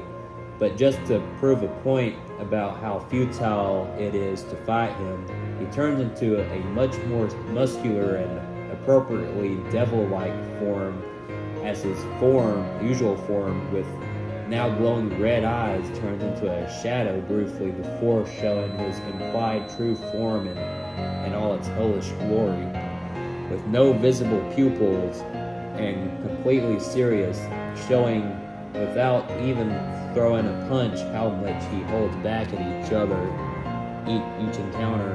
And if they can't beat his usual form, there is an even stronger form he can turn into to emphasize how out of their depth they are. The thing that makes this episode even more terrifying, the fact that this all happened just as much by the hand of the girls themselves as it did him. That, and as opposed to other examples here, that this issue wasn't resolved with some fight like usual. Him takes every punch they throw at him. He gets right back up and continues to mock them without so much as a scratch. It was such a powerful devastation that even the girls had no choice but to run. There is a notably disturbing shot while the Powerpuff Girls fight him, where the camera pans over a series of dilapidated posters detailing Townsville's descent into hell. First, the Powerpuff Girls go missing, then Professor Utonium is accused of fraud, the mayor is killed, and finally him comes into the picture. But just to position of the last two posters is particularly creepy, as it suggests him may have been voted into power. There is another layer of nightmare fuel in this episode. The girls can never leave Townsville. It doesn't matter what their hopes and dreams and desires are, they are essentially forced into a life of servitude, because if they were to ever try to have a life anywhere else, him or Mojo Jojo or any number of villains would simply swoop in and take over, destroying millions of lives in the process. It's one thing for the citizens to deal with natural disasters or monsters on their own, but there is simply no way they could handle him. Him also states that he sent the whole world to heck, not just Townsville. The final shots of the ruined future when the girls fly into space suggest as much, as the entire globe is seen in the same blood-red palette. The episode gets even creepier when you consider a similar trauma would befall upon another beloved Cartoon Network hero years later, and there are quite a few hints in that show that it's the future of this one. We then have Tough Love. Tough Love is this at full stop after his mind controls everyone into hating the girls. Some notable highlights include the mayor, Miss Bellum, and a SWAT team pointing rifles at the girls. The narrator, of all people, turns against the girls. When the girls try to explain the situation to Professor Utonium, he viciously snaps at them for barging into his lab. In doing so, he gives off one of the scariest faces in cartoon history. Don't forget the glowing red eyes that everyone has as well. At one point, the girls' hotline bears an angry expression instead of its normal happy one. The very thought of the girls getting kidnapped by their loved ones is enough to send a chill down your spine. The girls basically had to beat their friends and loved ones into submission, otherwise they'd just have kept coming. Not to mention the implied death threat afterwards from Blossom, of all people, outright telling him that if he ever forces the girls to do something like that again, it'll be the last time. Of course, him isn't the least bit intimidated and simply tells the girls that he'll be back. The scene where a giant image of him appears in the sky over nighttime, Townsville spreading out a crimson mist over the entire city that infects everyone with hatred. It's based on the 1926 film Faust, which has a very similar scene where the devil himself spreads plague through the city, making the satanic overtones of him even stronger.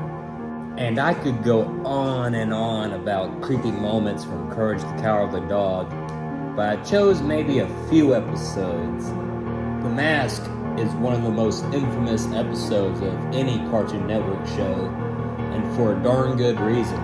The raspy-voiced Catwoman in the flowing gown and terrifying mask who beats the crap out of Courage for the crime of simply being a dog.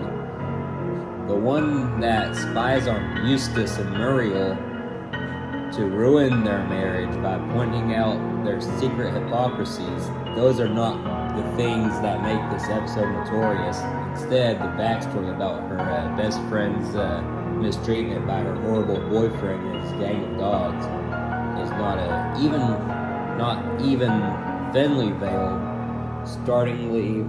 startlingly realistic depiction of domestic abuse.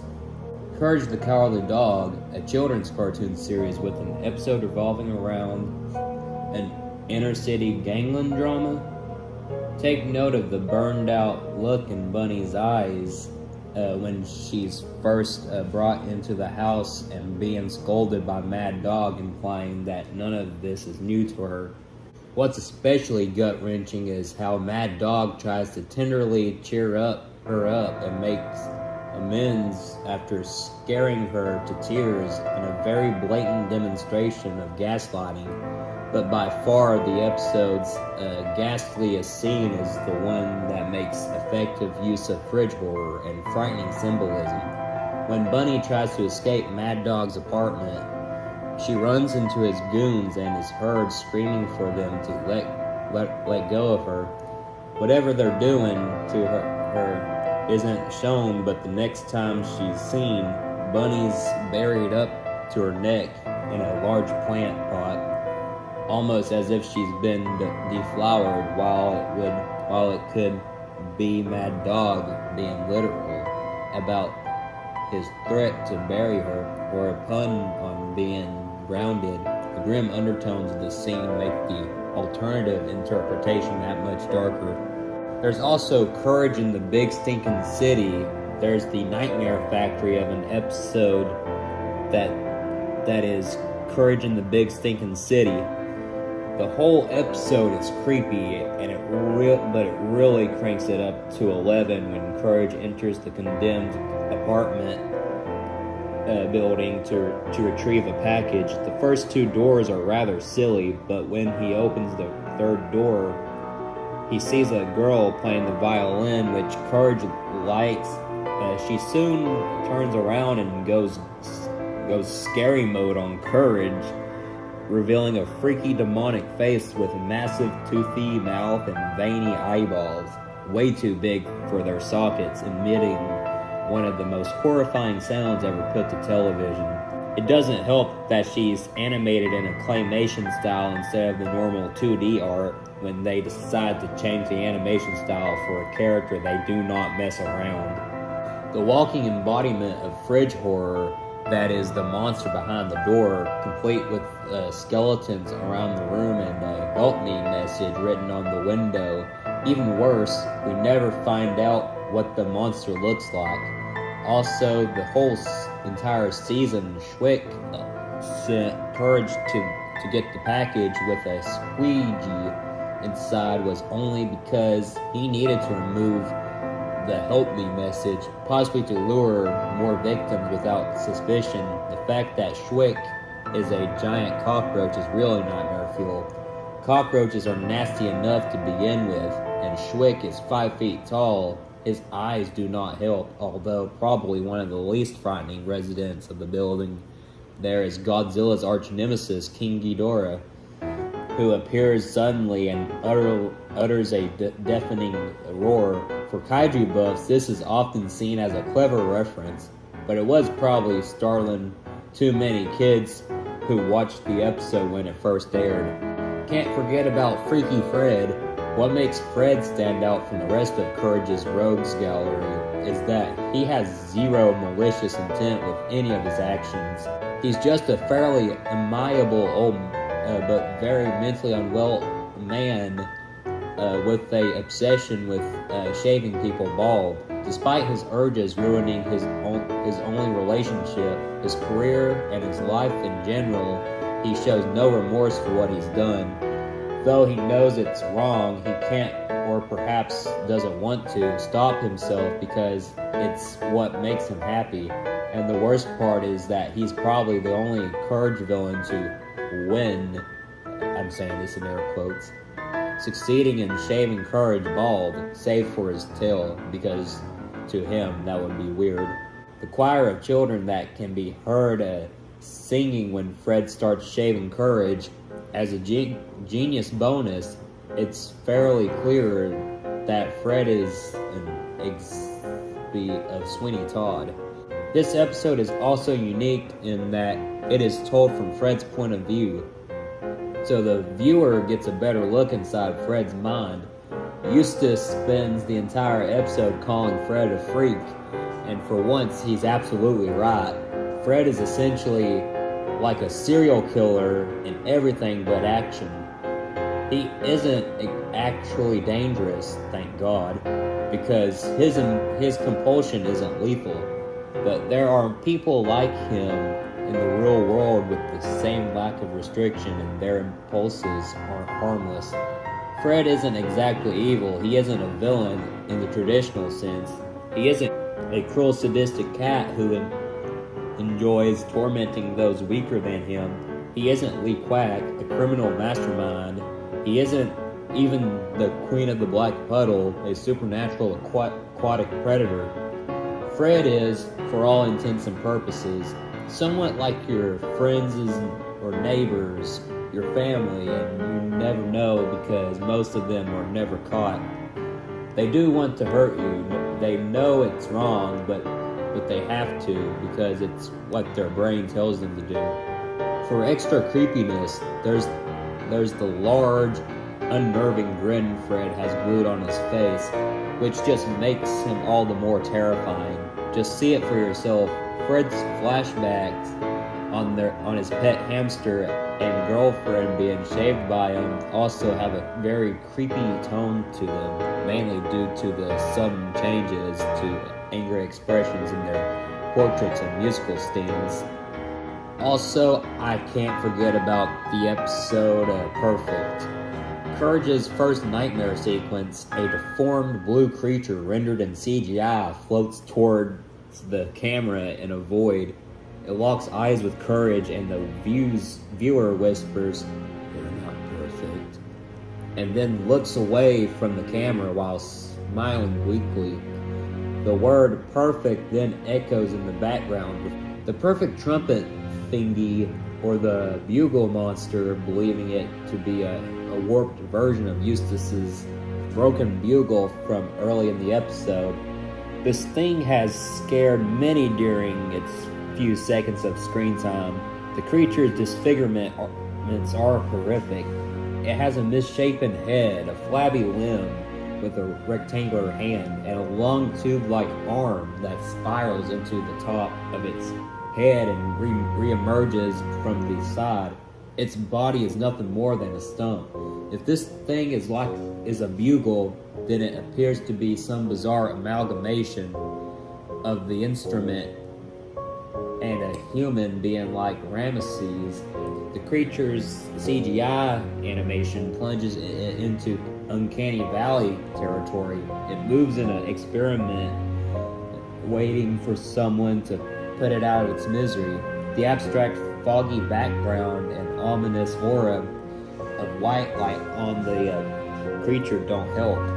The sequence begins without warning and is accompanied by terrifying, distorted music. Another creepy factor, which extends to the episode as a whole, is the recurring theme of imperfection, as it is especially counting the "it's your fault"-ish way the line is delivered by the bugle. It doesn't help much that the way the dream is presented makes it appear as if it's directly addressing the viewer rather than Courage. Some people also interpret this scene as the creature being disappointed given its forlorn expression and way it looks downwards and away from the camera as if it's rolling its eyes. The perfect thing is the first and 5 nightmares Courage has to endure, the other 4 ranging from being genuinely creepy to downright saddening. The second nightmare is essentially a downer ending parody of The Wizard of Oz, with the 3 main Oz inhabitants, the Tin Man, the Cowardly Lion, and the Scarecrow, all portrayed by Courage, not getting either of the things they desired: to have a heart, to be brave, and to have a brain, respectively, while the Wicked Witch of the West, also played by Courage, watches them from her crystal ball, cackling at them. The third nightmare is a bunch of childish drawings rendered in CGI, fluttering around in blue abstract space with virtually no sound apart from the sound of the drawings flying around. The fourth nightmare, animated in stop motion and actually a bit humorous compared to the other nightmares, is Courage on stage juggling pies in front of an audience. The audience begins to laugh at him, upon which Courage realizes the bottom half of his body has been shaved. In embarrassment, he tries to cover himself, breaking his concentration and causing the pies to fall down and splatter all over him. The fifth and final nightmare, depicted in a crudely drawn, cut-out cartoon, is Muriel handing Courage a giant vase. Courage accidentally drops it, which causes Muriel to then shatter like glass. Courage screams in anguish as the entire scene similarly shatters into nothingness. The perfectionist, not only does she torment Courage and put the poor dog through a lot of trouble, and ostensibly give him the aforementioned sequences of nightmares, but when Courage finally accepts himself for who he is, she melts while fully conscious the whole time. While this can also be seen as a tearjerker, things become even creepier when you recall the perfectionist only exists inside of Courage's head. Every time Courage is called imperfect, and every time he is told to complete a task to be perfect, that's all happening in his own imagination. He's constantly beating himself over his own insecurities throughout the entire episode.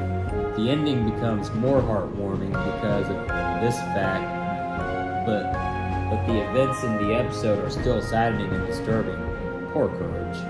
I may be cheating a little bit with this one, but I wanted to squeeze in some DC animated projects in the mix. So we have a Justice League episode titled Only a Dream. The episode's plot itself, you can't deny that this is just a family-friendly version of A Nightmare on Elm Street.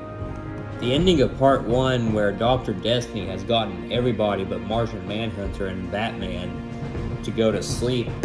Each of the heroes go to sleep while a toned-down music box plays in the background. Finally, you hear Dr. Destiny softly chuckling, not an evil laugh, just a chuckle. Worst of all, Superman goes to sleep and Batman calls him moments later, trying too late to warn him. End of episode. What John Dee does to his wife Penny, she leaves him for another man, but upon getting his powers, Dee pays her a visit and unveils his costume.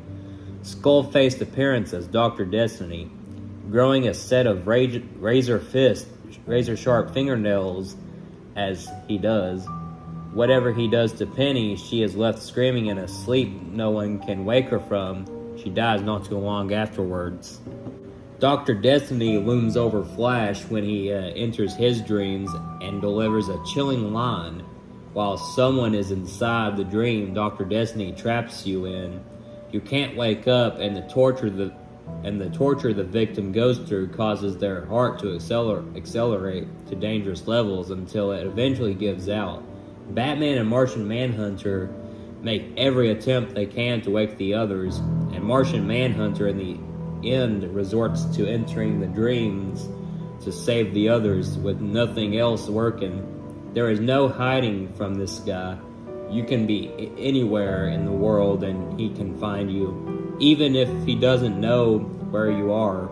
if you get closer to him, his powers can affect you even if you're awake.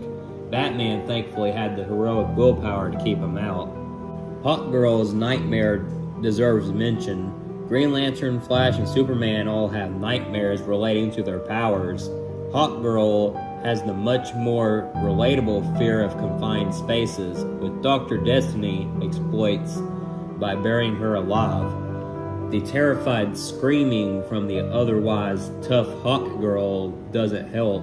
She breaks down and cries in fear, begging for anyone to help, while Supes, GL, and John are right outside, the locked dream door, unable to go through, an unsettling reaction she never quite matches later on in the series, prompting a heroic willpower moment in GL, which is good as his powers are driven by willpower.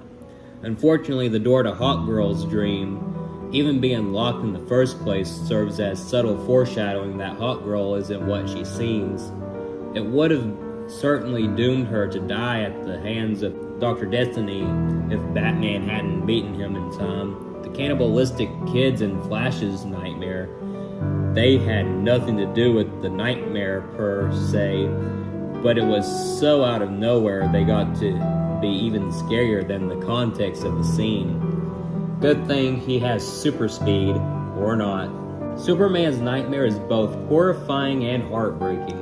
It starts with him accidentally frying Lois Lane with heat vision. We don't even see it, but from Supes' response, it must have been horrifying, especially given what we see of his reaction. All of the Leaguers, his is the most outwardly pronounced. After he accidentally killed Lois, we cut to his apartment, where we see him screaming and flailing around as if in agony.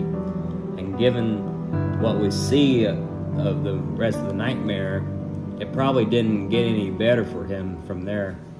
Superman accidentally destroys Metropolis and snaps Jimmy Olsen's spine later in his nightmare.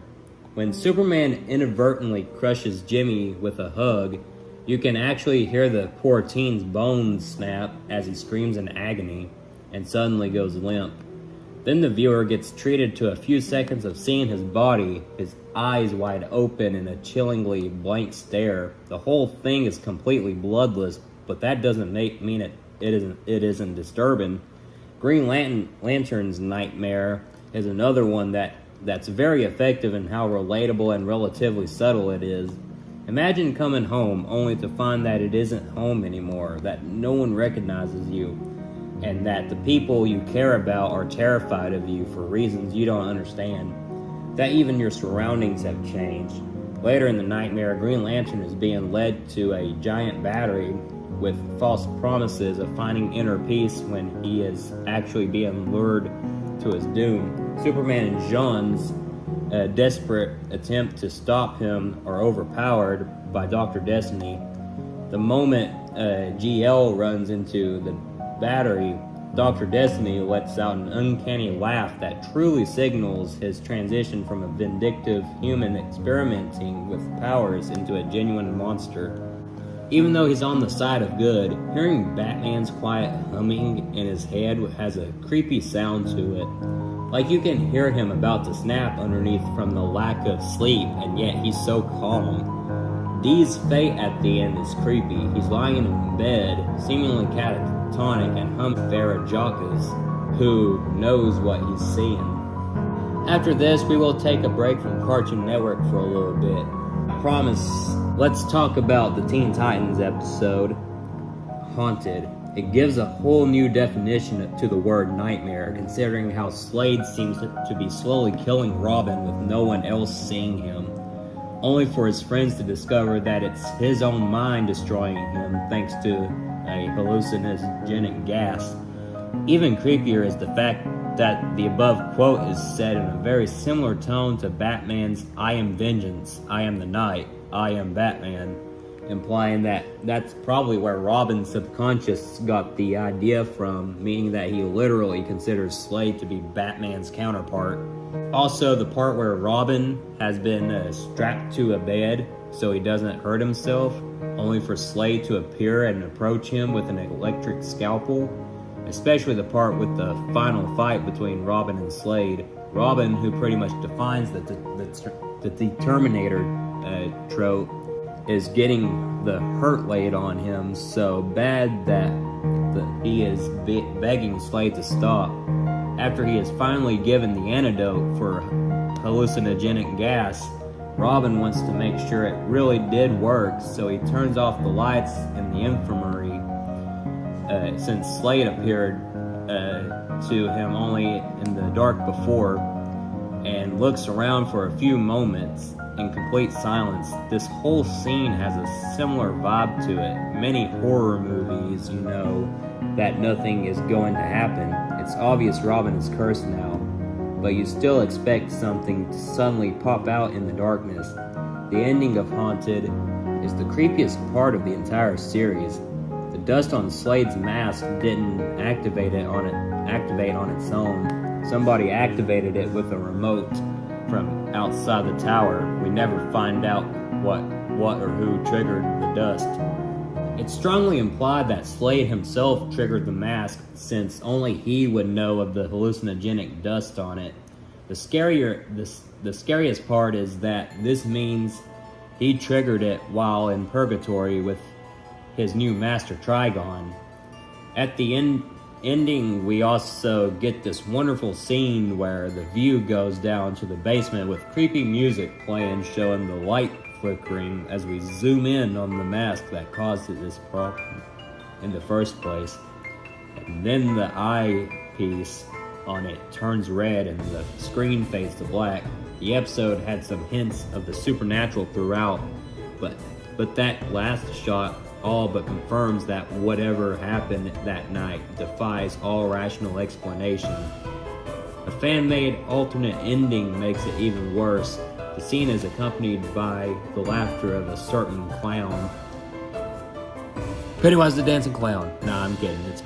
They're probably thinking of the Joker. The scene where Raven tries to telepathically reassure Robin that Slade isn't really there, letting him see through her eyes, it seems to work, only for Slade to pop up and deck Robin so hard that it knocks Raven on her back. What she says next is chilling. When Raven first enters Robin's mind, the screen flashes through a series of paranoid images of Slade and the inside of the Titan's tower. The last one, however, is a split-second shot of a circus tent with two figures falling. The death of his parents. Interestingly, Slade almost gets creepier in season 4. While he still talks like the emotionless, manipulative jerk he was in the first 2 seasons, his movements when in combat seem much more primal. He now has dangerously precise pyrokinetic powers, and at times mimics some downright zombie-esque moves due to being undead. Like surviving and healing from a broken neck and spine, it's downright jarring to compare exactly what he has become to what he was before. Through his movements were still unnerving in season 1. The way that he appeared and disappeared behind the swinging pendulum in his second real fight with Robin, his entire presence was akin to that of a ghost. I'm surprised I hadn't even mentioned SpongeBob yet, so I do want to briefly mention the close-ups, where there is a weird, gross-looking close-up of a character, but one in particular. In early 2022, an unused painting of a disheveled Squidward from Club SpongeBob was revealed to the public after being left on the cutting room floor for over 2 decades. It's not hard to see why it wasn't used. Here's what it looks like. Yeah, that's pretty terrifying. While on the topic of SpongeBob, in Scaredy Pants, SpongeBob wanted to dress as the Flying Dutchman for Halloween, but since his square shape didn't allow it, he decided to be shaved to a rounder shape, which he had Patrick do to him for the costume to fit. It's not until after a botched attempt at a prank that the real Flying Dutchman takes off the sheet and flies off screaming. The camera then cuts to SpongeBob, where it turns out Patrick didn't just cut off the edges, he cut him down to his brain. It's no wonder everyone else runs away from him. Patrick mistakes said brain for a pink hat at first, but when SpongeBob tells him it's his brain, Patrick immediately runs away too. Despite all of this, as SpongeBob points out, it simply grows back, which really isn't far-fetched in real life. Speaking of the Flying Dutchman, his grand entrance, although a rather short sequence, is both terrifying and epic for a very good reason. As everyone else, save for Patrick, laughs at SpongeBob after a failed scare prank, and a thunderstorm starts raging outside the Krusty Krab, and the doors are forced open with a deep bellowing "Enough!" when everyone turns to look at the front doors as they gasp in shock. The Dutchman manifests from a sickly green hue of phantasmal smoke right before their very eyes. Then he maliciously laughs into their faces with blank, lifeless eyes and drool between his teeth, causing everyone to scream in horror at his arrival. After the earlier exchange, everyone starts screaming in terror again, only for the Dutchman to let out another big "Shut up!" Only this time he fries them with some sort of ghastly fire-like ectoplasm and renders them blackened as a result. The real kicker, however, is when he tells them why he plans to steal their souls in the first place. He is incredibly offended by people dressing up as him for Halloween every year, making it clear that he's extremely prideful about himself and passing SpongeBob's costume as the biggest insult to his image. For a long time, he's been made fun of and thought to be just a myth, but having had enough after being insulted by everyone laughing at his name and they were at SpongeBob in that horrible costume, the Dutchman has finally proven himself to be real after all, and he is not having it anymore. The creepy background music titled Ghost Child that plays when SpongeBob nervously washes the dishes at the beginning of the episode sounds like it wouldn't be out of place in a horror movie. Thankfully, it was only a short snippet of the full track in the crypt. It is another nightmarish track that plays during the Flying Dutchman's rant about Halloween costumes based on ominous pipe organ. Just sounds so eerie and dead. Also, how can I forget about Wormy? Wormy has several sudden close-ups of a live-action horsefly accompanied with loud buzzing whenever someone sees Wormy, the butterfly, up close or whenever he comes near someone. Thankfully, that's not what an actual butterfly looks like. The episode as a whole is not good for those with lepidopterophobia. Hopefully I pronounced that right. Especially with the way Wormy undergoes metamorphosis in a live-action scene, which, due to the tense music, is framed like a horrifying transformation scene. And also, just as a side note, just going to tell you this right now, this episode scared the crap out of yours truly. Like, revisiting this episode as an adult, it's fine. Well, I couldn't watch this episode again until I was, like, in my teens, due to how terrifying this episode was. But that aside, the scenes where the Bikini Bottom knights flee in fear and Bikini Bottom itself burning can also be unsettling, at least given the subtext. Sure, people fearing a butterfly sounds pretty funny on paper, but when that butterfly apparently has the head of a horsefly, that's a different story. We also can't forget about the live-action gorilla emerging from his animated Patrick suit in a "I had an accident" and proceeding to beat the snot out of Patrick and Sandy. He even tears SpongeBob in half. Thankfully, he becomes less scary when he realizes that he is underwater, albeit the close-up to his eyes can be quite startling. and that he has no idea what's he doing here in the first place, summoning George the horse and hopping onto him as they run off into the sunset. Another factor that makes the gorilla so scary is how Sandy reacts to him. She's a Texan. She's Texas tough and a competent martial artist up against a savage Simeon, though. She screams in terror and is completely helpless. The last time we saw her way over her head against another creature was the Alaskan bullworm. It's a grim reminder that she's a normal fish in a tiny pond compared to other mammals. We also got to talk about Mac going sugar crazy in the Foster's Home for Imaginary Friends episode. Partying is such sweet soiry. It happens again in A Fair Weather Friends and Race for Your Life, Mac and Blue. What happens when the zombie apocalypse becomes a Godzilla threshold and Nightmare on Wilson May. It's not hard to see why Mac in the episode would make this list. The sudden slasher smile and psychotic wide-eyed 1,000-yard stare can be pretty horrifying, and he gets so energetic he becomes a laughing mad motor mouth that would make Goo wet her pants. And he also gains super speed too, and if it lasts long enough, all clothes except for his undies fly off. At certain times he gains more teeth than the Osmond family, which makes it even scarier. It gets even worse in Race for Your Life, Mac and Blue, when he drinks an energy drink.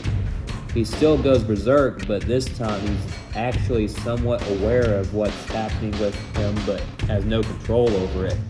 Don't know if it counts as a cartoon show, but Scared Shrekless has a few standout moments.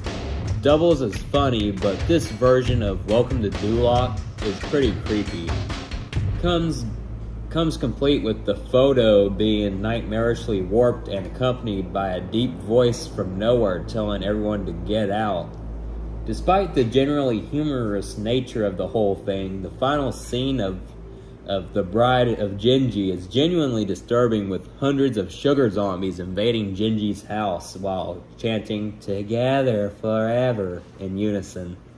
The dark lighting and Genji being completely cornered in his house by the love-crazed horde ready to allegedly eat him alive, combined with the various states of distorted decorations all over the bodies of the sugar zombies, only further heightens the disturbing nature of it all.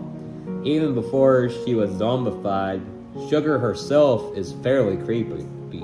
Being someone who, due to excess sugar in her creation, is so ridiculously clingy that she refuses to stop trying to be with Genji, even if the excess sugar was his fault.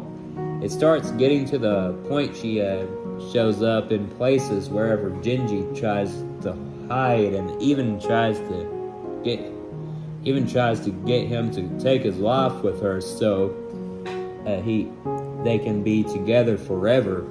The last moment gets even creepier when Sugar says "together forever" before falling into the mixing bowl.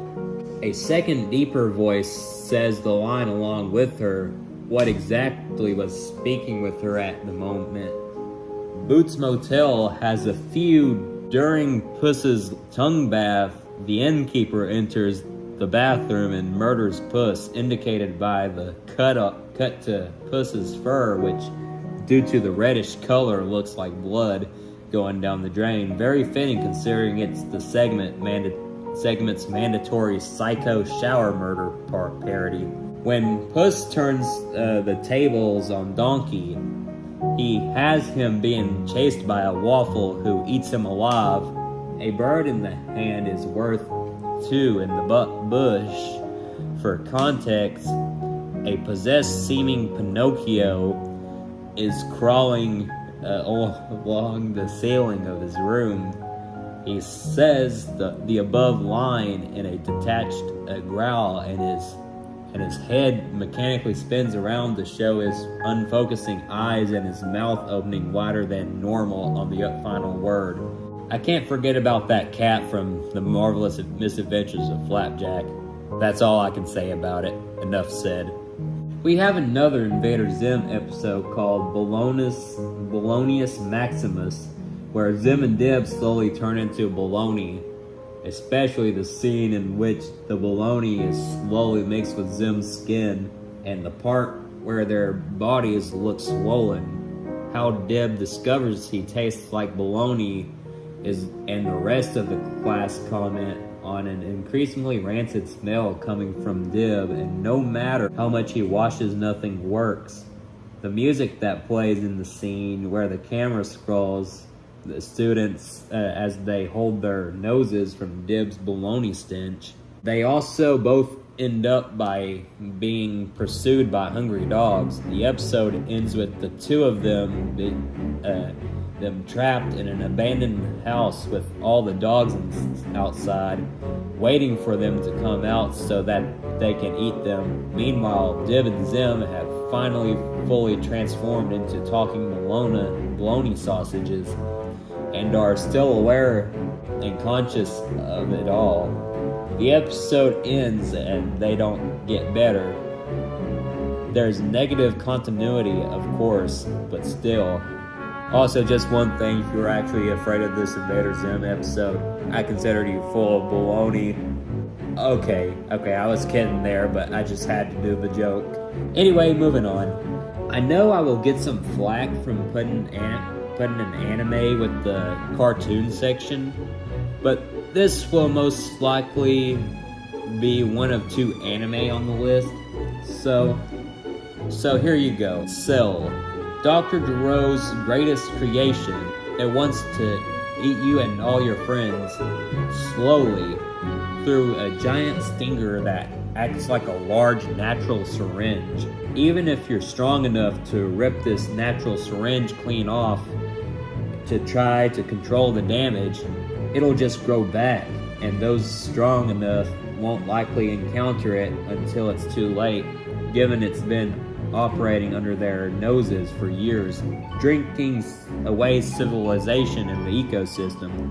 Steadily getting stronger, there's no way to stop it. Machine guns, tanks, and entire armies only serve to annoy it or amuse them. And after it eats you, it wants to destroy all traces of everything you know and love, but only after sending all the survivors into absolute soul-crushing despair. The icing on the cake is that one of the world's most brilliant scientific minds saw fit to create this thing. Though to be fair, it's very likely Dr. Gero simply had no idea what kind of personality his creation would develop, had he known that the ultimate being would inherit the personality of the most sadistic warlord in the universe, combined with the ambitions and love for combat of an entire warrior race. Things may have turned out differently. Cell's battle aura in his imperfect form is made of the souls of the people he absorbed, and they're crying out in pain. If you think the way he absorbs normal people is bad, wait till you see how he absorbs androids 17 and 18. His stinger opens up into a funnel and he sucks them in whole like a snake. Watch as the bulge in his tail that was once Android 17 gets smaller and smaller as he advances toward Cell's torso until he completely disappears. You have the pleasure of watching from Android 17's POV as Cell's tail slowly opens and descends. You actually see the throat of his tail, and there's a Cell attitude about absorbing 17 and 18 because they were modified to be absorbed by them. He tells them that their free will means nothing, so they just let him absorb them because that's what they were built for. In addition to the gleeful joy he takes in it, this predetermination adds on an additional level of psychological horror. And of course, Dr. Gero designing them for this purpose, to be this way, to get back at them for being understandably defiant in the face of their forced conversion into cybernetic androids. Another disturbing thing is how Cell absorbs Android 17. He imitates his voice to try to convince Android 18 to be willingly absorbed. The worst thing is that for a split second, she seriously looks like she's considering doing that until Cell makes the mistake of using 17's voice to call Dr. Gero great, or refer to him as Dr. Gero-sama, depending on which version of the show you watch. Cell's overall design is creepy, especially compared to Frieza and Boo, because of how different it is from the rest of the cast. He was a lizard-insect hybrid with hellish pupils and was generally menacing. It's surreal seeing a monster like that developing an expressive, vaguely human-like face after absorbing 17, much less one with the android's iconic icy blue eyes, along with a human-like mouth that has visible lips. It really sells the aberration of nature that semi-perfect Cell is the intermediate form between the Kaikata lizard, hopefully I pronounced that right, monster, that was his imperfect form, and the pale white skin and human-like appearance of his perfect form, which is scary for other reasons. And unlike most of the people he absorbed, both androids were still alive as discovered when Android 18 is regurgitated, but still perfectly intact inside Cell and completely powerless. It's a very minor consolation that 18 was unconscious for the duration, since 17 doesn't even get that. When Cell self-destructs in his semi-perfect form, Android 17 dies along with him, only for Cell to not just reform himself in perfect form, but become even stronger from the brush with death. When Cell absorbs Piccolo's arm, fortunately, Piccolo can simply rip off that husk that was once his arm and grow a new one. But imagine if Cell did that to someone who does not have the regenerative powers. The scenes of clothing littered all over the ground from hundreds, if not thousands of people from Nikki Town is pretty chilling. Cell absorbed every one of them, sparing no one, not even children. To him, they are all just a part of his endless buffet, and the Z-Warriors can do nothing to stop him. During one of his rampages, he's at a carnival and a young couple is fleeing from him in a house, mirror of mirrors. Imagine running for your life from a creature who's appearing and cackling in all the mirrors, not having any clue where he could be. The last shot is his tail piercing through the mirrors and impaling the couple as they scream in terror.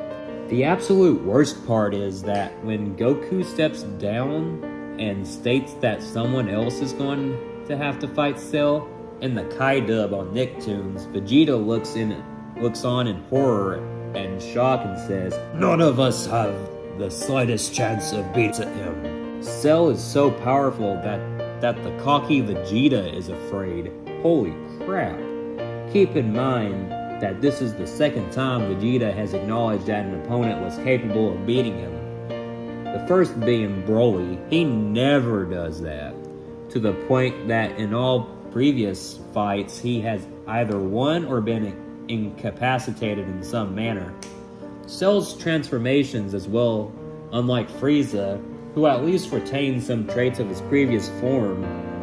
Cell's head crest and some other minor traits are the only things that remain consistent throughout his transformations. But he still physically transforms into new forms, meaning we get to see his body twist and contort itself into his new form. It's even worse when he finally becomes his perfect form, as after the body horror part, an energy cocoon it forms around him and his sheer power sends shockwaves throughout the world. Trunks tried to interrupt the transformation, but as he's trying to pierce the cocoon, he and the audience are treated to a horrifying shadowed Cell midway between forms, emitting an inhuman screech. The scary part is that given how much changed between his first and second form, there's the feeling of mystery at just what he's turning into now. Cell comes across Piccolo and a random man in the street who begs Piccolo to take his money and save him. Cell stabs him with his tail and it starts moving like it's drinking, and the man is petrified. The man's entire body starts to melt. His face eventually caves in and his body is sucked up until there is nothing left but his clothes. Piccolo, who is usually stoic, is too petrified by fear to do anything but watching horror, both scared and disgusted at how emotionless Cell is killing a random civilian. The scariest part is that Cell glared at Piccolo, who the whole time while doing so, and our hero awakens, Cell has already sucked dry an entire town. We see one normal guy with an automatic rifle trying to stop him, only to find that his bullets bounce off Cell like raindrops.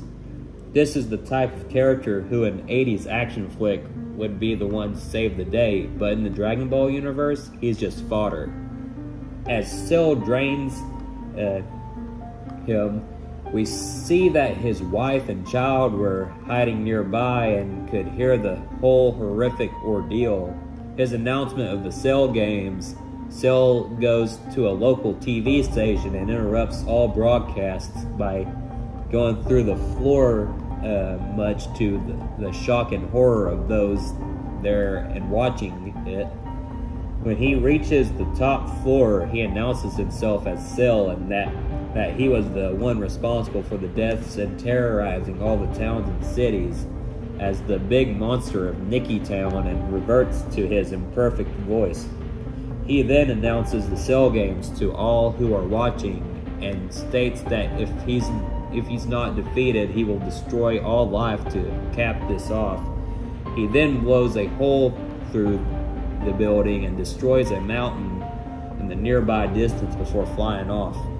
And of course, his actual reasons for the torment at all, outside of showing his perfection, is to give the populace a glint of hope that their greatest champions might be able to defeat them, only to drive them into despair with their defeats before he hunts down each and every last person one by one, then leaving to repeat the process across the galaxy after having the top half of his body blown up. It's assumed that he's finally dead until the lower half suddenly leaps to a standing position and regenerates that top half. It's one of many instances that highlights how thoroughly unnatural a being Cell is, with regenerative properties well beyond that of Piccolo.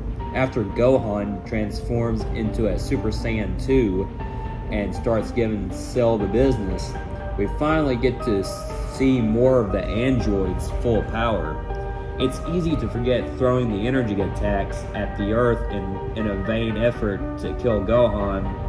They can only watch in horror as Goku's 11-year-old son is the only thing keeping them from being obliterated by Cell's titanic power.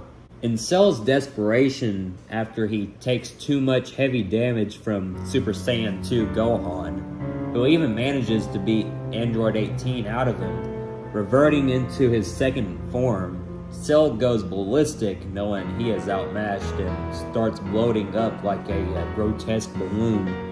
Before the inevitable earth-shattering kaboom, Goku intervenes and manages to transport him onto King Kai's planet, and when he finally detonates the explosion, takes King Kai, Gregory Bubbles, Goku, the still absorbed Android 17, who tragically didn't get the treatment like his sister, and the entire little planet with him. You would think with Goku's heroic sacrifice that it would be the end, but it's not. Cell regenerates with his cell core into a more powerful state called Super Perfect Cell.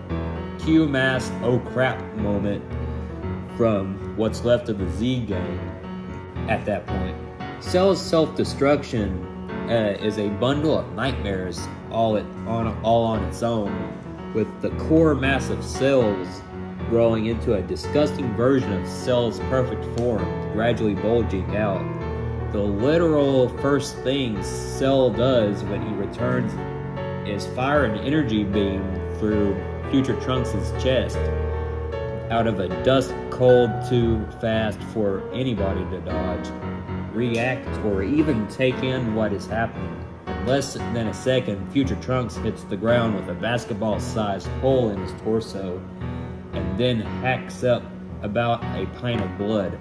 When Vegeta goes all out and attacks him, being the second strongest Z fighter remaining, he not only doesn't deal any damage, but Cell isn't bothered. He attacks Vegeta as a pure reflex and nearly kills him with no effort.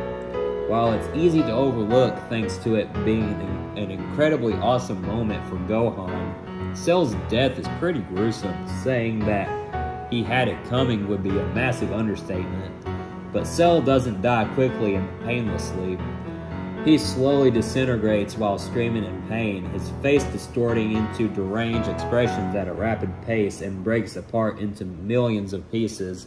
And considering Cell's regenerative ability, he likely felt every last bit of it until he was erased from the mortal coil for good.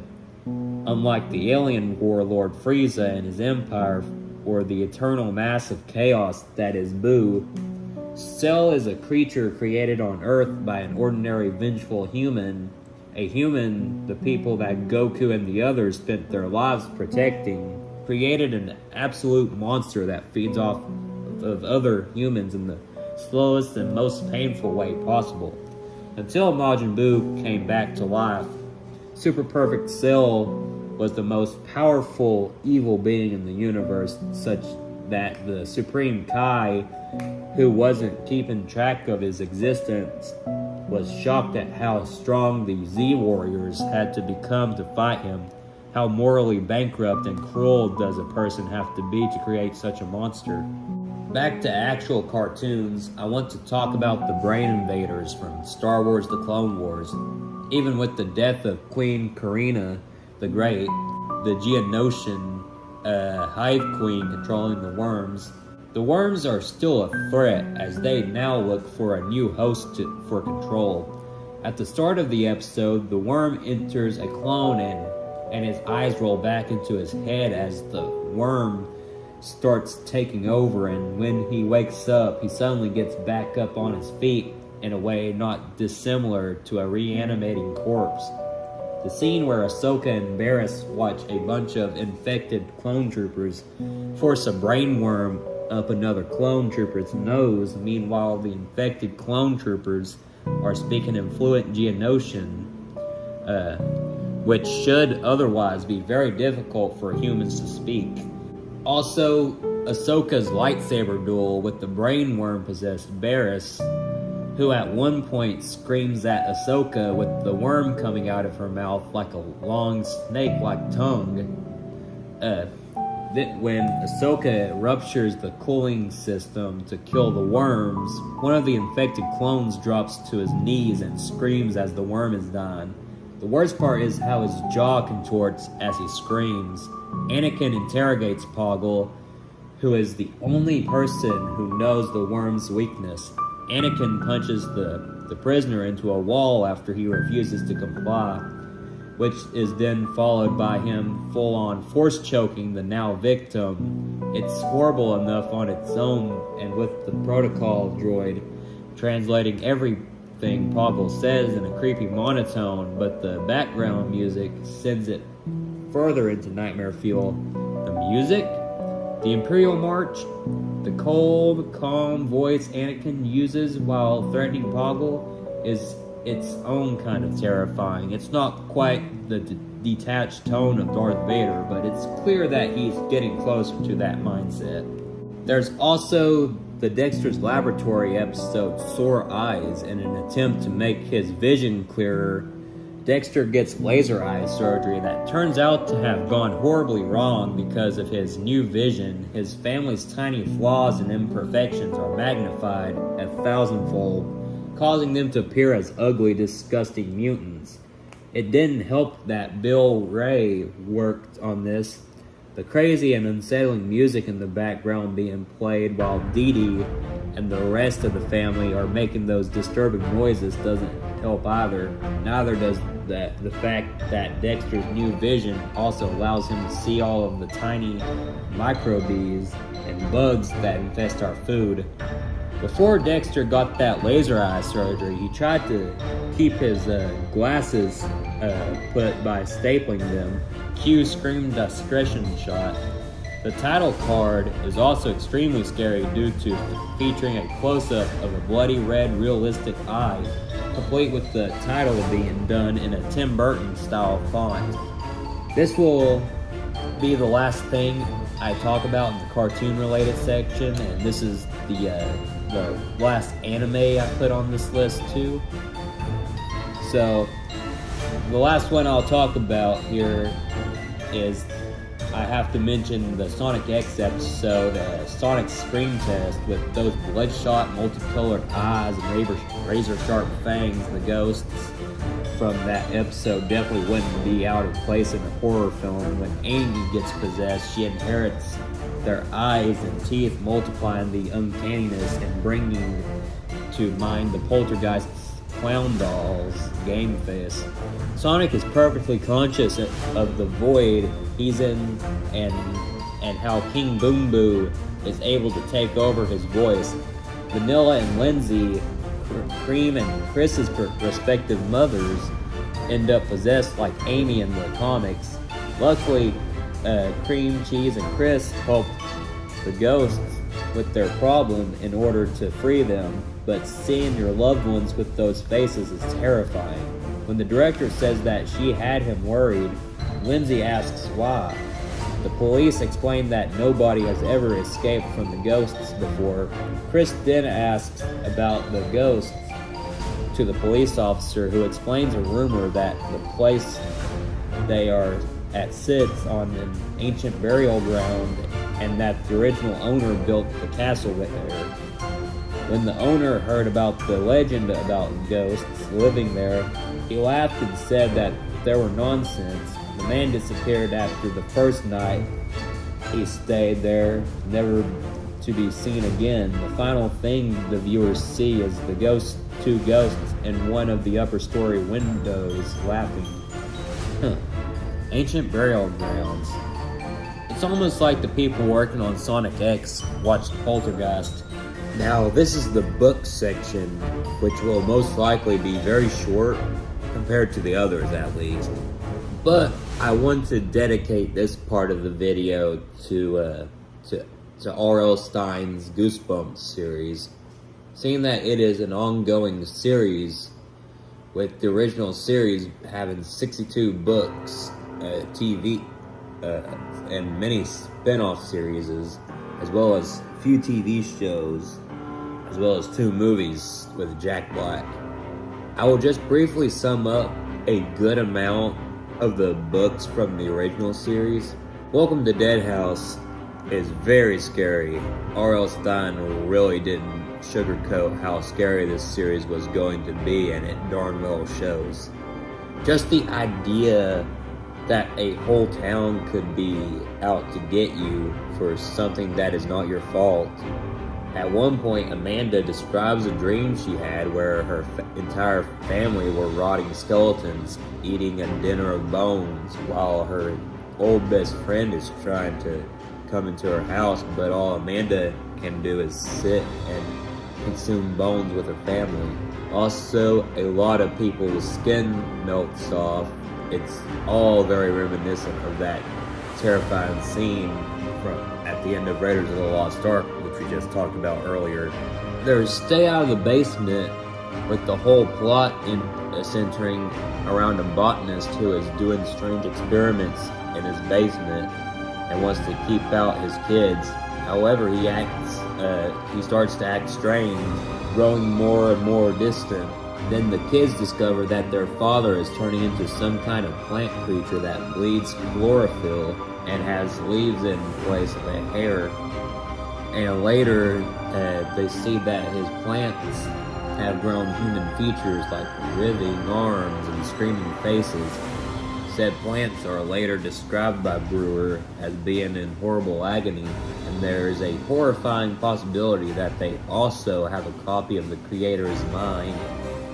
If the flower at the end of the book is any indication, the sheer amount of paranoia fuel in this book alone, imagine your loved ones start acting strange, like they look like themselves, but they act colder and distant. They were a clone of your loved one and managed to replace them without you even noticing. The idea is simply terrifying to think about it, which is what makes the twist so horrifying.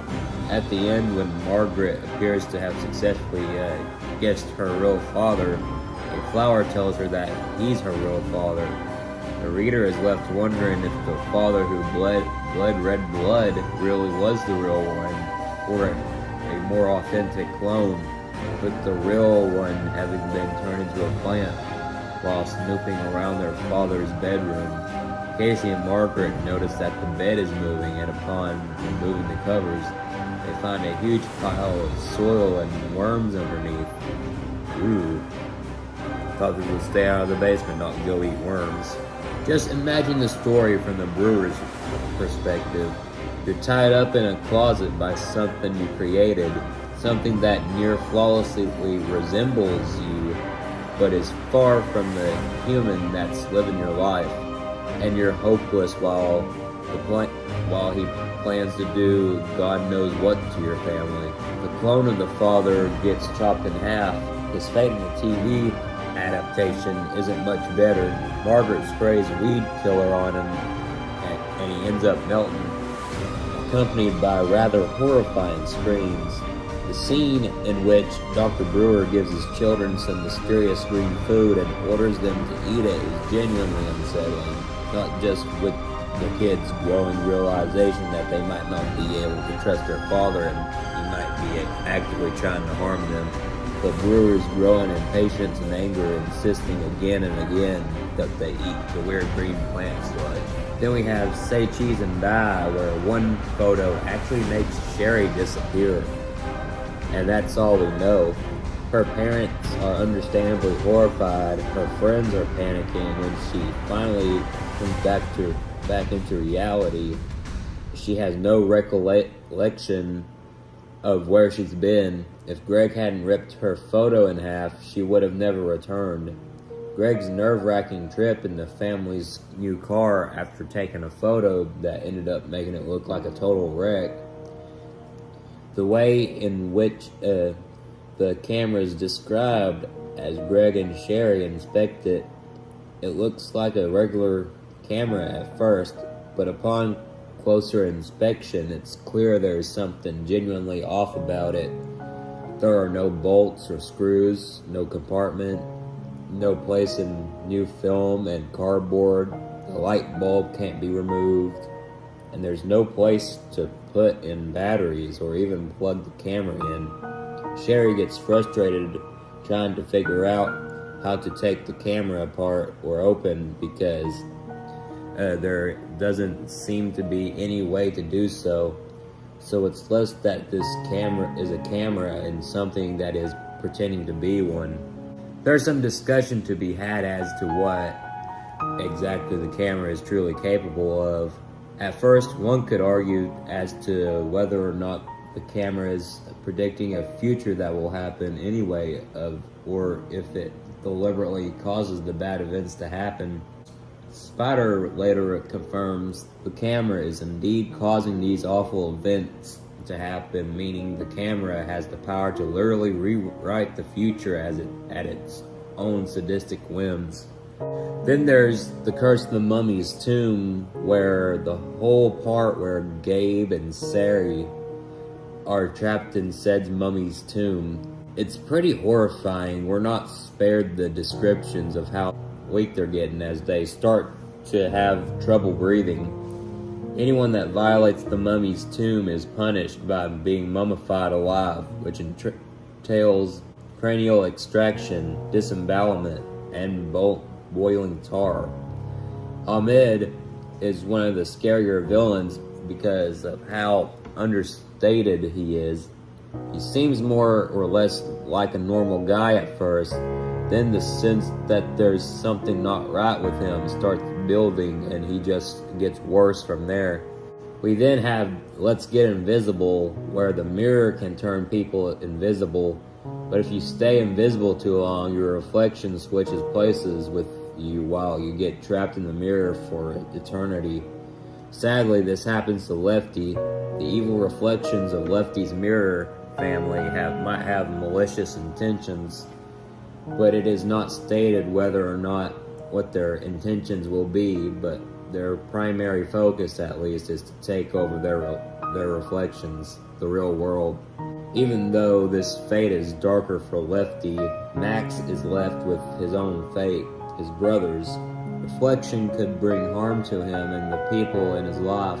The TV episode at least has a more hopeful ending of where the mirror is fixed, but maybe the mirror in the book version can be replaced somehow. There's also The Girl Who Cried Monster, which is one of the most well-remembered books of the Goosebumps series, and for good reason. It seems to be your average crying wolf plot where a girl, Lucy Dark, sees a social librarian, Mr. Mortman, becoming a bug-eaten monster after the library closes.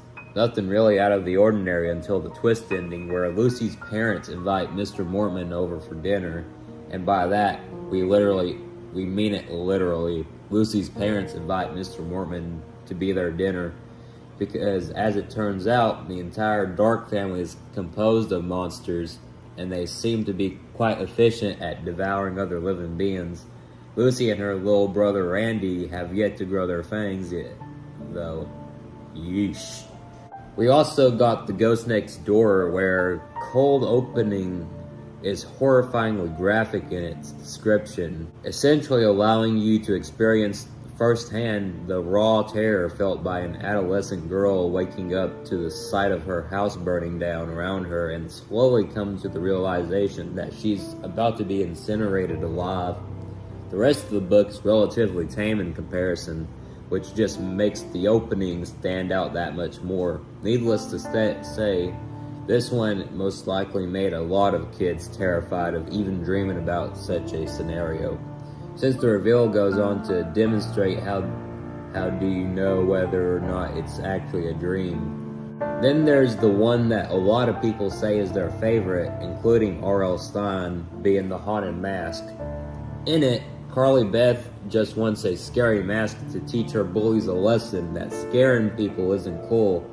The mask she chooses, unfortunately, is no ordinary mask and becomes her face. Carly panics as she realizes she can't take it off, and her friend advises her there is no line, no separation between mask and skin. That face becomes her flesh, made scarier by the fact that it is based on one of author R.L. Stine's own experiences, specifically the time when his son was young and put on a rubber Frankenstein mask, then couldn't get it off. Yeesh. The mask also begins changing Carly Beth's personality to fit her monstrous new face. She begins terrorizing her neighbors, scaring and chasing after children and their parents, and even has the urge to tear a woman who scolds her into pieces with her teeth. One moment that's particularly surreal is when the plaster replica of Carly Beth's head suddenly comes to life and says, "Help me," with the haunted mask having taken over Carly Beth at this point. It's no stretch to imagine it forced her innocent side out of her body and into the nearest vessel. If Carly Beth didn't get the mask off soon enough, she could have been trapped in an inanimate object for eternity. The Vietnamese cover art interprets the haunted mask as a monster clown with gleaming red eyes and an abnormally wide smile. It's just creepy as it sounds. We then have Be Careful What You Wish For, with the sequence where Samantha accidentally erases everyone else from existence is quite chilling. That chapter does a pretty good job of conveying what it would actually feel like to be the only person in the world. She's scared out of her mind from the total isolation and starts to panic about how she can't take care of herself and has no idea what she's supposed to do now, and nearly breaks down crying before she manages to find Clarissa and undo the wish. When Samantha wishes that Judith was her friend, both the book and the episode portray her as a creepy stalker type who at one point breaks into Samantha's home in the middle of the night. The sheer scope of Clarissa's power warrants a mention. She at first appears just a simple witch, but as the book progresses, she appears to be something even more powerful and alien. Through simple, and I'm saying this with air quotes, wish granting, Clarissa shows she can blink humanity out of existence, inflict disease and sickness, alter your personality, turn back the flow of time, and transform people into animals. Just what else is she capable of? One should be grateful she's one of the nicer magical beings in this series. There's also Piano Lessons Can Be Murder, where a guy is murdering children and stealing their hands to turn into piano-playing automatons, and we automatically see the results of his experiments on the front cover. The casual show tucker-esque way he discusses his plans to Jerry, as if he sees these atrocities as a simple art project. While he definitely had it coming, Toggle's fate at the end of the book, the ghosts of his victims rise from the pianos, take back their hands, and then drag him screaming into the forest out back, never to be seen again. The 1995 show changes this ending for one that isn't as scary, but is still pretty creepy. The Toggle of the episode is instead attacked by the ghost of his piano tutor from when he was a child, who forces him to sit at the piano and play it with respite. When Toggle pleads to know when he can stop, she declares he's going to be playing for all eternity. We also have The Werewolf of Fever Swamp, where the book can be a bit too descriptive of what the dead animals look like. Nothing too gory, but still adding more details than a children's book usually would. Averted with Grady's fate, yes, Will's bite passed the curse on to him, but Grady doesn't mind. He enjoys hunting in the swamp with Wolf and doesn't seem to be axe crazy.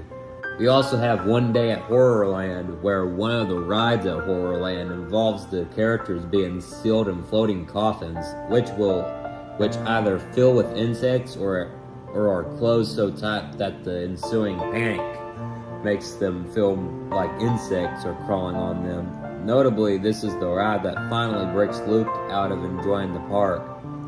The horrors trap the family at the park by blowing up their car. The horrors try to kill the Morris family and Clay by pushing them into creepy purple and pond at the end of the park. As they're being herded to their deaths, Mr. Morris tearfully begs everyone for their forgiveness for them ending up in Horrorland. Throughout the day, Lizzie, Luke, and Clay kept seeing parents with crying children and other kids heading for different rides. None of them are seen again, highlighting how extremely lucky the Morrises and Clay were to escape the park alive.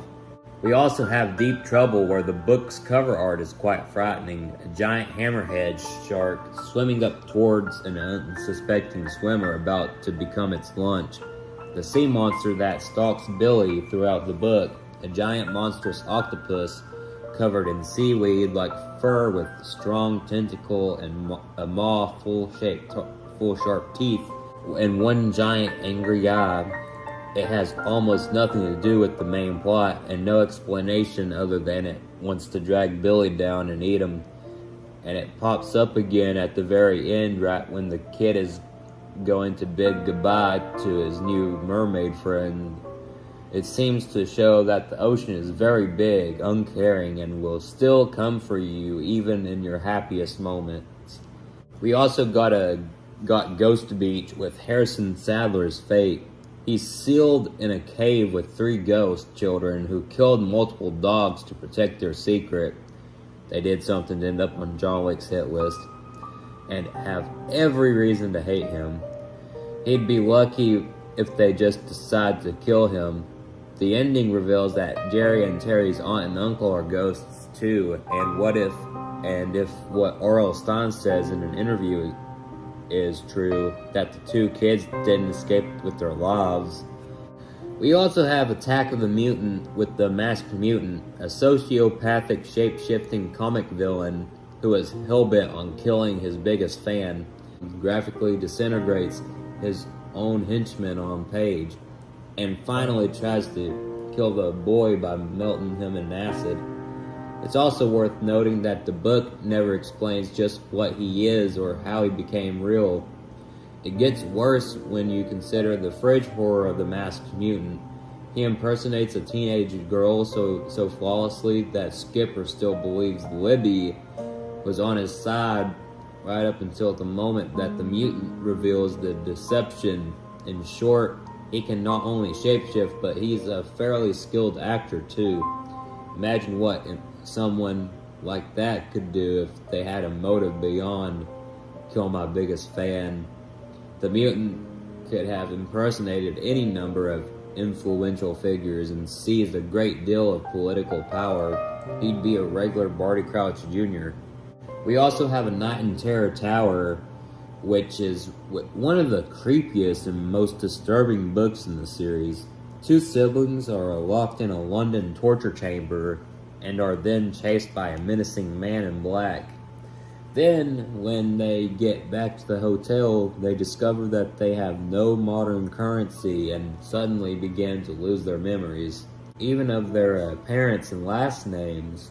It turns out they are actually a prince and princess from the Middle Ages, mentioned by their tour guide earlier in the book, who are sent forward in time and given false memories for their own protection. And the man chasing them is a notorious executioner who wants their heads on a platter. The executioner himself, he's a ruthless killer who will stop at nothing to find his targets, even if he has to travel through time to do so. Basically, he's a medieval version of a Terminator. Even the local wizard is terrified of him. The scene where the kids start to lose their memories and have flashbacks of the Middle Ages, the time period from which they came, it's every bit as freaky as in the book, and it says one of the most genuinely scary scenes R.L. Stine ever wrote. We also have Night of the Living Dummy 2, with Amy first seeing Slappy being alive when she spies on him getting out of the closet to sneak into Sarah's room again. Her narration of the door opening and then a dark shape coming out of it is very slow and bone-chilling, just like her description of how deeply disturbing his dragged walking and moving of his boneless body is, comparing it to the uncanny movements of a marionette. When Slappy gets out of the closet to directly confront Amy, how she has awakened him and thus will be his slave for the rest of her life. When Amy tries to resist Slappy, threatens her that he will start causing even bigger disasters for which she will always be blamed, reminding her that her parents already believe that she is going insane.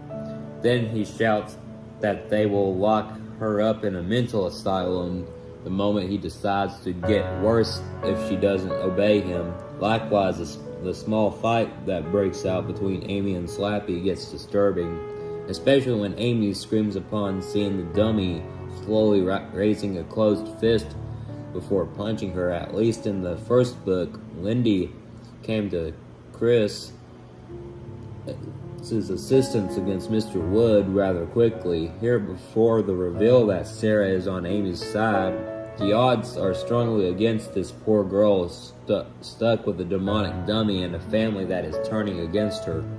We also have the horror at Camp Jelly Jam with Buddy on the cover as the worst kind of Stepford smile with a vacant grin. The scene where the trailer gets disconnected from the main car. Wendy and her brother freak out as they nearly get killed on realizing their parents weren't driving that fast. During baseball practice, Wendy accidentally clonks Buddy in the stomach with a wooden baseball bat. She goes, "Oh crap," and expects Buddy to double over in pain. He responds by telling her to switch to aluminum. Even Wendy's roommates point out that it's super weird. The comic adaptation is worse. Instead of hitting Buddy in the stomach, she hits him in the neck, causing it to bend in an unnatural manner. And then he twists it back into place and acts like nothing happened. Wendy keeps asking the counselors if there are any updates on reaching their parents. She tries to dial them using the phones, only to realize they're all fake. To reveal all of it, Wendy goes to investigate at night and finds out that Buddy is hypnotizing the counselors as well as himself.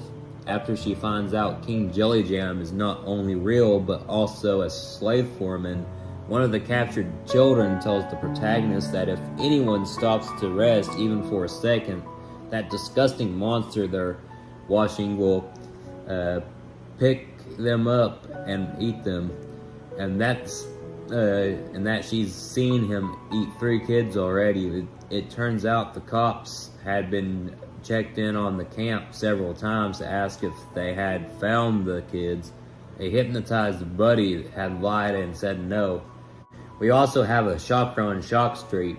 Say what you will about the story itself, but the concept of being trapped in an empty theme park where everything is out to kill you in horrible ways is a bone-chilling idea. And Jamie Tolligson's art in the graphics adaptation elevates it to nightmarish proportions, with graphic and detailed images of zombies, werewolves, giant mantids, and other horrors, all juxtaposed with Aaron and Marty's terror. When the kids land in a mud pool and are being dragged by oozing skeletal zombies into the muck, almost drowning before being rescued by Wolf Boy and Wolf Girl, who in turn just want to eat the kids' flesh for themselves, out of the frying pan into the fire. Indeed, the final few pages, Marty is seemingly electrocuted to death and lies there with a lifeless, empty gaze as Aaron desperately tries to wake him. Then her father enters the scene, is completely shadowed except for the shine of his glasses as he menacingly approaches a terrified Aaron, desperately begging Mr. Wright to help them. Aaron screams that he's not her father, and the page's last panel is a black space decorated with Aaron's fading cries. It's framed like a child is being murdered, and in some senses, she is. We also have the Night of the Living Dummy 3, where during the climax, Dan reads the magic words out loud, hoping to put Slappy back to sleep, but ends up bringing to life all the other dummies who start to crawl and get up towards them until it's revealed they're targeting Slappy, who gets overwhelmed by the horde of assaulting dummies. The scene up until the reveal that they aren't going for the protagonists is still very chilling, and it also doesn't help the fact that in the book, Slappy isn't damaged by the attack and is gifted to Zane, while there's the massive fridge horror about Trina and Dan now living in a house with an entire attic filled with the dummies. We also have Say Cheese and Die Again, with the first photo taken in the sequel causes a young boy to have an extremely sharp carpenter's nail jam through his foot.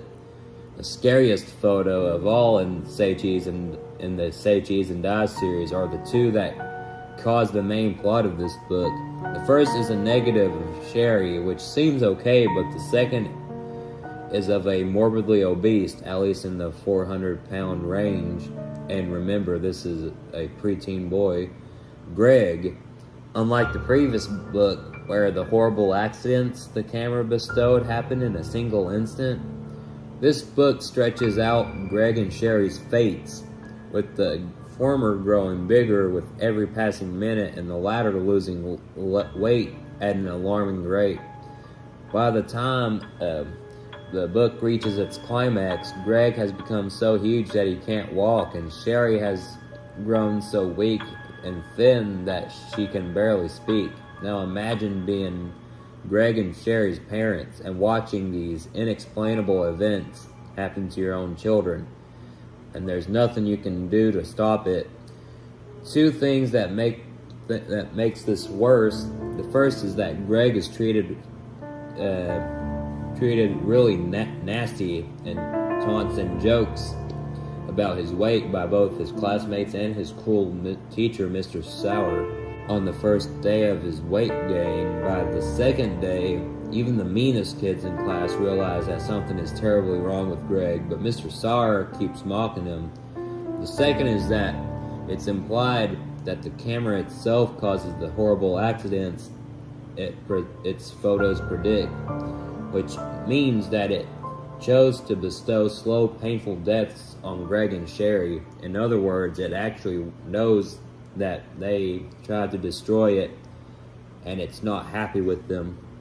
We also have Ghost Camp, which is one of the most distressing and legitimately terrifying of the original books for a few good reasons. R.L. Stine seems especially proud of how scary it is. Even Troy Steele, the blogger behind Blogger Beware, mentioned that it's the closest a Goosebumps book has come to being scary. Some of the pranks the campers pull include extreme bodily harm. One camper stabs himself in the neck with a fork, and another has his foot impaled to the ground with a tent spike. Another extreme joke is Alex seeing an apparently dead girl floating at the bottom of the lake and trying to save her. The moment he gets her to shore, she just spits water in his face and says she could hold her breath for a long time. Of course, Alex later learns he was right. She was dead, but the most terrifying prank is when a girl apparently gets her head knocked off by a stray soccer ball. What makes it even scarier when Alex says to Harry, "I saw it too." The earliest hint that the kids are ghosts is when Lucy sticks her hand in the campfire to retrieve a hot dog she dropped and doesn't even react to it. Harry and Alex are the only characters in this book who aren't dead. Everyone at Camp Spirit Moon besides them are ghosts, but even they don't know how or why they died. All Lucy says is the fog rolled in on one night when everyone was at the campfire, and when it departed, they were all dead. We're never given a reason as to why it happened or how the fog killed them. It just did. Lucy and the others have no idea how long any of them have been dead and are unable to leave the camp where it's said they'll disappear and become part of the fog. How did they come to gain this information?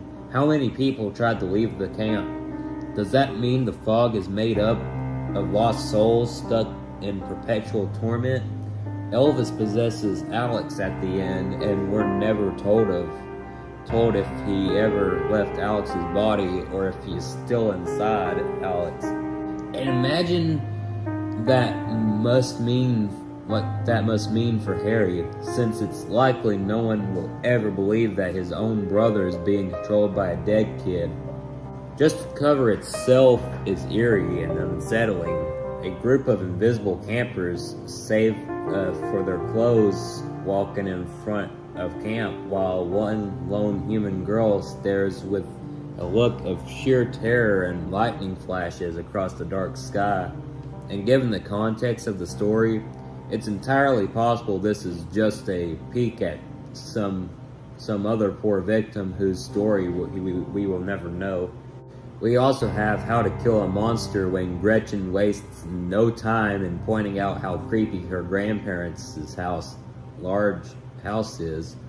The place only has 2 windows, which are barely even big enough to be considered windows, one on each floor, with none of them in any bedrooms. Gretchen doesn't fail to notice the eerie emptiness she feels in her first night struggling to sleep there. Her bedroom is almost as big as a gym, yet only pieces of furniture were a lump bed with a scratchy blanket, a small lamp with a dim yellow light, and a warped wooden dresser with the drawers hanging out. She can't help but feel as if she's staying in a prison cell. As if all the earlier stuff I mentioned wasn't enough, the rooms around the place are filled with almost nothing to find fun in. Even when Gretchen and Clark try to find things to have fun with, it all fails horrifically. They come across a room filled with newspapers and magazines, and when Gretchen tries to look through them, hundreds of cockroaches come skittering out of them and all over her body. And in the next room they find toys all over that were all broken, likely due to the monster getting a hold of them beforehand. When cornered by the monster, he grabs Gretchen and pulls her close. She can't help but stare at his face and notice that his eyes were deep, dark pools with tiny worms swimming in them. And then the monster opened his jaws wide to reveal that his mouth was filled with bugs which crawled up and down his tongue. Gretchen is understandably terrified and tries to get out of his grasp. The book, as well as the episode, end on quite a chilling note. After they escape, Gretchen and Clark run deep into the swamp at night and don't stop until their grandparents' place is no longer in sight. As they stood still to catch their breath and celebrate, Gretchen suddenly remembered that they still hadn't read the second letter that their grandparents left for them. She demands that he take it out and read it out loud, and he does so. It tells them that if they kill the monster and escape the house, stay on the road and not in the swamp.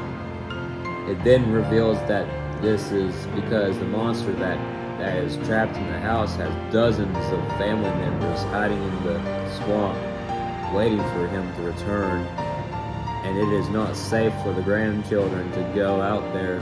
Gretchen and Clark then notice shifting shadows all around them through the dim moonlight, and can suddenly hear whistling sound throughout the swamp. Clark fearfully asks Gretchen if she has any more ideas, to which the terrified girl replies that she doesn't. We also have Legend of the Lost Legend, where the first page of the Lost Legend proclaims, "Whoever owns the Lost Legend will be lost forever." Justin, Marissa, and their father are condemned to spend the rest of their lives wandering the forests of Rovania with no hope of escape. Whatever else you might be able to say about this book, that ending will probably stay with you for quite a while. We also have Attack of the Jack-O-Lanterns, where the ending is pretty darn creepy. After scaring the crap out of the bullies, Tabby and Lee, Shane and Shauna are revealed to be the Pumpkinheads, and then they are revealed to actually be human aliens who can disguise themselves, and so were everybody else in the neighborhood they went to. As they depart, Drew offers them candy, but they say they actually eat human flesh, and they tell her she's not an adult and plump enough to be eaten just yet. The book ends with Drew continually asking if they're just joking. There's also Chicken, where the protagonist, Crystal, and her brother are both transformed into chickens agonizingly, slowly over several days in rather graphic detail. This includes lovely paragraphs describing how their human eyes move to the side of their heads, their own teeth sink into their gums, and finally how their fingers become bony claws and talons. Also, Crystal's lips harden into a beak, at her best friend's party, and she just asks for some chapstick, assuming the change has a natural cause. At several points in the book, a rumor is mentioned about a troublemaking kid who got his head mutated into a huge sponge by Vanessa. Troy Steele thought of this as an annoying gag. However, considering that Vanessa did to Crystal and Cole, it probably wasn't just that. The sheer amount of fear and humiliation the children go through is horrifying. Crystal grows a beak in the middle of her friend's birthday party while eating cake, leaving her unable to eat and almost causing her to choke. Later, both children grow feathers on their arms and necks, which they have to painfully pluck out, leaving holes. And this is before the extreme physical changes begin. They also start acting like chickens against their will, clucking when they speak, with Cole breaking into clucks in the middle of a musical solo, and pecking seeds off the ground in the chicken coop in front of the neighbors who laugh at and mock them.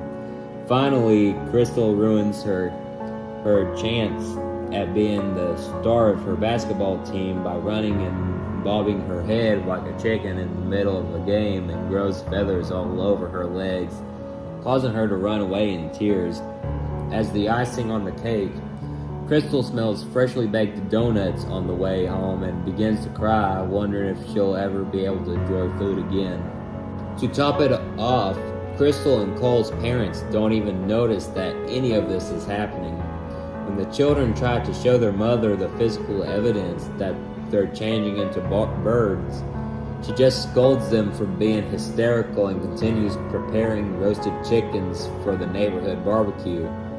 When they start acting like chickens at the barbecue, their parents, rather than being troubled that their children are behaving like animals, become angry at the kids for embarrassing them. Then to top it off, their mother gets upset that they don't want to eat her roasted chicken. Its adults are useless. Taken to such an absurd level, it makes you wonder if Vanessa had a hand in it.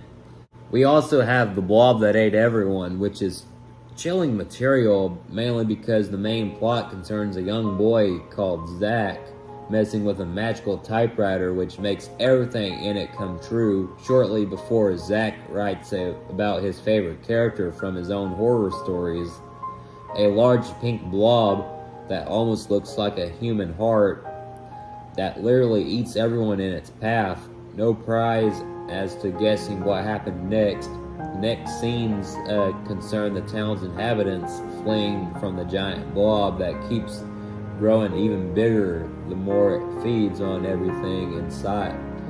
Zach fixes this in the end, but still, one thing to note is that Zach wrote about the blob eating everyone, but he is actually horrified when it swallows his mean friend Adam.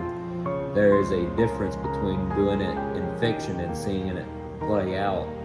At the end of the story, in the episode, but also the book, if we cut out the last chapter's twist, Zach has gained the ability to bring whatever he imagines into the real world, and it doesn't seem to be a temporary ability. What's going to happen the next time he has a nightmare? Of course, book. Zach is just a character in a story written by a blob monster, and the story's ending has been changed so that everybody gets eaten by the blobs, so he doesn't have to worry about that episode.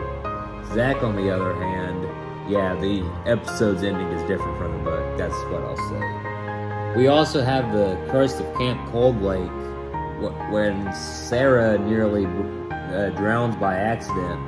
She ends up in a version of the camp that is in winter, where everything is cold and covered in frost. A girl named Della offers her a robe and place to rest, only to reveal that she is dead, and Sarah needs to stay with her so they can be buddies and cross to the other side. Della is not good with rejection when Sarah freaks out about being dead and spending her afterlife with a creepy ghost girl. Della follows Sarah into the world of the living, and starts actively trying to murder her. Sarah also can't tell anyone because no one would believe her. It gets worse when the cruel twist ending reveals that Della did succeed in killing another camper the previous year. Brianna, in the climax, Della reveals that she tricked Sarah into running into the woods to get away from camp. Why? Because Della didn't drown. She was killed by a poisonous snake, and the woods are full of them. Brianna shows up to save Sarah, only to reveal that she wanted to kill Sarah personally to ensure that she had a buddy. Sarah's frozen with her, and the novel ends with Brianna setting a snake on her. The camp covered up 2 accidental deaths related to the woods and don't explain why none of the counselors would told Sarah about dead campers, and she doesn't find out until it's too late. The cover, hands down, it's a skeleton of a teenage girl with unnaturally bright hair and deep, piercing, unblinking eyes staring down the viewer, emerging from the lake, made worse by the fact that this thing isn't even in the book, with the antagonist being a regular ghost girl, unless that actually is the corpse of Sarah after Brianna killed her and ditched her body in the lake. We also have the haunted school, where the cover of the book deserves a mention. At first, it looks like a normal open locker with a bunch of pages falling out of it, with the inside pitch black, but if you look closer, there are, we kid you not, eyes staring at you. The sequence where the protagonist and his friend, who are in the black and white world that the missing kids from 1947 are trapped in, go outside of the school and are captured by savage kids who perform strange rituals from the color world, gray, involving a vat of boiling oil. At the ending, quite possibly the most horrifying in the entire original run, the photographer responsible for the horror of Bellwood is back, and he's about to take another class picture with Tommy and Ben, powerless to stop him. And finally, at least for Goosebumps, we have I Live in Your Basement, where a girl turns inside out, described in full detail. The main protagonist, Marco, caves Keith's skull in with a paper weight. Keith falls to the ground and lays there unconscious, without breathing for a moment, which Marco is horrified by. Marco's head injury after he is smacked by a softball or bat at the full detail of how he feels counts as well. Right after he is hit, the details of his injury are just unsettling to read through. The ground tilted, the pain exploded in Marco's head, everything turned bright red, which actually forced him to shut his eyes, and the ground swallowed him out of his consciousness. It's not only scary, it's incredibly painful. Just imagine that pain. The fact that it's told in first person gives the reader a vicarious experience of this kind of pain, which makes it even worse, made even worse by the fact that Marco is only 12 years old, and as you would know, very few people around that age or younger have survived getting struck on the head by a bat, especially after the full-blown detail of the injury mentioned earlier. The boy Keith also elicits very strange and disturbing stalker vibes, especially considering how the young protagonist is. Then there's the fact that the story descends into a complete mind screw after Marco gets hit in the head with a softball bat. While it can be interpreted as Marco suffering from his concussion, the end actually reveals that Keith was having a nightmare about being a human and living above the basement. The fact monsters live in the basement and do not dare emerge elicits some likewise very disturbing vibes. The whole story is just a long series of contradictions. Even the aforementioned twist ending makes very little sense in context or otherwise. At one point, after a bunch of bizarre happenings, Marco's mom takes him to the doctor. After Marco explains what's going on, the doctor just calmly says that they need to remove Marco's brain and examine it under a microscope. Marco is absolutely terrified, but neither the doctor nor his mother act like there's anything weird about this. It turns out this part of the book is all just a dream, but it's still pretty weird and scary. The last thing I wanted to talk about is scary stories to tell in the dark, with stuff like the big toe. A boy finds a toe, his mother cuts it into 3 pieces, and the boy and his parents eat it for dinner. A haunting voice awakens him in the night, asking where its toe is. The boy is of course scared and does not know where the voice is coming from. The voice slowly creeps through his house, up the stairs and into his room. The way it all plays out is spooky and has a similar ending to Just Delicious from the 3rd book. The alternative ending is also creepy. The boy sees the creature climb down his chimney. He asks what his big eyes are for, and the creature answers, "So I can see through you."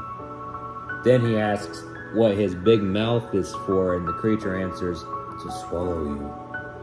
Then he asks what his sharp teeth are for, and the creature answers, "To chomp your bones.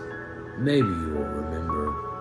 A girl's mother dies in a hotel, and the hotel covers it up and makes it look like nobody had been in the room. Quite a nightmare.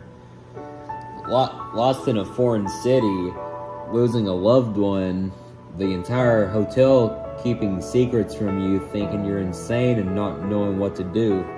Like Cat's Eye, a short but unnerving tale about shadowy little men with glowing cat-like eyes who drive up to a sick man's home in a hearse, rush with superhuman speed past his wife, and rush back out carrying something into the hearse with them. As they drive away, the wife returns to her husband to find him already dead. One Sunday morning, a woman attends a different church than she usually does, only that to find that it is a service of the dead, and they are furious at her for being there. The later discovery of the woman's shredded jacket proves that both her supernatural encounter was real and that the undead had savage intentions. One of the least scary stories in the book gets one of the most terrifying and iconic illustrations: the haunted house. The house is haunted. Preacher man is called in to exorcise. He meets the ghost. The ghost tells him where some treasures it is and leaves her finger bone with him. Preacher man digs up the treasure and uses the ghost's finger bone to out the guy who killed her. The ghost's killer is punished and she is put at peace. The end. Now the illustration, on the other hand, shows the heavily detailed face of a rotting female corpse with empty eye sockets and a decaying mouth that weakly hangs open. Even worse, one collection put the offending illustration right on the cover. Harold, a living scarecrow modeled after a hateful farmer, skins a man alive and leaves his skin out to dry in the sun. Sounds 3 fishermen take refuge in an abandoned house during a thunderstorm and hear a man, or the ghost of a man, murdering a woman and disposing of her body. The scary part of the story is that this is something that can and has happened in real life.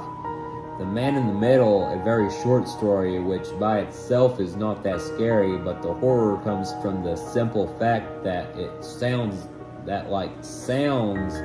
it could easily happen in real life. 2 guys get on the subway assisting what appears to be a drunk friend and get off at a different stops. Then it's revealed at the end that the 3rd man was dead all along. The red spot, a girl develops a real bump on her face. She doesn't know what it is. Her family can't figure it out, and even a doctor they bring in can't work it out. The whole time the bump is just growing and itching at the end. The red bump suddenly bursts while the girl is taking a bath. A swarm of small spiders crawling out from where their mother had laid eggs in her cheek. Oddly, the horror of the illustration comes not so much from the spiders as from the girl's extremely pained face, namely how Gamel drew it. Her screaming face is stretched into a horrible caricature of terror and agony, staring directly at the viewer. Is something wrong? Illustration? Something with a giant bloody skull for a head is tapping a man on the shoulder. The window. A young girl, Margaret, is attacked by a vampire, and not a classical movie vampire, a hideous creature with a shrunken face like that of a mummy, its yellow-green eyes gleaming like a cat's eye. Maybe it looks like Orlok. She survives the attack, and her brothers manage to kill the vampire, but it still make you move any beds near a window far away. Even if the Brett Hellquist illustrations are tame, the illustration he does for the window is surprisingly creepy. Nothing like looking out the dark window to see a skull face looking at you, complete with eye sockets glinting in the dark. Knee-tied Dodie Walker, not just the extremely scary illustration of a screaming decapitated head, but the fact that this story takes the comfort of having a dog with you when you're scared and tells you that the dog will lead some horror to you, then drops dead before it can protect you. The dreams illustration, the story very simply describes the mysterious woman of the eponymous dream as having a pale face, black eyes, and long black hair. Unfortunately, Stephen Gamel took the already present eeriness of the situation and dragged it much further by giving the woman beady eyes with a jaw like an orangutan and an alien-esque slit-like mouth. Plus, the expression she's wearing is vague but can't quite be called a smile. Or if it is, then it's like the Joker smile. You can't tell if it's happy or sinister. The story implies that she's meant to be creepy good. What with how she warns the main character of being in an evil place and urges her to leave while she can, but still, oh Susanna. Not only is the original illustration terrifying, it has little, if anything, to do with the story it accompanies. The story is a classic. Aren't you glad you didn't turn on the light? Urban legend, while the illustration depicts a withered head with a single arm glaring down at a man in a rocking chair being pulled through the sky by some sort of flying eyeball. The new illustration depicting an irritated young woman lying dead is more literal. As for the story itself, it's intended to play on the fear of the predatory serial killer lurking around preying on women. Sam's pet, the boy's parents, find a scruffy little stray dog on vacation in Mexico on the side of the road and bring it home for him as a present. A few days later, the dog starts foaming at the mouth. So they take it to the vet, who tells them that it's not a dog at all, but a sewer rat with rabies.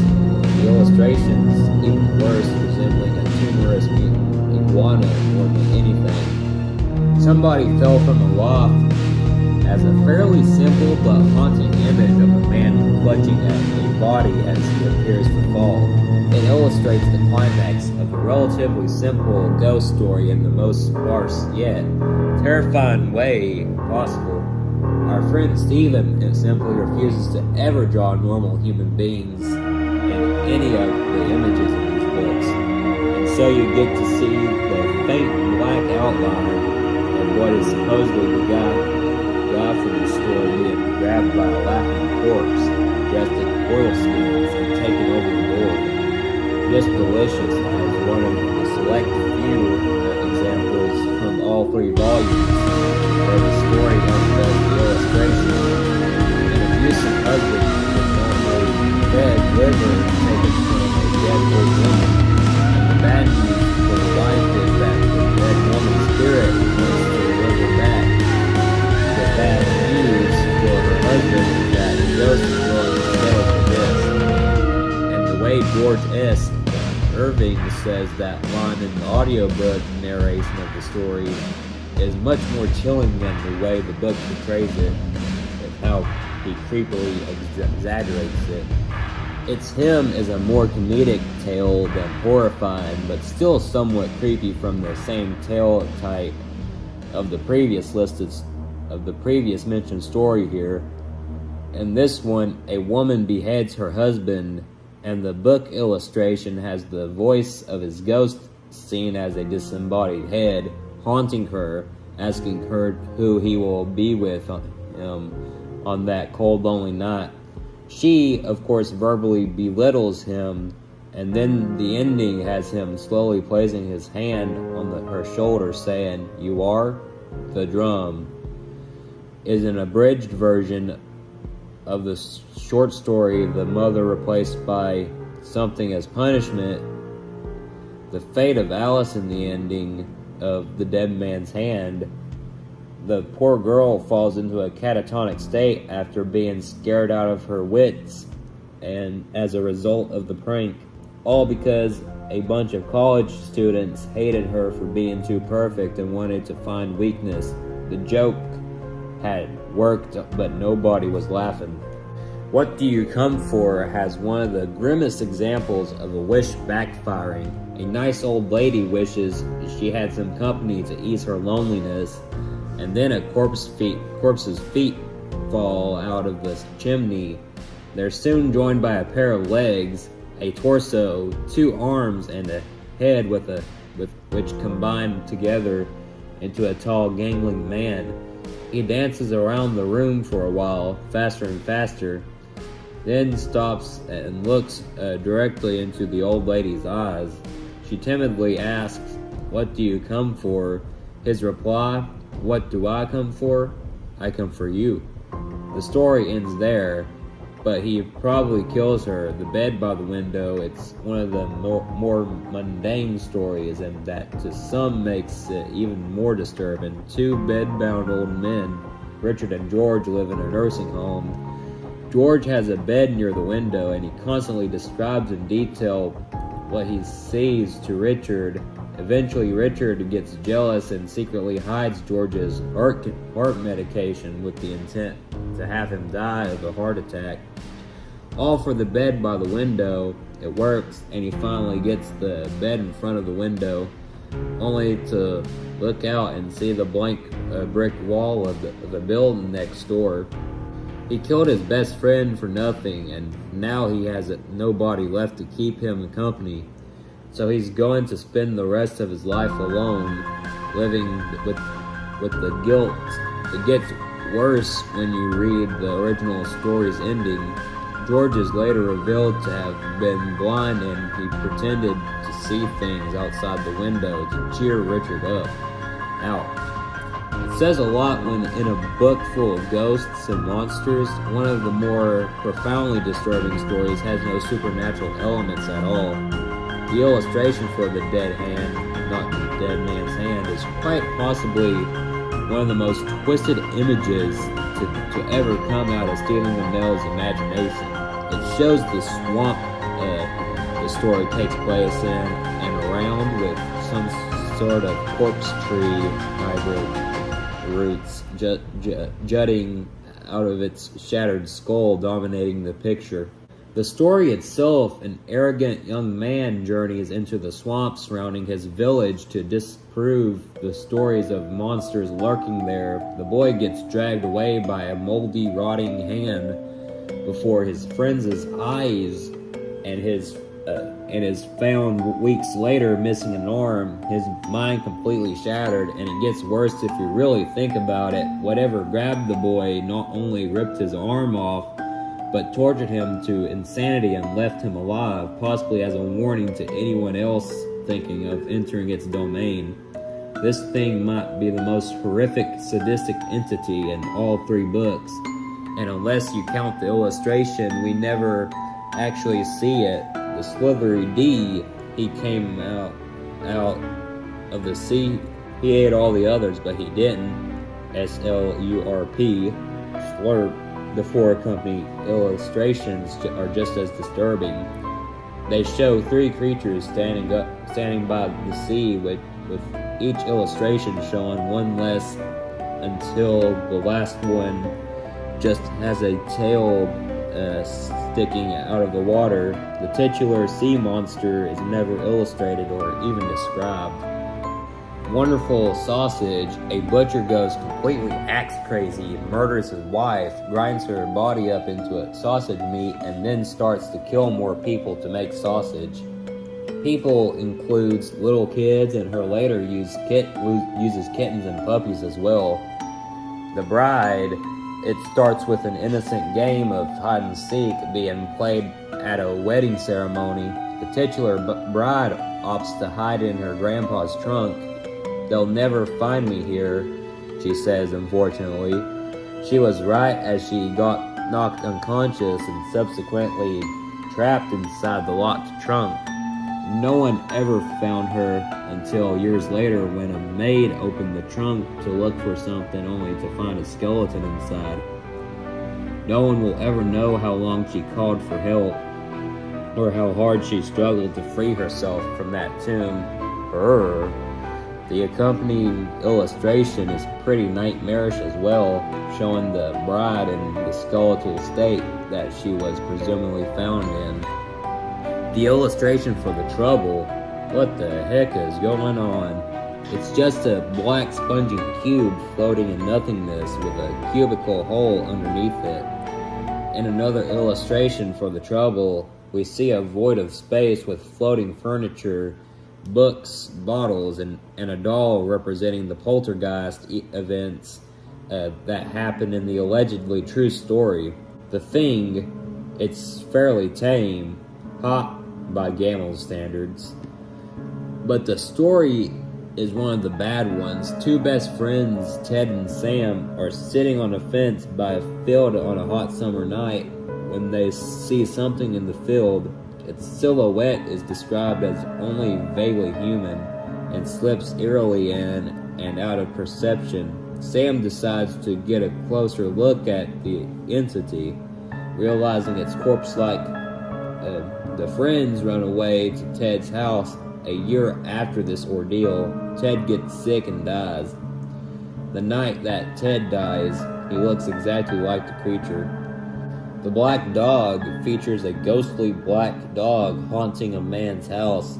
It doesn't do anything bad at first, but when the man brings in his guard dogs for the second time, things get a bit hairy. The guard dogs detect the black dog and start barking at it, and one of the dogs gets attacked and killed by it, its throat being out, while the other dog owners in fear. In the end, the man has no choice but to leave the dog and let it roam around his house every night. The Wolf Girl is supposedly a true account of a feral child raised by wolves near the Rio Grande. The last anyone saw of her was when she was a young adult, nursing 2 wolf pups. The story is tame, but the accompanying illustration is plain freaky. You can't tell if it's a picture of a girl turning into a werewolf, a wolf with a girl's head, or a girl on 4 legs with long hair that resembles a wolf's pelt. The opening line is chilling in itself. A young child is stolen by wild animals. For some reason, the animals raise the child instead of eating it. It learns to make the sounds they make. It learns to eat, run, and kill the way they do. After a while, it only looks human. The Voice is a very short story, but still loaded with paranoia fuel. A girl hears a voice whispering that it's coming for her. First up the stairs and then standing in the hall, and then standing right next to her bed. Pause, and I've got you. The girl calls for her parents, who look everywhere in the room for the source of the voice, but they can't find anything. Nobody knows what the voice is or where it came from. Footsteps is another paranoia fuel / nothing is scarier hybrid story. The girl is doing her homework in the dining room when she hears someone enter the house. It's not her mother though, since the footsteps are heavier and they proceeds upstairs. The girl remembers that her sister is in her bedroom and rushes to check on her, but she's sound asleep and no one is there. So the girl returns to the dining room and she then hears footsteps heading downstairs in her direction. And just as the door to the dining room begins to open, she yells at the owner to get out! Whoever or whatever it is promptly leaves when the girl looks out the window. No one is in sight and there aren't any footprints in the snow. Bess is about a farmer who owns an old horse, the titular Bess, that he had raised from the foalhood, but he gets a warning from a fortune teller that Bess will cause him to die. Startled, he sells Bess to another farmer who takes care of her until she gets so sick that he has to shoot her to put her out of her misery. The first farmer goes to say goodbye to the horse and pets her skull, but then a rattlesnake, which made its home in Bess's skull, bites him and kills him. The fortune teller's prediction had ended up coming true. Something Was Wrong features a man named John Sullivan who is walking along the street. He asks a woman walking toward him for the time. To his confusion, she screams in fear and runs away in response. Later on, she finds out that other people are afraid of him, including a taxi driver who sped off after John tried to get a ride home. He finally decides to call his wife to get help, only to be told by someone that she's at his funeral. Room for One More, the main character has a dream about a hearse filled with people appearing outside of the house where she's staying. The driver calls out the title line, then drives away. The next day, the dream turns out to have been a premonition. The protagonist is about to step into a crowded elevator when a passenger with the same face as the driver says, "There is room for one more." The man wisely declines and the elevator crashes, killing everyone on board. The curse tells the story of a group of frat boys who take two freshmen for their initiation. They are to stay in an abandoned house where 2 murders took place for an hour and not make a sound, and their only source of light is a candle. When the freshmen go in, their candle goes out when they reach the 3rd floor. When an hour passes and the freshmen don't return, the frat boys go in and try to look for them. All they find is fresh blood on the floor. Not even the police find anything. The worst part is the ending after they graduated. The frat boys found themselves the victim of a curse. Every year on the anniversary of the initiation, one of them either dies or goes insane, and now the narrator is the only one left. As mentioned before, the illustrations alone are nightmare fuel and of themselves, but it deserves a second mention because they're just that scary. And this is a children's book series. Moral Guardians tried to get the books banned because of the illustrations. While they weren't banned, they were re-released with tamer illustrations, which was met with huge backlash. Awesome art, though. They may be those drawings are still bound to haunt your dreams for years. And that concludes me listing off scary things in non-horror / family-friendly media. I know it's probably the longest video in this series of Halloween videos, and hopefully I didn't traumatize you guys by bringing up old childhood horrors. My next video will be a book review on Seasons of Flesh and Flame by A.G. Howard, the sequel to Shades of Rust and Ruin. Be sure to like, comment, subscribe, hit the notification bell to be notified for new videos. Follow me on my TikTok and Instagram. As always, my name is Mac. Stay spooky out there. Woo! I see it, and now it's all within my reach. Possibility. I see it now. It's all